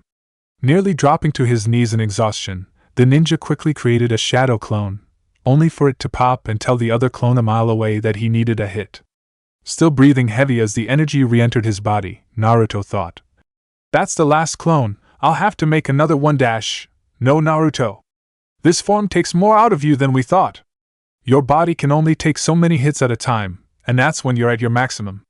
If you try and enter Cosmic Sage Mode for a third time, you might not be able to handle it." Well shit, Naruto thought. I guess I'll have to end it here. The dash. Naruto's thoughts were interrupted by an explosion of energy, the shock wave shaking the ground enough for Naruto to almost lose his balance. Holy shit! I'm sure half the fucking planet felt that one. Yellow energy rocketed towards the sky, with a mighty roar accompanying it. Stepping out of the crater his body had once been lying in, Desak skulked out with murder in his eyes, his teeth gritting to the point they were about to snap, each step cracking the stone and parting the sand beneath them. The blonde saw the next attack coming, barely able to bend down to avoid the mighty backhand. And just agile enough to back flip away in time to avoid the incoming axe kick. Quickly finding himself on the defensive, Naruto eyed the necklace around Desak's neck, the gem glowing fiercely as he thought, "I gotta destroy that gem around his neck. That's gotta be the source of his power." He wasn't able to come up with a plan though, his attention forced on Desak, the man putting all his effort into landing a brutal blow. Knowing he didn't have time to dance around, Naruto disappeared in a burst of speed. "Sage Art, Earth Release, Rushing Stampede!" Naruto called out, slamming his hand on the formation next to him. The formation quickly broke up into several large pieces, each one floating in the air for a few seconds before blasting off towards the seething Desak. Energy practically leaking from his eyes, Desak countered with a large beam of energy firing off from his eyes, turning each piece of rock into rubble. Trying to take a step forward, he frowned when he felt something thick wrap around his legs. Looking down, he scowled as a thick tendril of sand began to creep up his legs. Looking to Naruto, he saw that the blonde had a look of absolute concentration on his face, his arms raised up above his head. "This won't hold me, boy." "I know," Naruto admitted. "I don't need it to hold you, though." Several clones popped into existence, using magnet release to hover into the air as they began to add into the big Rasengan that had begun to form above the original. "Just distract you." Desak blinked when he heard the blonde's voice right next to his ear, just before he felt a pair of arms wrap him in a full Nelson and a pair of legs lock around his waist. "Sage Art, Earth Release, Weighted Boulder Jutsu." The Annihilator's eyes widened in shock as what felt like the weight of the planet itself rested on his shoulders. The added weight brought him down to his waist in the sand, though the pesky grains of earth seemed to be doing its best to keep him up as much as possible. Pointing his rage at the Naruto in front of him, he demanded, "What have you done to me, boy? Just a little jutsu that weighs you down. It takes a lot out of me to use since Earth Release is my worst element, but it's good enough to hold you down for a couple minutes." The clone holding him explained, the real Naruto too busy forming his attack to answer. "You almost done over there?" "Yeah, I'm done," Naruto grunted, sweat pouring down his face. "Cosmic Release, Galactic Rasengan." Looking up at the attack, Naruto couldn't help but smirk. In the center was a massive Rasengan, the spiraling purple orb swirling at tremendous speeds. And rotating close to the center Rasengan was a cluster of elemental Rasengans, 9 in total to be exact, each one using a tailed beast's respective element. Desak could only watch as the attack finally took shape, a look of astonishment on his face. Quickly realizing the danger of the attack in front of him, Desak dug into the lowest depths of his power. His veins pulsing and his muscles flexing from exertion, the Slayer finally let loose his power. His skin began to crack and peel as the godly energy began to seep from his every pore, the entirety of his eyes now a glowing yellow. The Naruto clone began to struggle against the enraged monster in his grasp, his eyes shut tight as he tried to hold him for just a moment longer. Knowing he only had seconds before Desak escaped and his cosmic energy left him, Naruto hurled the massive attack at what was now a pillar of energy. Boom! The Avengers covered their eyes from the light the attack's explosion gave off. Even from over 10 miles away, The four felt the Quinjet shake violently from the aftershock. His eyes still squinted shut, Stark asked. Was that our guy or the other guy? Ours, I hope. Clint answered, fighting against the controls as he tried to pilot the ship higher in the air to avoid any more of what was going on below. That was like an atomic bomb went off or something. He's lucky there aren't any villages nearby, Rogers said, blinking away the spots that were now littering his vision. That explosion could take out a city, just image a little colony of villages. The world government isn't going to like this, not at all, Natasha said, worry dripping into her voice ever so slightly. They'll get over it, Tony said. As the smoke and dust began to settle, Naruto felt the last of his cosmic energy leave him. Dropping down to his hands and knees, Naruto had to fight to catch his breath. His arms and legs wobbling like jelly, it took all his might not to fall down altogether. He's still alive, brat. Yeah, Naruto said in between breaths. I know. Stepping through the cloud of smoke and falling sand, Desak walked out of the crater Naruto had created. His armor was practically non-existent, with only his shredded pants and dinged-up leg guards keeping him from being completely nude. His body was littered with cracks, blood seeping from them at a steady stream, dripping to the sand beneath him. His godly energy no longer surrounding him, the blonde could tell that he was on his last leg. As Desak began to stumble over to the downed Naruto, the ninja could see that the gem around his neck was heavily cracked, steam leaking off the stone. You damaged my amulet. Never in all the time I've served under the designate has that happened. It almost shattered from the power of that attack. She will surely punish me for my weakness. Naruto grimaced as he looked up. Why won't you just die already? You almost succeeded in that endeavor, boy. But it seems that you can't go on any longer. Kicking Naruto in the stomach, he sent the blonde to the ground. I no longer care what Thanos wants. I'm killing you today. Here and now. Pray to your gods, boy, because you'll be visiting them soon. Crying out in pain, Naruto could barely move as the man got on top of him. Feeling his thick hands wrap around his throat, the blonde began to struggle against the god slayer with what was left of his energy. Desak didn't let the punches and knees to the groin affect him, pressing his thumbs against Naruto's windpipe, putting all his leftover strength into it, choking the warrior below him to death. Gag! Naruto gasped out, quickly feeling his airway cave in around Desak's fingers. And when it felt as though he was about to suffocate, a smirk spread across his face. Poof! Desak blinked in astonishment as the blonde underneath him exploded in a puff of smoke. Wah dash! Desak was cut off mid-word when a hand burst from the sand below, said appendage covered in screaming lightning. The sound of flesh tearing filled Desak's ears, the man looking down to see that the hand had pierced out the amulet's gem, blasting through it into the annihilator's chest cavity, right where his heart was. Looking into the eyes of exhausted-looking blonde, he could only listen as the ninja whispered, Die! And so he did. Collapsing lifelessly against Naruto's hand, the blonde quickly heaved him over so that he didn't land on top of him. Pulling himself out of the sand, Naruto barely made it out before he fell face first to the ground. Cursing, he looked up when he heard the sound of a jet engine above him. Just rest, Naruto. You deserve it, Kurama said with pride. No, I don't, Naruto muttered. His eyes fluttering shut, he tried to fight off the need to pass out for as long as he could. And as darkness slowly encroached on his vision, he heard a voice scream his name. And as Natasha blurred into view, a smile spread across his face as consciousness left him. Chapter 19. The Power of Human Sacrifice. Dr. Helen Cho walked briskly through the hallways of Avengers Tower's 33rd floor, or more specifically the medical bay, her heels clicking against the tiled floor aggressively as she hurried into room 3B.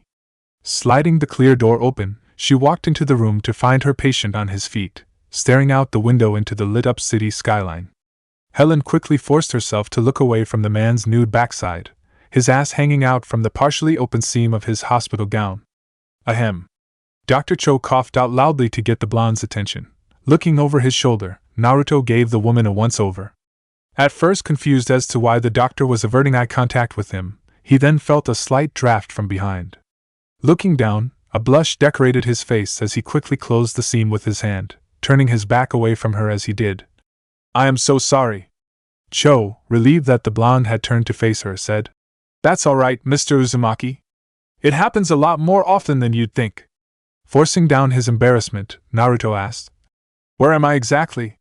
I know I'm in Manhattan, But did S.H.I.E.L.D. set up a new base while I was gone or something? I'm afraid that S.H.I.E.L.D. has been disbanded by the government, Helen informed. This is Avengers Tower.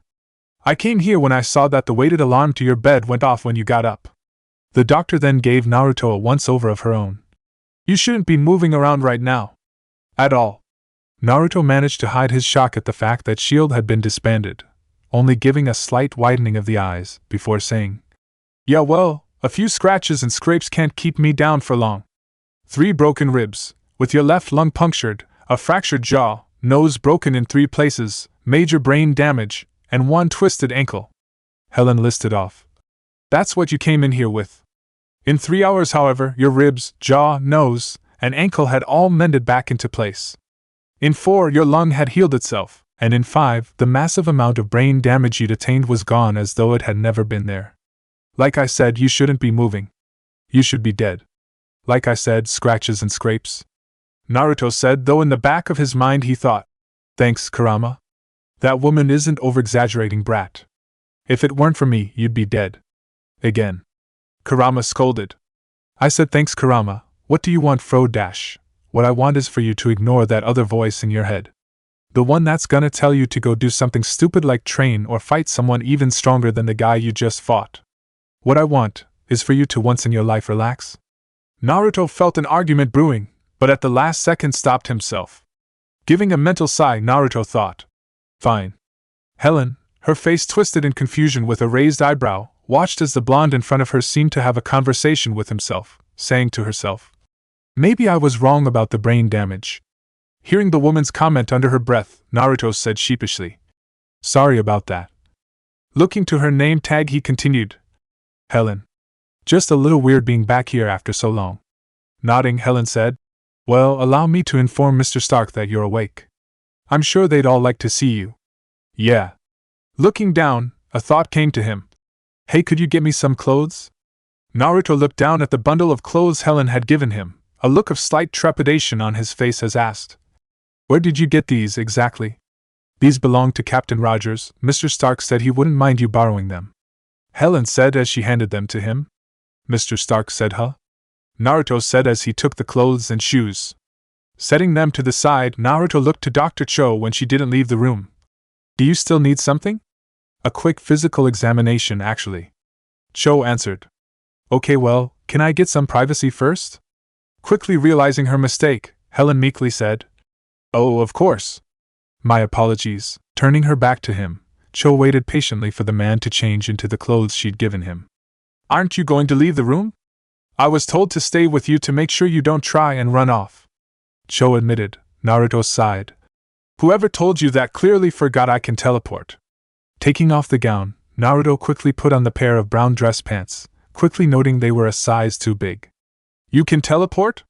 Cho asked, a tinge of curiosity in her voice. Yep. Naruto answered, slipping on the matching leather loafers. Interesting. I'd seen the footage from when you fought in the incident, but I never would have expected you could teleport as well. The incident? Naruto asked as he put on the white wife beater, the loose shirt hanging down his torso. The doctor nodded. That's what the government and media call the attack on New York. Supposedly, they feel it makes it easier for the public to swallow the fact that we'd been invaded by an army of aliens through a portal in the sky. Buttoning up the plaid shirt, Naruto thought out loud. I gotta get caught up on what I missed. I hate being out of the loop like this. Well, I can help you with that. Looking over to the doorway, Naruto grinned when he saw who had spoken up. Tony! He greeted with a smile on his face. How's it going, kid? Tony asked as he walked into the room, hands in his pockets as he strolled over to the blonde. I didn't think you'd be walking around so soon. Naruto gave a small chuckle as he rubbed the back of his head.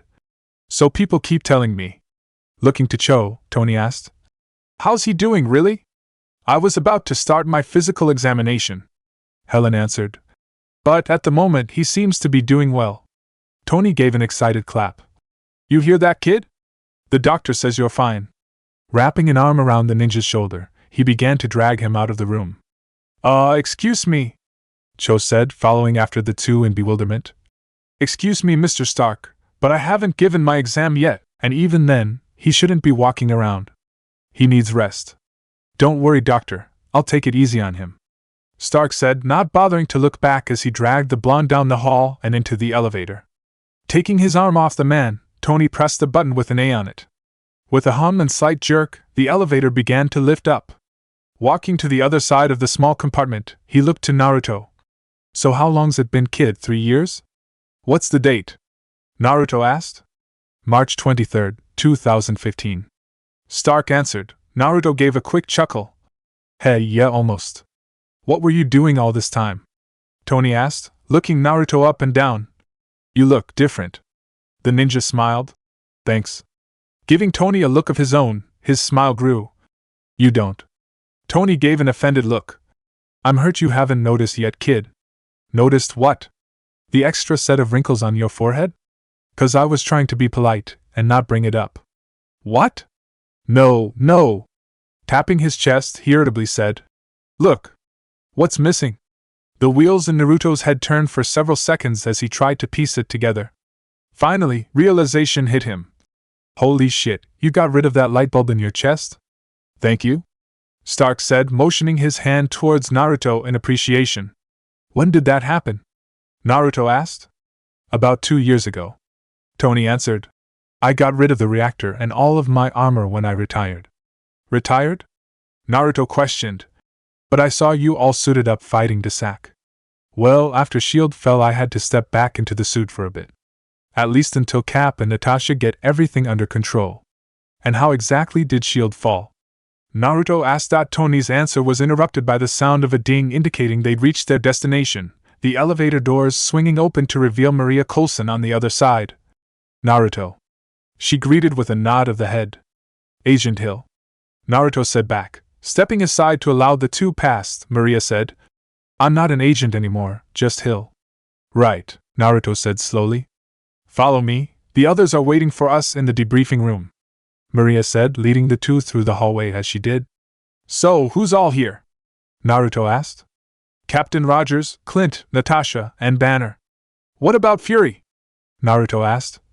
I get Thor not being here with all his duties, but I figured Fury would be all over this. It was Tony that answered, though from his facial expression he didn't really know how to go about it.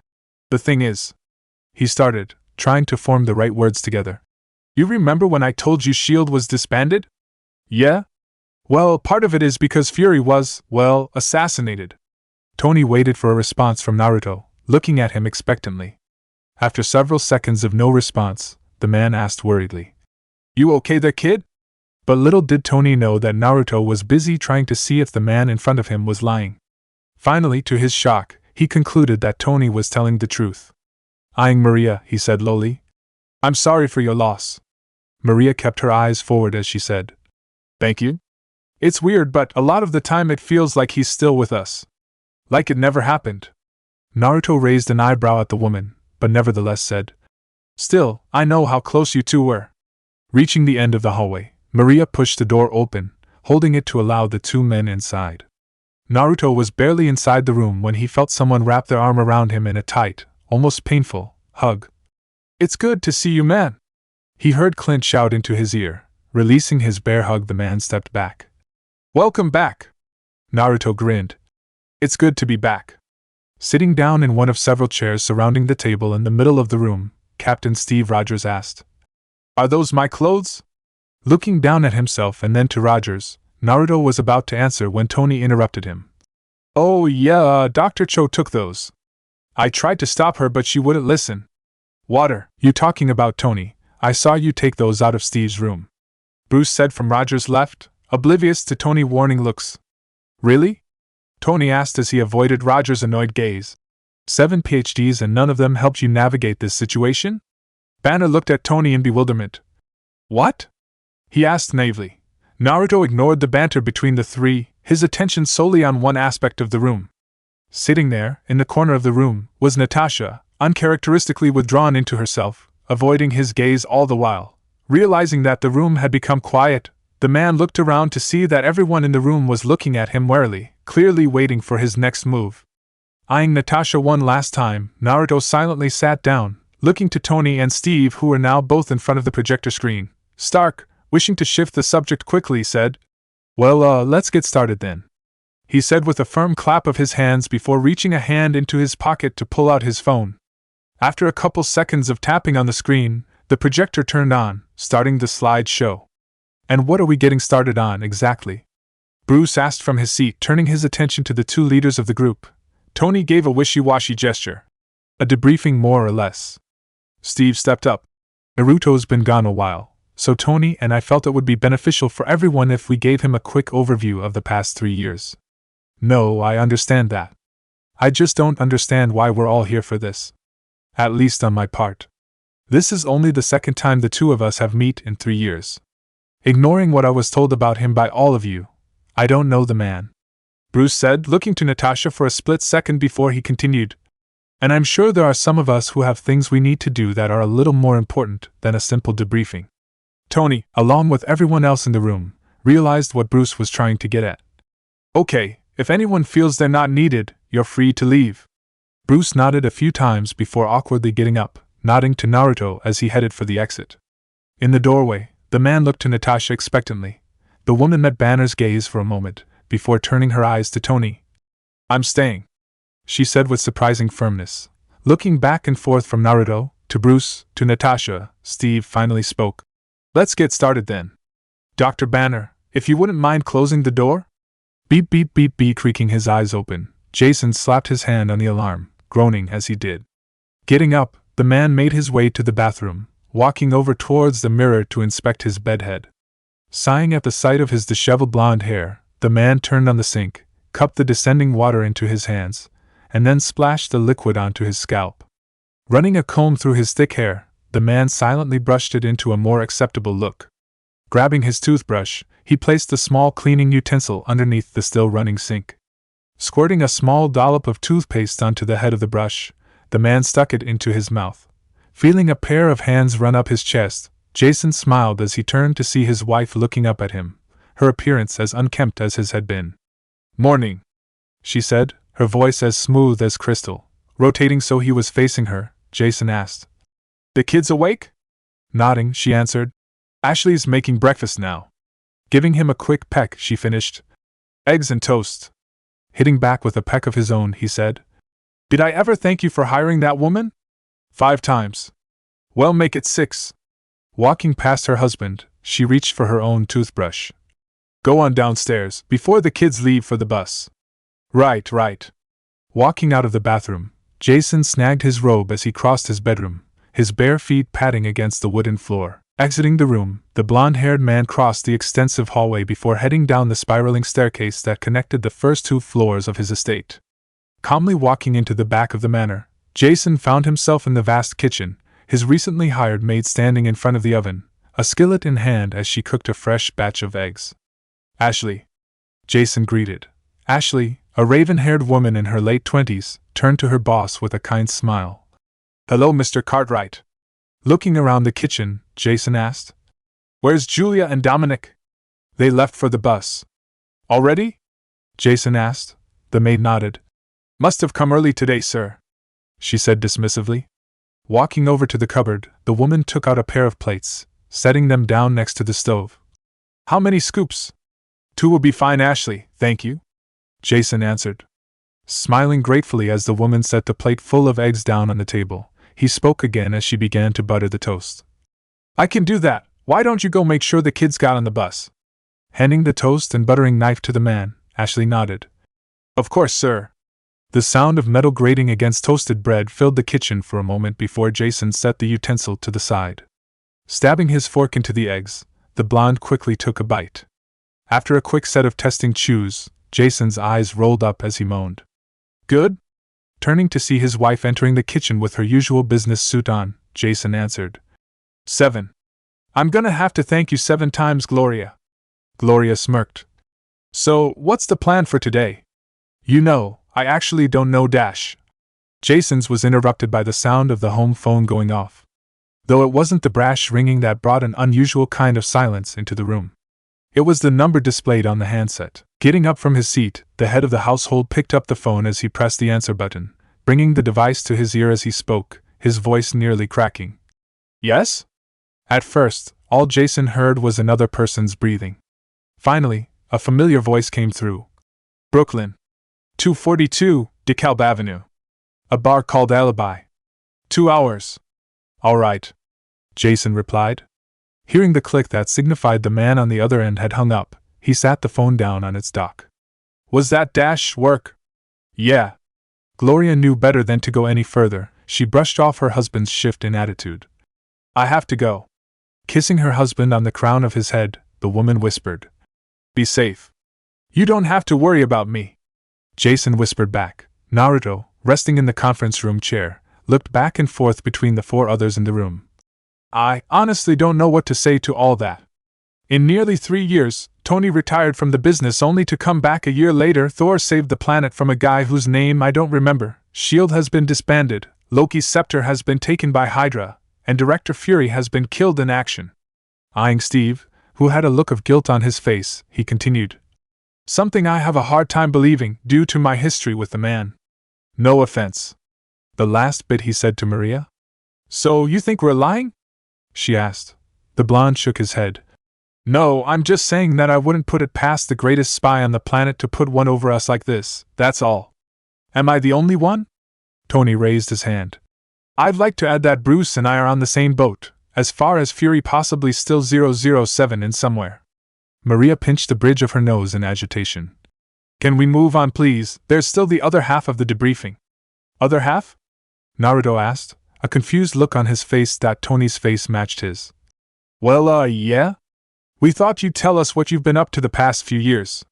Tit for tat. Naruto sighed. Well, what do you want to know? Where did you go when you left? The blonde turned over to his shoulder to look at the one that spoke, eyeing Natasha as he said. My home planet. That shut everyone up. You went back to your planet? Natasha asked. Naruto nodded. Well? Maria half asked, half demanded. Closing his eyes, Naruto released a long breath before calmly replying. After the invasion, I used the Tesseract to get to my home planet. When the blonde paused for a second, Tony began to say. I guess the easiest way to say it is that I'm the last of my kind. Once again, the room grew silent. That silence lasted barely a minute before it was ended by the screeching of a chair's legs rubbing roughly against the floor. Opening his eyes, Naruto watched as Natasha practically rushed out of the room. Getting up from his chair, Naruto scratched the back of his head. After that, abridged version, I met some space pirates, helped a criminal wanted by a galactic empire, ended a war that had lasted for 1,000 years between 2 rival empires, assisted in the assembly of a motley crew of space avengers, and saved a planet. Walking towards the door, he said. Anything else? No? Great. Hey, Naruto! Where are you going? Tony asked. I'll be around, Tony, call me. His disembodied voice called out from the hall. Maria sighed. Does he even have a phone? I don't think so. Of course. In the seal, Kurama rolled his eyes as he felt his container try and follow the red-headed woman. What are you doing, Naruto? Just let her go. No. Don't be stubborn, brat. She's not worth the FO dash. There's nothing you can say that'll change my mind, Kurama. So don't bother. Naruto could feel the scoff coming off the beast. Just don't do anything stupid. I'm not going to hurt her. That's not what I'm saying. As he entered the elevator, Naruto closed his eyes as he allowed nature chakra to enter his system, taking much longer than necessary to gather the required amount due to the lack of nature around him. Naruto was finally able to stretch out his senses enough to pick up on the woman. Hitting the button that would send him 2 floors below, Naruto waited patiently as the box began to descend. So, what's the game plan? After a second, Kurama continued. After your talk with the red wench. Naruto shrugged. There's someone I need to see. After that, I guess I'll see where the wind takes me. Maybe look into all that S.H.I.E.L.D. information that got leaked. See if there's anything I can find about the second stone, that and Loki's scepter. Why the stick? If you didn't take such long naps, you'd have been present when Gamora told us that the Big Purple gave Loki the scepter to assist him in his invasion of Earth. And the scepter had a little gem in it. Naruto hinted. After a few seconds of thought, Kurama's voice echoed through Naruto's head. Exactly. The little shit was carrying around an infinity stone and didn't even know it. What an asshole. Naruto chuckled. I know, right? Thank the sage he's dead. How do you know he didn't just trick the Thunder Man? He's been prone to do it before, apparently. Time will tell, my friend, time will tell. Naruto grumbled out loud, walking out of the elevator as it came to a stop. His walk, at first firm and brisk, began to slow ever so surely as he closed in on his destination. Reaching the door acted as a barrier between him and the woman he once claimed to love. The blonde took an almost shaky breath in as he knocked on the door. When no answer came, he knocked again, harder this time. Again, no answer. As he was about to tap on the door a third time, a voice halted the action in mid-swing. What? Natasha's muffled voice called through the door. Even with the door between them, the blonde could hear the irritability in her voice. It's me, Nat. The blonde waited several seconds for the woman to respond. Rubbing his face in anticipation, Naruto was about to speak again when the sound of a lock unlatching echoed through the barrier between them. Slowly, the door creaked open, Natasha's face peeking through, almost as though to confirm it was in fact the blonde standing in front of her. Can I come in? The blonde could see the trepidation on her face. Narudash, please, he insisted. The redhead looked into the man's eyes for a moment, an internal argument taking place as she did. Finally, the door swung open completely, signifying for the blonde to enter as she trekked back in. Walking forward, he followed the woman as she made her way into her living room.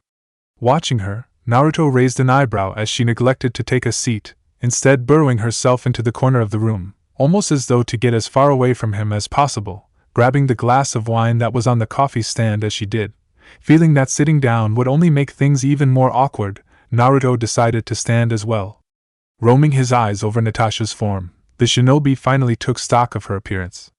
Her hair was relatively the same, maybe a bit shorter, and she was wearing clothes that seemed a little too unfamiliar for the usually uniform-donning assassin, consisting of a loose tan cotton plaid shirt that went past her hips, tight black leggings, and gray high-top shoes.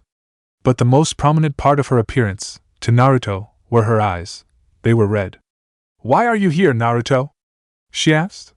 The man held back a sigh as he watched her put up her mental defenses, her coy mask exactly what it was. A mask. We need to talk about what happened. The woman took a sip of her wine, the blonde recognizing it as a technique to give her time to think. Removing the glass from her lips, she answered, If that's why you're here, then we both know where this is going to go. So, just get it over with. Putting the glass down with a bit too much force, the red liquid spilling out over the lip of the cup, she continued. I deserve everything you're going to say. Don't bother holding back. Naruto's chuckle lacked any real humor. Is that really what you think I'm here for? To yell at you? Why wouldn't you? She asked, her voice almost pleading. I told you I deserve it. The warrior shrugged. Probably. The woman waited before demanding. Well? What do you want me to say, Nat? Anger seeped onto her face. Don't call me that. Why? He asked. How many times do I have to tell you to get it over with? If you tell me what you want me to say, I'll say it. Why are you acting this way? After everything I've done? She screamed. Naruto kept calm. You know why, Nat. Don't call me that, she repeated, her voice ringing through the room. Why not? Naruto screamed back, his own mask finally cracking. Because I don't deserve it, she cried. That name was back then. Back when you loved me. Back when I didn't feel this way. That name was back when I hadn't hurt you. She finished, whispering the last sentence. Tears had begun to build, shocking the blonde as he realized he'd never seen her cry in all the time he'd spent with her. Forcing his mask back into place, Naruto asked again. What do you want me to say? It was then that the dam finally broken. I want you to say you hate me. I want you to say it was my fault. That it was my fault that everyone you love is dead. That I broke your trust, that I broke your heart. I want you to tell me I'm a witch, a whore, a piece of human garbage. I want you to hit me. I want you to return the pain I put onto you, onto me. As she went on, she broke down more and more, her cries turning into sobs, her tears streaming down her face unabated, her hand covering her mouth as she tried to collect herself enough to finish. I want you to forgive me. I want things to go back to the way they were. I want you to love me. By now, her eyes were closed, trying with all her might to restrain the liquid from leaking any further. She jumped violently as she felt a pair of arms begin to wrap around her. Looking up, she saw that Naruto was looking down at her, his eyes full of pain as he held her tight. Suddenly, she began to fight against him, trying to pry him off of her. But he held tight, keeping her in his arms as the woman tried to break from his grasp out of instinct. That instinct quickly melted away, however, as the feeling of his warm body holding her once again only seemed to break her down even further, forcing the man to practically catch her as she nearly collapsed in his arms, the two of them gradually sitting on the floor simultaneously, her head resting on his chest as she cried for the first time in decades. Gently, Naruto began to run his hands through her hair, ignoring the wet puddle that had begun to form on his chest as he said softly, "It wasn't your fault." Feeling her sobs begin to slow after hearing those words, he continued. "When Sasuke saved me, he used a portal that uses the aspects of both time and space. In his rush to save me, he used a technique he had practically no control over. The portal didn't just connect my world with a random aspect of space, but a random aspect of time as well. He sent me to Earth, 76 years into the future. That doesn't it doesn't change the fact that you used and betrayed me. It doesn't change how much you hurt me. It doesn't change the fact that I can't forgive you for it. It doesn't change the fact that you were the first woman I ever loved," Naruto said, his voice hollow. "But you're not the reason that my people are gone. That I'll never get to see the people I love ever again. That I'll never get to say the things I wanted to say after the war. That I'll never get to have the reunion with my team that I wanted. All that went out the window the second I entered this planet's atmosphere. I could have gone back as soon as I left, and it wouldn't have made a difference." Pausing, Naruto closed his eyes as he released a shaky breath. "I failed. It's no one's fault but my own." With that, the two sat there, not saying a word as they stewed in their own misery, their only comfort being the other's presence. "Right on time, Mr. Cartwright." Jason, having just been given a pat down by one of the two men stationed outside the closed dive bar, walked into the establishment to see that the only people in the building were himself and the man sitting down in the middle table. The man was what anyone would think of if they were asked to imagine a stereotypical businessman. Wrapped in an excessively expensive dark blue two-piece wool business suit, his hair trimmed and styled to look messy yet with a purpose, and a cocky smirk plastered on his handsome face, the man looked very out of place in the rank dive bar they were currently occupying. Walking over to the table, James pulled out the chair directly across from the man before sitting down. "I know how you and Mr. Mr. Cartwright." The man interrupted. "I'm afraid I'll have to remind you not to use the name of our employer. You understand, I'm sure." Jason withheld the need to sigh in annoyance. "I know how you and our employer," he continued, "are about punctuality." Leaning back in his chair, the man looked around the bar. "Quite the quaint little place we find ourselves in, don't you think?" "That, and I simply couldn't resist the wordplay. The alibi," he said with a chuckle. Feeling his eyebrow twitch in irritation, Jason asked, "You called me for a job, sir?" "Sir?" the man asked. "I'm not my employer, Mr. Cartwright. You can say my name as freely as you like." Feeling the burning of impatience running through his chest, Jason said, "The job, Mr. Wesley?" His smile still in place, Wesley folded his left leg over his right, resting his elbow on the table as he said calmly, "Victor Vasquez, 2, 39 years old, Harlem, 58 West 120th Street. Family of 4. Wife, Maria Vasquez, 37 years old. Daughter, Juana Vasquez, 15 years old. Son, Victor Vasquez, 9 years old." After a pause he asked, "How's your Spanish?" "Good." "Good as in you can have a conversation if need be?" "Yes." Nodding, Wesley said, "Good, that may be needed." "The job?" "Interrogation and extermination. Mr. Vasquez is one of our employer's many retainers." Leaning forward, Wesley said, "After making a name for himself in Central America, he thought he'd spread his reach over into the States. Allying himself with our employer, Victor was put in charge of importing drugs from across the border, splitting the profits with the overall organization. I'm going to assume that after moving to the States, he started making a series of bad decisions?" Jason asked. Wesley nodded, as men of his position are prone to do. Some of our accountants had found several inconsistencies while going over his numbers, and by several, I mean 2,034,588. Skimming the books isn't that offendable of a transgression, we all do it from time to time. Our employer was more than understanding when he confronted Mr. Vasquez. Mr. Vasquez, not so much. Jason watched as barely restrained anger seeped onto Wesley's features. 3 men broke into our employer's home, and killed 2 of our men before they were forced to flee. 2 were killed in their escape. We need to find the 3rd. We need to do it fast. We need to set an example. Understood? Understood. Where are we going, exactly?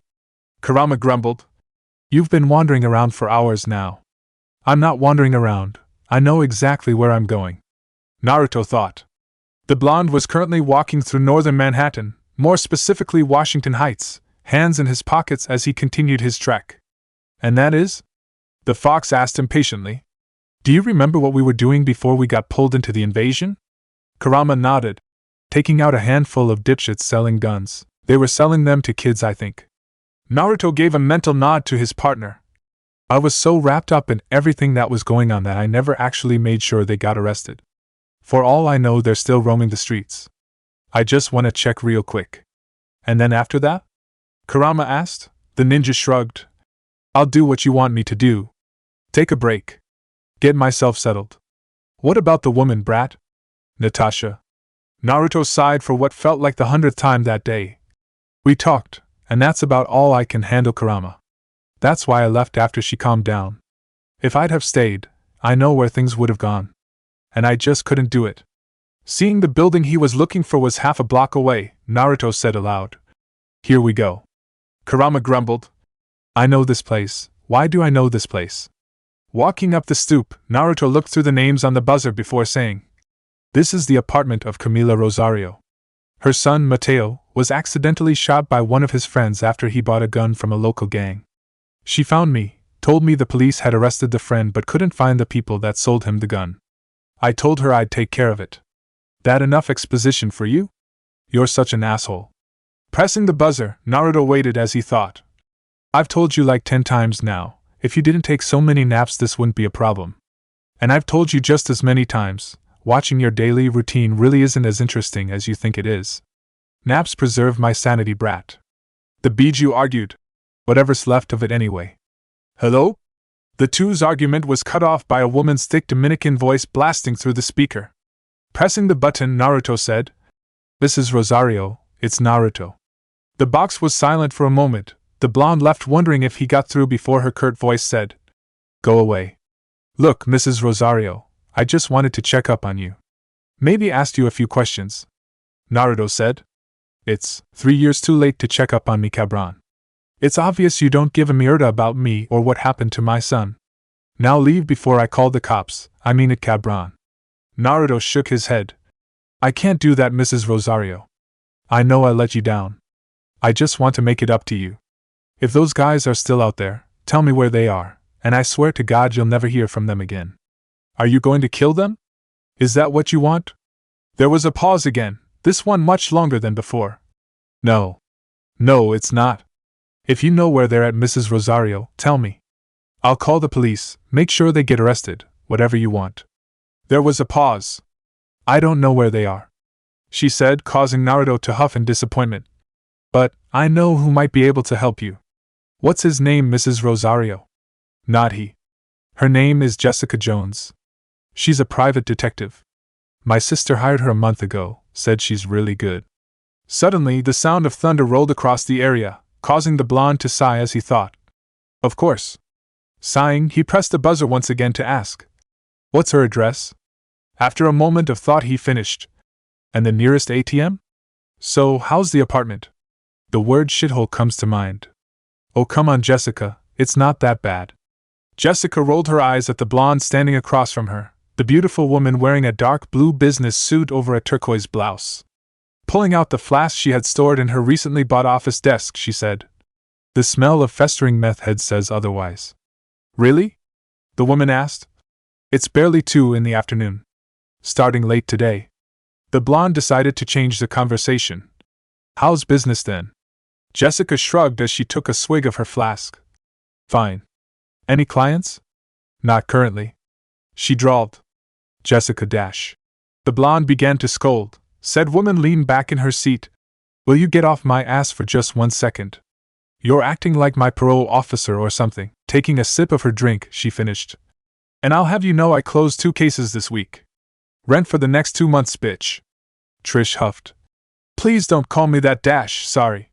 You know how I feel about being called that. I said I was sorry, Jessica replied, trying to defend herself. Yeah, by interrupting me. It's still an apology. she said through a loud sip of her flask. A rude one. Jessica gave a long, overdramatic sigh. Fine.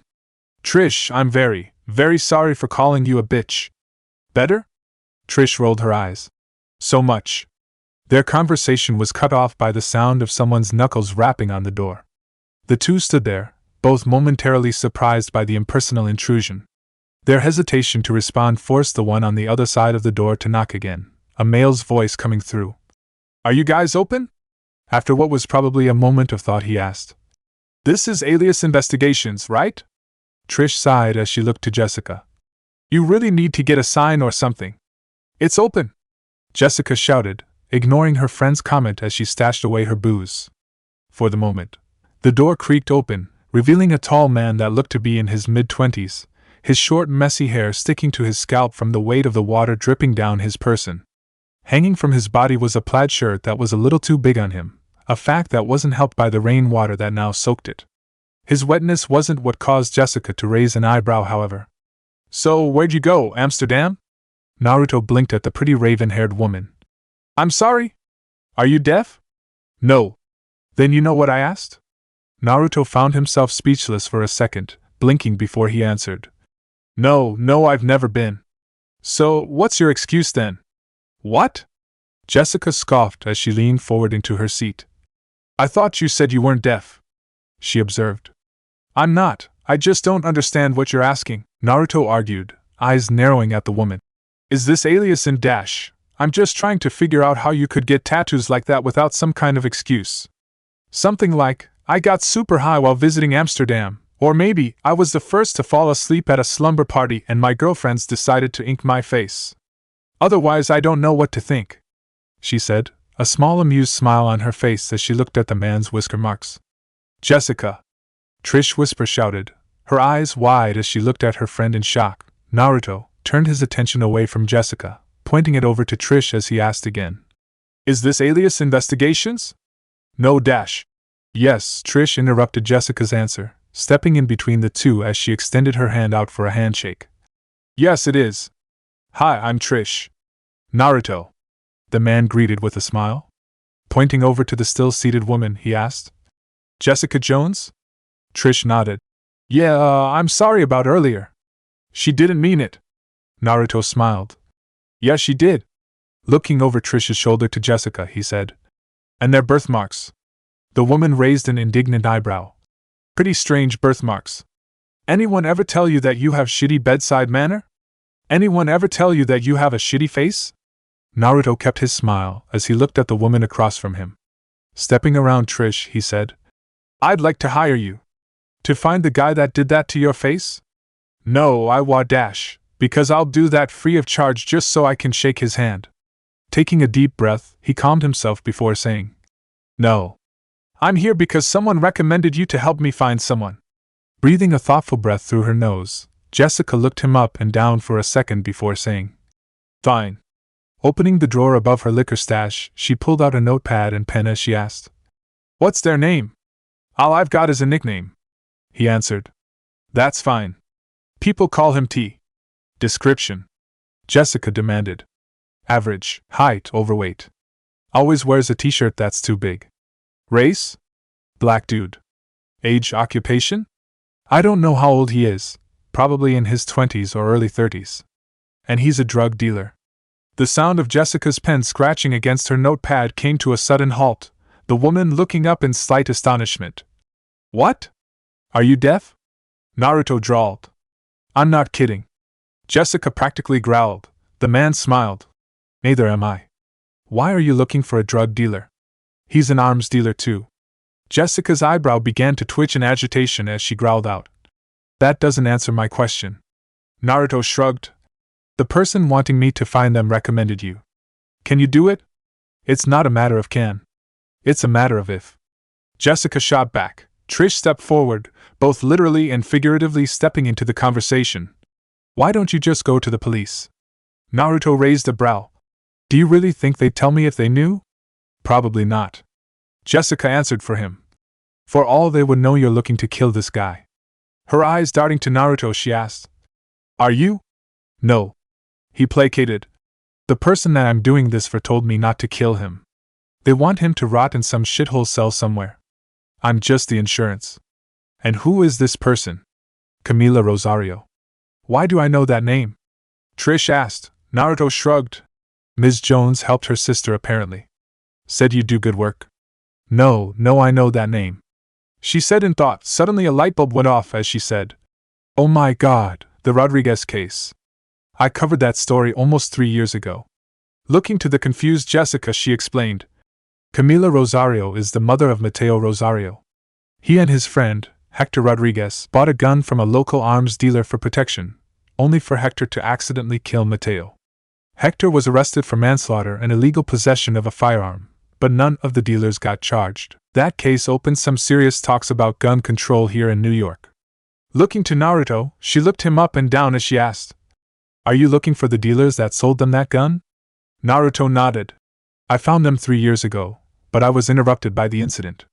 2 of them died in the chaos. The other, T, is still working around town. So why has it taken so long for you to find him again? Trish asked, Jessica eyeing the blonde as she waited for an answer as well. Ever hear of a sabbatical? Naruto answered, his face as hard as stone to show his answer wasn't up for discussion. So, can you find him? Jessica stared at Naruto, the wheels in her head turning as she said, I have a few ideas. Do you know where he operates? His usual dealing location? Naruto nodded. Harlem, last I checked. And when was that? 3 years ago, just about. Jones nodded. Well, I doubt he's moved around too much. There are a couple places I know he might be. The ninja clapped his hands in anticipation as he said, Awesome. Let's get going. Excuse me? The private eye asked. What? I don't know where anything is in this town. It'd be a lot easier if you just came with me. Don't you have a phone? She questioned. It's called Google Maps. Nope. A sigh escaped her lips. Fine. Opening up her liquor drawer, she pulled out her flask as she asked, Cash or check? Cash.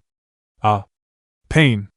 That was the first thing Victor could comprehend when consciousness returned to him. His head was throbbing, pulsing violently as he blinked away the grogginess. As his awareness began to return, he felt something wet running down the side of his head. Looking down to where he was sure the liquid was dripping to, Victor could see a large blotch of red on his silk pajama top. His sense of smell came next, the stench of urine-soaked cotton causing his nose to curl up in disgust. Next came his hearing, the sound of his sobbing wife and daughter bringing an extreme sense of dread into his being. His head shooting up, Victor eyed his entire family strapped to chairs sitting around him, his daughter to his right, his wife across from him, and his son to his wife's left, the 4 of them forming a half-circle.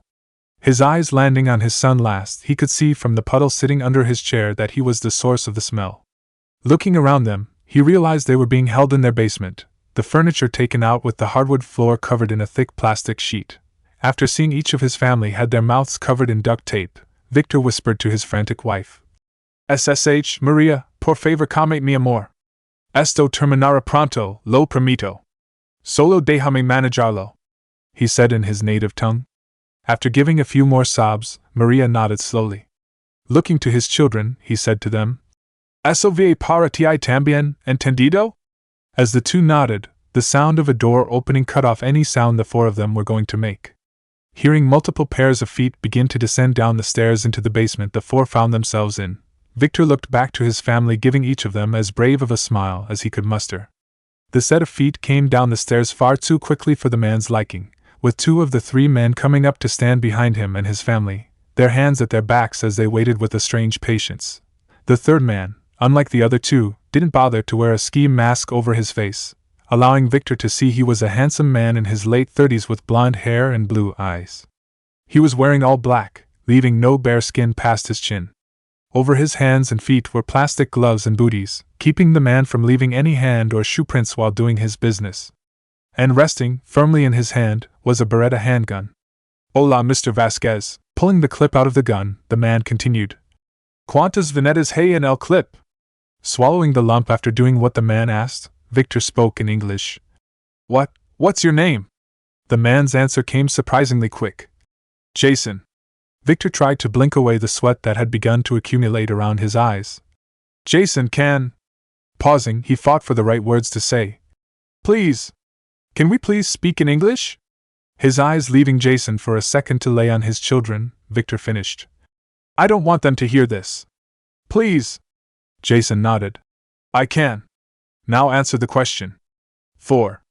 There's 4 bullets in the clip. He practically whispered. Jason nodded again. Good. Now I'm sure you know it's not an accident that I have no more or no less than 4, don't you? The man asked as he placed the clip back in its place. Yes. Yes, I do. Good. Giving the gun a quick cock, Jason calmly pointed it at Maria, the muzzle pressing up against the side of her forehead. You sent 3 men to kill Wilson Fisk 2 days ago. 2 were killed. I need the name of the 3rd.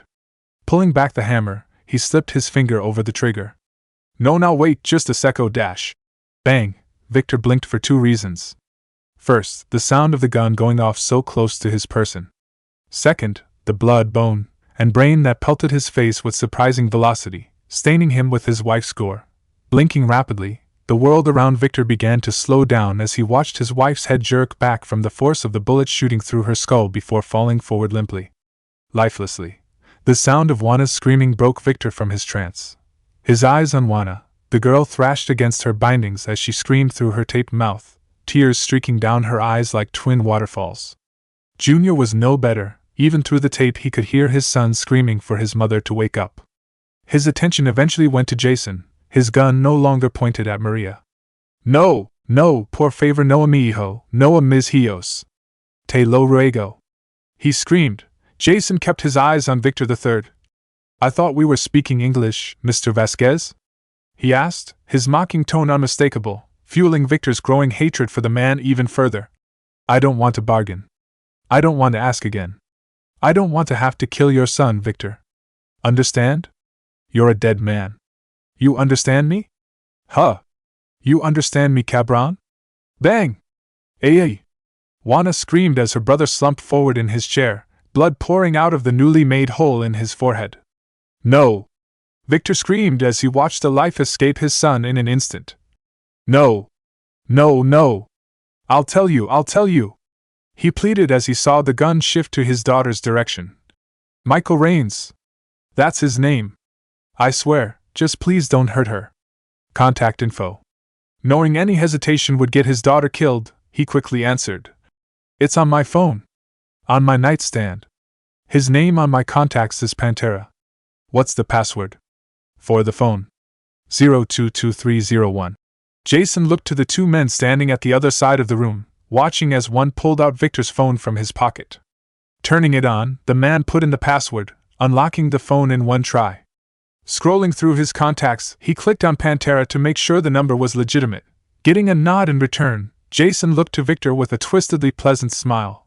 Thank you, Mr. Vasquez. Bang, bang! The sound of sprawling traffic blasted through Naruto and Jessica's shared taxicab. Speeding through the bustling city at what felt like a slow crawl, the duo sat in an uncomfortable silence as they waited to reach their destination. Giving a few random side glances to the woman sitting next to him, Naruto mulled over possible topics of conversation to pass the time, only to fail miserably in his endeavor. Where do I know you from? Looking at Jessica in surprise, Naruto muttered. Repeat that? I asked where I know you from, her deep brown eyes roaming over his form, she asked. Are you a celebrity or something? Athlete maybe? You have the build. Naruto barked out a laugh. Oh really? You've been paying attention, huh? Jessica rolled her eyes. You wish. Brushing some hair past her shoulder, she continued. Seriously, where do I know you from? You're a PI, right? Where's the fun in me telling you? Asshole. Bitch. Naruto shot back. Jessica's retort was cut off by the driver. Hey, look, I don't want to get in your business, buddy, but do you really think you should be talking to yo girl like that? Naruto could see through the rearview mirror that the older gentleman was looking straight at him pointedly. Just saying. It was Jessica's turn to bark out a laugh. Yeah, right. Leaning forward, her voice entered a threatening timbre. Mind your goddamn business and drive the fucking cab, asshole. The man's face flickered from surprise to anger. You're a piece of work, lady. Do you really think I give a shit? She asked rhetorically.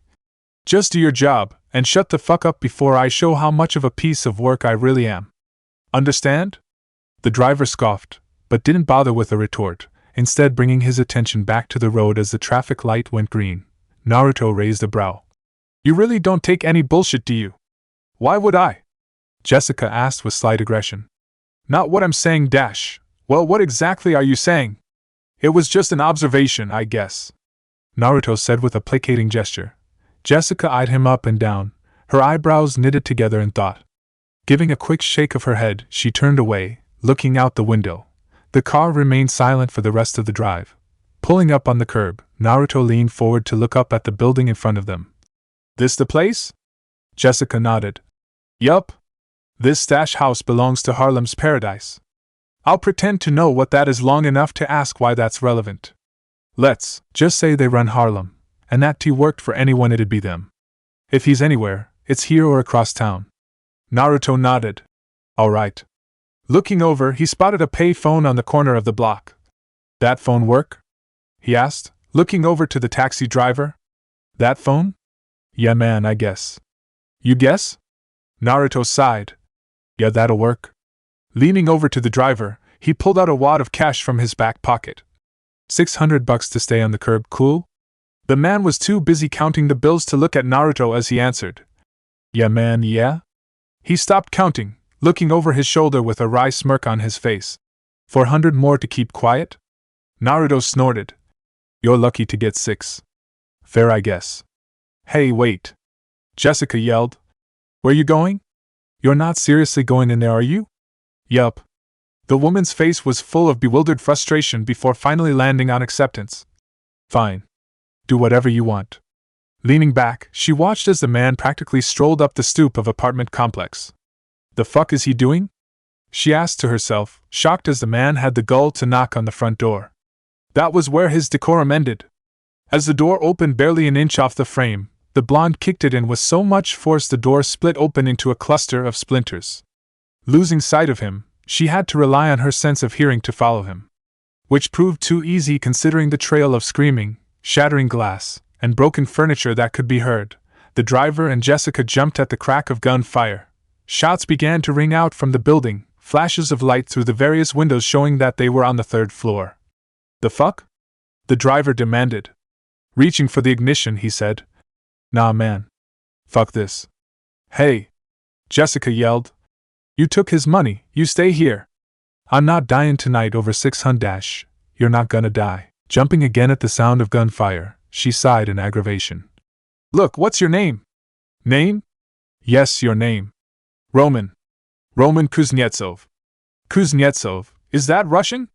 She asked, watching as the gunfire eventually made its way up to the 5th and final floor. You don't sound it. I'm a New Yorker born and raised, the man said, slight indignation in his voice. My old man came here in the 40s before the war.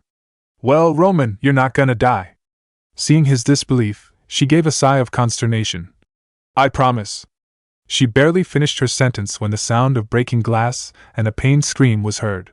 Looking up, she watched as a man plummeted from the 5th floor onto the pavement, the man smacking against the concrete hard enough she could hear his body break from inside the car.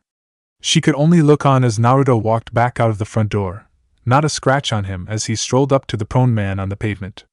The blonde began to speak, his voice muffled as he conversed with the barely conscious man underneath him. Seemingly getting what he wanted, he stepped over him, and then walked to the payphone, his finger tapping the dial pad 3 times. Speaking into the phone for a moment, he then calmly hung it up before walking back into the car. 1432 83rd Street. Brooklyn, the blonde said as he strapped on his seatbelt. After realizing the car wasn't moving, he looked around the cab. What the matter? Blinking, he continued. Was it a bit much? Sorry, I had some pent-up shit I had to get off my chest, he said, rubbing the back of his head in clear embarrassment. What's the mat dash? Roman began to say in indignation. If you honestly think we're going anywhere after that bullshit just now, you're fucking crazy. Jessica growled out, her eyes narrowed to maximum capacity. Naruto sighed as he pulled out another wad of cash. Look, here's 400 more. Just drive us to where we need to go, and then drop me off, he said, reaching over to give the driver the money, only to feel a shockingly firm grip on his wrist keeping him in place. Looking over with a raised eyebrow, he looked Jessica up and down, an appraising look in his eye. That's quite the grip you got there. The woman scoffed. Keep this up and I break your arm. If you were anyone else, brat, I'm sure your wrist would be paste right now. Kurama observed with interest. Leave it to Uzumaki luck that you'd run into another super freak. The blonde ignored the beast, instead saying to the ravenet, What do you want? I want to know who you are. Jessica demanded. Nobody can do what you just did and walk out like it never happened. You'd have to be a superhero? Jessica gawked at the blonde, for once at loss for words. Letting go of Naruto, the detective leaned back into her seat as she pulled the flask out from her jacket, taking a mighty swig before muttering, Drive. Roman looked back at her. What? Drive, she repeated. Drive so we can get this over with. The driver looked between the two a couple times before sighing, taking the money from Naruto. The blonde nodded, though not before looking to Jessica. Vodka, really? Jessica simply flashed him a middle finger, taking another drink as she did. Michael Raines, huh? Sitting in his car, Jason spoke over the phone as he sifted through a bag of fast food, making sure they got his order correctly. Looking up, he gave a nod of thanks to the woman on the other side of the window as he said, If you haven't heard of him, don't worry. He's relatively new to the game. Fairly small fry. From what I've heard though, he's good. Gets the job down. Reasonably professional. And above all, cheap. Which explains why the late Victor Vasquez would hire someone so green for something so heavy. He could afford him. Jason finished by shoving a small handful of fries down his throat. Well, he won't be an issue for much longer. 500,000 alive, a quarter dead. You're more than welcome to try for it yourself, of course. Wesley said over the phone, finishing his mouthful. Jason said, The 1.5 million you paid me is more than enough. Thanks though. Which you can expect in the next few days. Fantastic. Jason said, feeling a tinge of glee enter his voice. Expect a call soon, Mr. Cartwright. You've made our employer a very happy man today. I'm sure he'd like to meet the man who's done him such a service. The click of the phone disconnecting told Jason the call was over. Shaking his head, Jason said in mocking voice, I'm sure he'd like to meet the man who's done him such a service. Unwrapping the burger, he said, What a douche. As he was about to take a bite, a knocking on his window startled him from doing so. Before he could turn to see who it was, his glass was shattered open, sending shards of glass into his face, slicing open his skin. But he couldn't even register the fact that someone had broken in his window, too busy getting his face smashed in by someone else's fist. Dazed, bleeding, and bruised, Jason could only watch as someone reached into his car to open the door before brutally throwing him out onto the concrete floor. Feeling his survival instincts kick in, Jason reached for the Beretta strapped to his lower back, only to be kicked in the side. Heaving as he felt one of his ribs crack open, he rolled over onto his back from the pain. Looking up, blinking through the pain, Jason watched as 4 people hovered over his prone person, and could only continue to watch as the one closest to his head raised up his foot before stumping on his skull.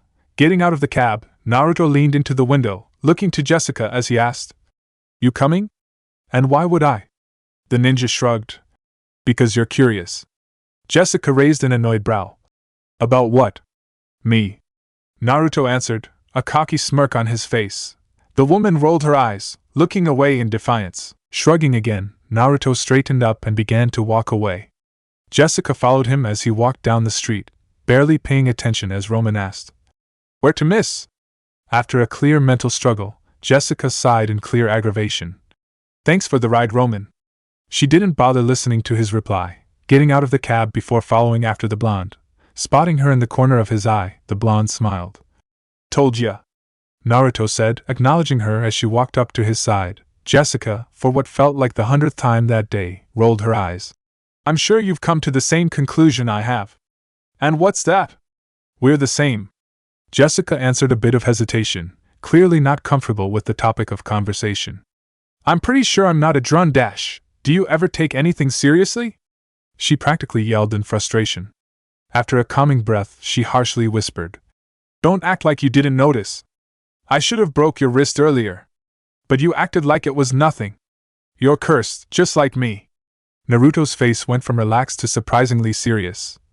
Your curse is nothing like mine. Trust me. Once again, Jessica was left speechless. Realizing they were where they needed to be, Naruto looked around to see if he could spot another payphone. Failing in his mission, he told the ravenet, I'll be back. What are you going to do? Walking up the steps to the building, he came up to the door as he answered. I'm gonna go get a phone. Naruto didn't bother knocking this time. Spartan kicking the door open, he came face to face with several shocked faces.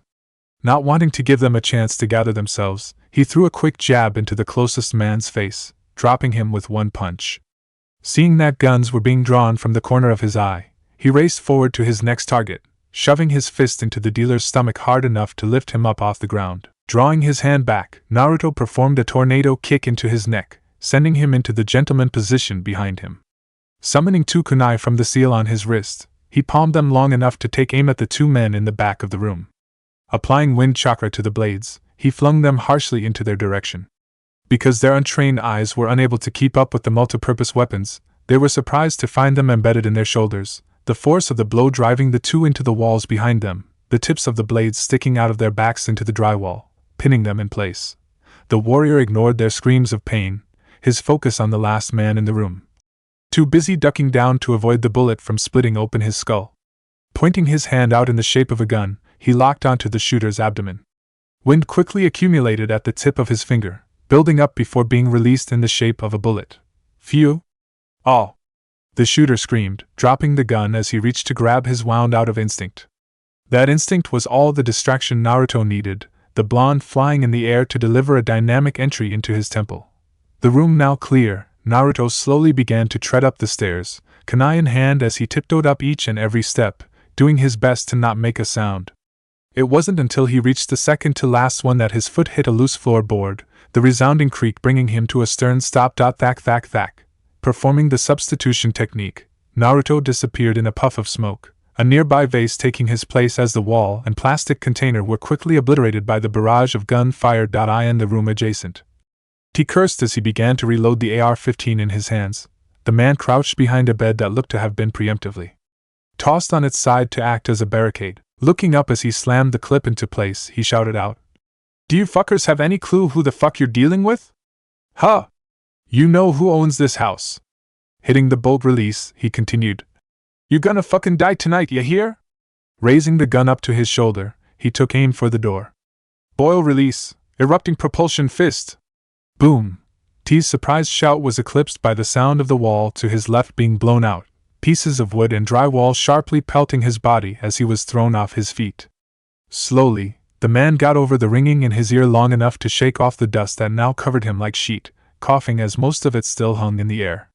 His vision now coming back to him, he began to look around the room, only to find a fist cutting into his temple. It didn't seem to end there, the man feeling someone get on top of him before a downpour of punches began to rain down on his face. Naruto paid T's pained whimpers no mind, too busy trying to break his skull open to notice. Each time he brought his hand back to charge up for another jab, more and more blood began to cake his fist, it finally getting to the point that the thick liquid was slowly dripping from his knuckles and closed fingers onto the dusty floor. It wasn't until he realized the man underneath him was unconscious that he stopped. Dragging his breath in slowly, Naruto calmly collected himself as he stood up, dusting himself before checking his bloodied left hand. Sighing at the state of it, he resisted the urge to wipe it off on Steve's shirt. Taking a second to revel in the now quiet house, the blonde quickly realized there was another presence in the house. Sighing, Naruto slowly stepped out of the room into the hall, pinpointing the person to be in the bathroom a few rooms over. His pace at a slow crawl, Naruto listened as their breathing got louder and louder, clearly in a panic over their situation. Reaching the door, he slowly extended his hand out for the doorknob, grasping it before creaking the handle open as carefully as he could so he could push it open with a loud creak. A troubled frown made its way to his face as he looked down at the boy in front of him. He looked around 11 or 12, with skin matching his African descent and short curly brown hair to go with it. Wearing clothes that were more than likely hand-me-downs considering they were a few sizes too big for him, Naruto could still see that he was shaking in fear as he took several steps back away from the blonde. The sound of a metallic clicking brought Naruto's full attention to the handgun that was practically vibrating in the boy's adolescent hands. Taking a step forward, he halted when the kid held his gun up a bit firmer than before. "Get away!" he yelled. Naruto ignored his warning, taking another step forward, though his hands were raised as he said, "I'm not Dash, I said get away!" The boy yelled, "I'll kill you! I will!" He took another step forward, the gun nearly pressing into his chest. "Do it then!" He firm voice not reflecting the softness in his eyes as he looked down at the child. I'm not fucking playing. Neither am I. Naruto shot back, his hands shooting up to grab the gun, pulling so the muzzle was now pressing up against his chest. Silence broke between them, the only noise in the room being the clicking of the shaking gun. Jamming his eyes closed, his body language the definition of defeat, the boy let go of the gun, his hands dropping to his sides. Looking over the gun in his hand, Naruto looked down at the boy. What's your name, kid? The boy shrugged. Naruto sighed. Applying some fire chakra to his hands, the blonde used the heat to help him bend the gun into a 90-degree angle before tossing it into the bathroom's sink. Looking down at the kid, he asked, You got a phone, kid? Jessica found herself tapping her foot impatiently, the sound of gunfire having abated a few minutes ago, forcing the woman to wonder how long it would take the police to show up. If that asshole gets me arrested, I'm gonna kill him, she growled out. Having long since finished off her flask only seemed to increase her annoyance, now unable to waste time with the joys of alcohol. I need a drink, she quietly said to herself. Hearing someone stepping over the splinters that had once been a door, she looked up to see Naruto walking down the stoop, his hands in his pockets. He said, You ready? I've been ready, she said testily. There's no telling when the cops will show up, asshole, and the last thing I need is to spend the night in a cell. Probably pretty soon, considering I called them, Naruto said lightly, the man walking down the street as he looked out for a taxi. Jessica followed after him. And why in God's name would you do that? Naruto shrugged. How else are they gonna get arrested? Was that really what was going on here? Some kind of vigilante bullshit? Yup. You're an asshole, she said. I hope you know this is a one-time thing. I figured, Naruto said with a nod. You don't seem like the kind of person, if I'm being honest. The man looked at her with a smile. I'm kinda envious, actually. Jessica didn't respond, making the blonde raise a brow. Did I say something? He asked. If the woman wanted to answer, she couldn't due to the arrival of a wandering taxi cab. Hey! She yelled, catching the driver's attention as he pulled over to the curb. Entering the back seat, the driver looked over his shoulder as he said, Where to? The nearest bar, Jessica answered. Noticing her companion's look, she said, You can do whatever you want. I'm getting a drink. Naruto mulled it over for a second before saying, I guess I could use a drink. Looking to the cabbie, he asked, You got the time? 10:42. The blonde smirked at the woman. Drinking at a reasonable time? I'm proud of you. She flipped him the bird in response. The driver turned to face the road. Alright, there's a place called the Alibi a few blocks away. Sound good? Let's get going, Jessica demanded, pain. That was the first thing Jason could comprehend when consciousness returned to him.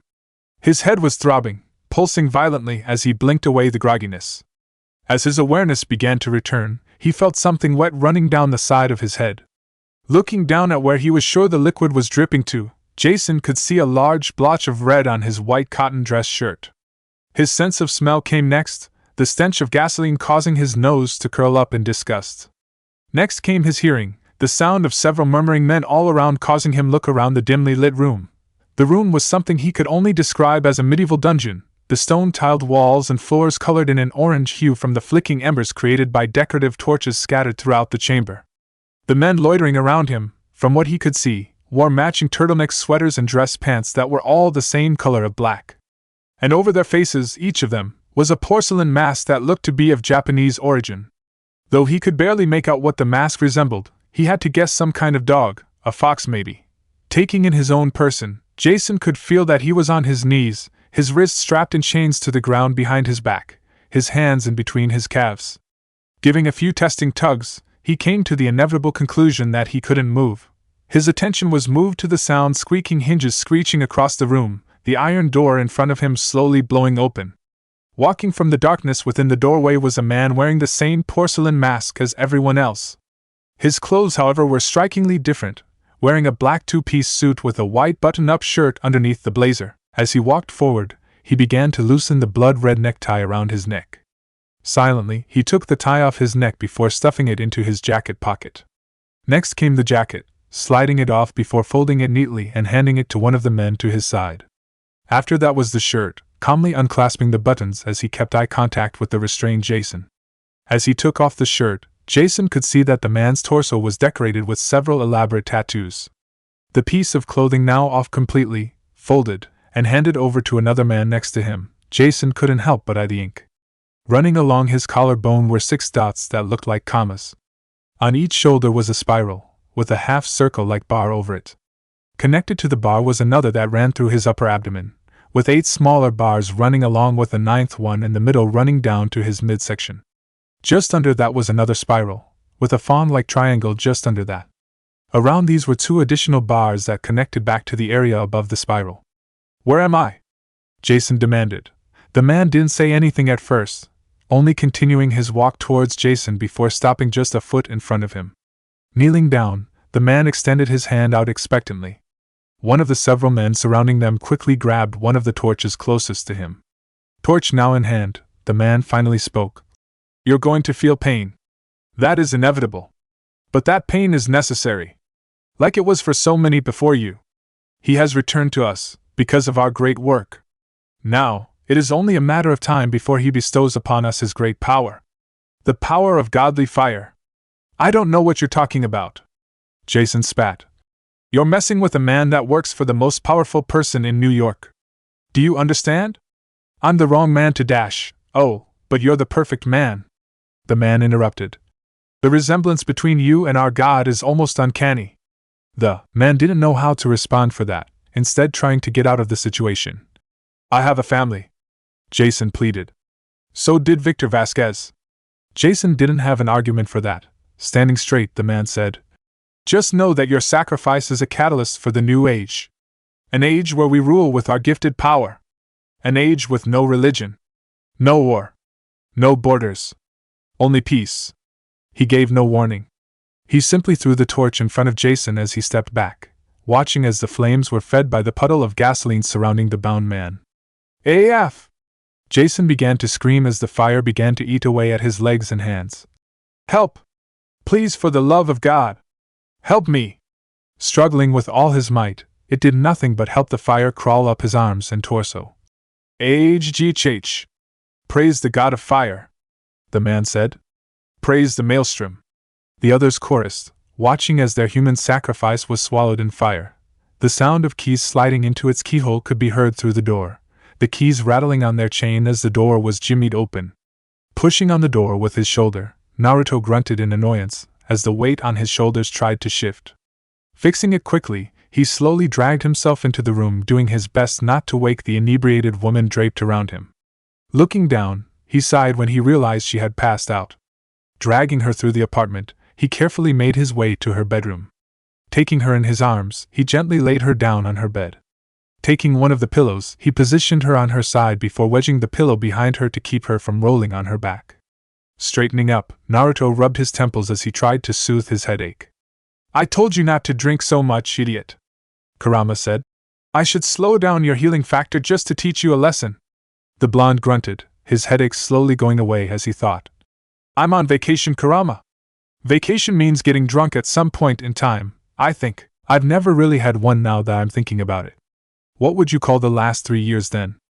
"Exploration," Naruto answered, walking over to the adjacent office, pulling up one of blinds to see that the sun had begun to rise. Looking over at the digital clock on the desk next to him, he sighed when he saw it was nearly 7 o'clock in the morning. No one calls Lewis and Clark's trip a vacation. "I don't know who that is," the fox drawled. "Neither do I," Naruto admitted. Leaning on the desk, he continued to rub his forehead. "Sage, I need sleep. There's a bed right there." "Not funny. Just saying." Naruto's retort was cut off by a knock coming from the door, followed by a woman's voice. "Hello?" Jessica, even in her drunken slumber, heard the knock. Her voice rang out from the bedroom. "Go away," she slurred. "I know it's early," the voice said, "but I need to speak with you. Please, I have money. I'll pay whatever you want." Naruto waited for Jessica's reply, only to chuckle when he realized she had passed out again. "I'm coming," he said loud enough to know she heard. Walking over to the door, he opened it to find a rather pretty woman standing on the other side, her brown hair disheveled and face lacking as much sleep as his, telling him she had been up all night.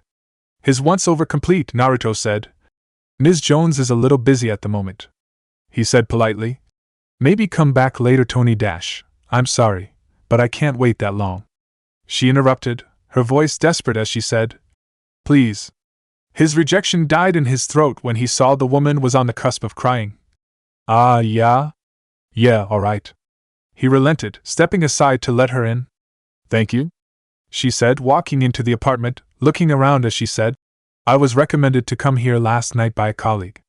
Her face scrunched up in barely concealed disgust, she said. From what I heard, I thought I'd be a bit more professional. I figured the same. Naruto admitted with a chuckle, walking over to the desk. He leaned against it as he said, And ignoring the fact she's passed out, the woman's got some skill. Folding his arms across his chest, he asked, Look, I don't know how I can help you. She's not in any condition to talk to you, and I'm a client myself. The woman sighed, a faraway look on her face as she mumbled. I figured this was a lost cause, she admitted. Taking a shaky breath, she continued, My husband never came home last night. When I went to the police, they said there was nothing they could do, that he was likely at a friend's house or something after a night of drinking. She laughed. That's nothing like my husband. He doesn't drink, and he doesn't have friends. Shaking her head, she tried to be subtle as she wiped a stray tear from her eye. I don't know what I'm going to tell my kids, if I'm being honest. She chuckled again. I'm sorry for unloading my problems on you. I doubt you care. No, it's fine, Naruto said softly. Walking over to the desk drawer, he said, Here, the least I can do is write down your information. I'll make sure she sees it, I promise. Thank you, she said, a small but pleasant smile on her tired face. What's your name? Gloria. Gloria Cartwright.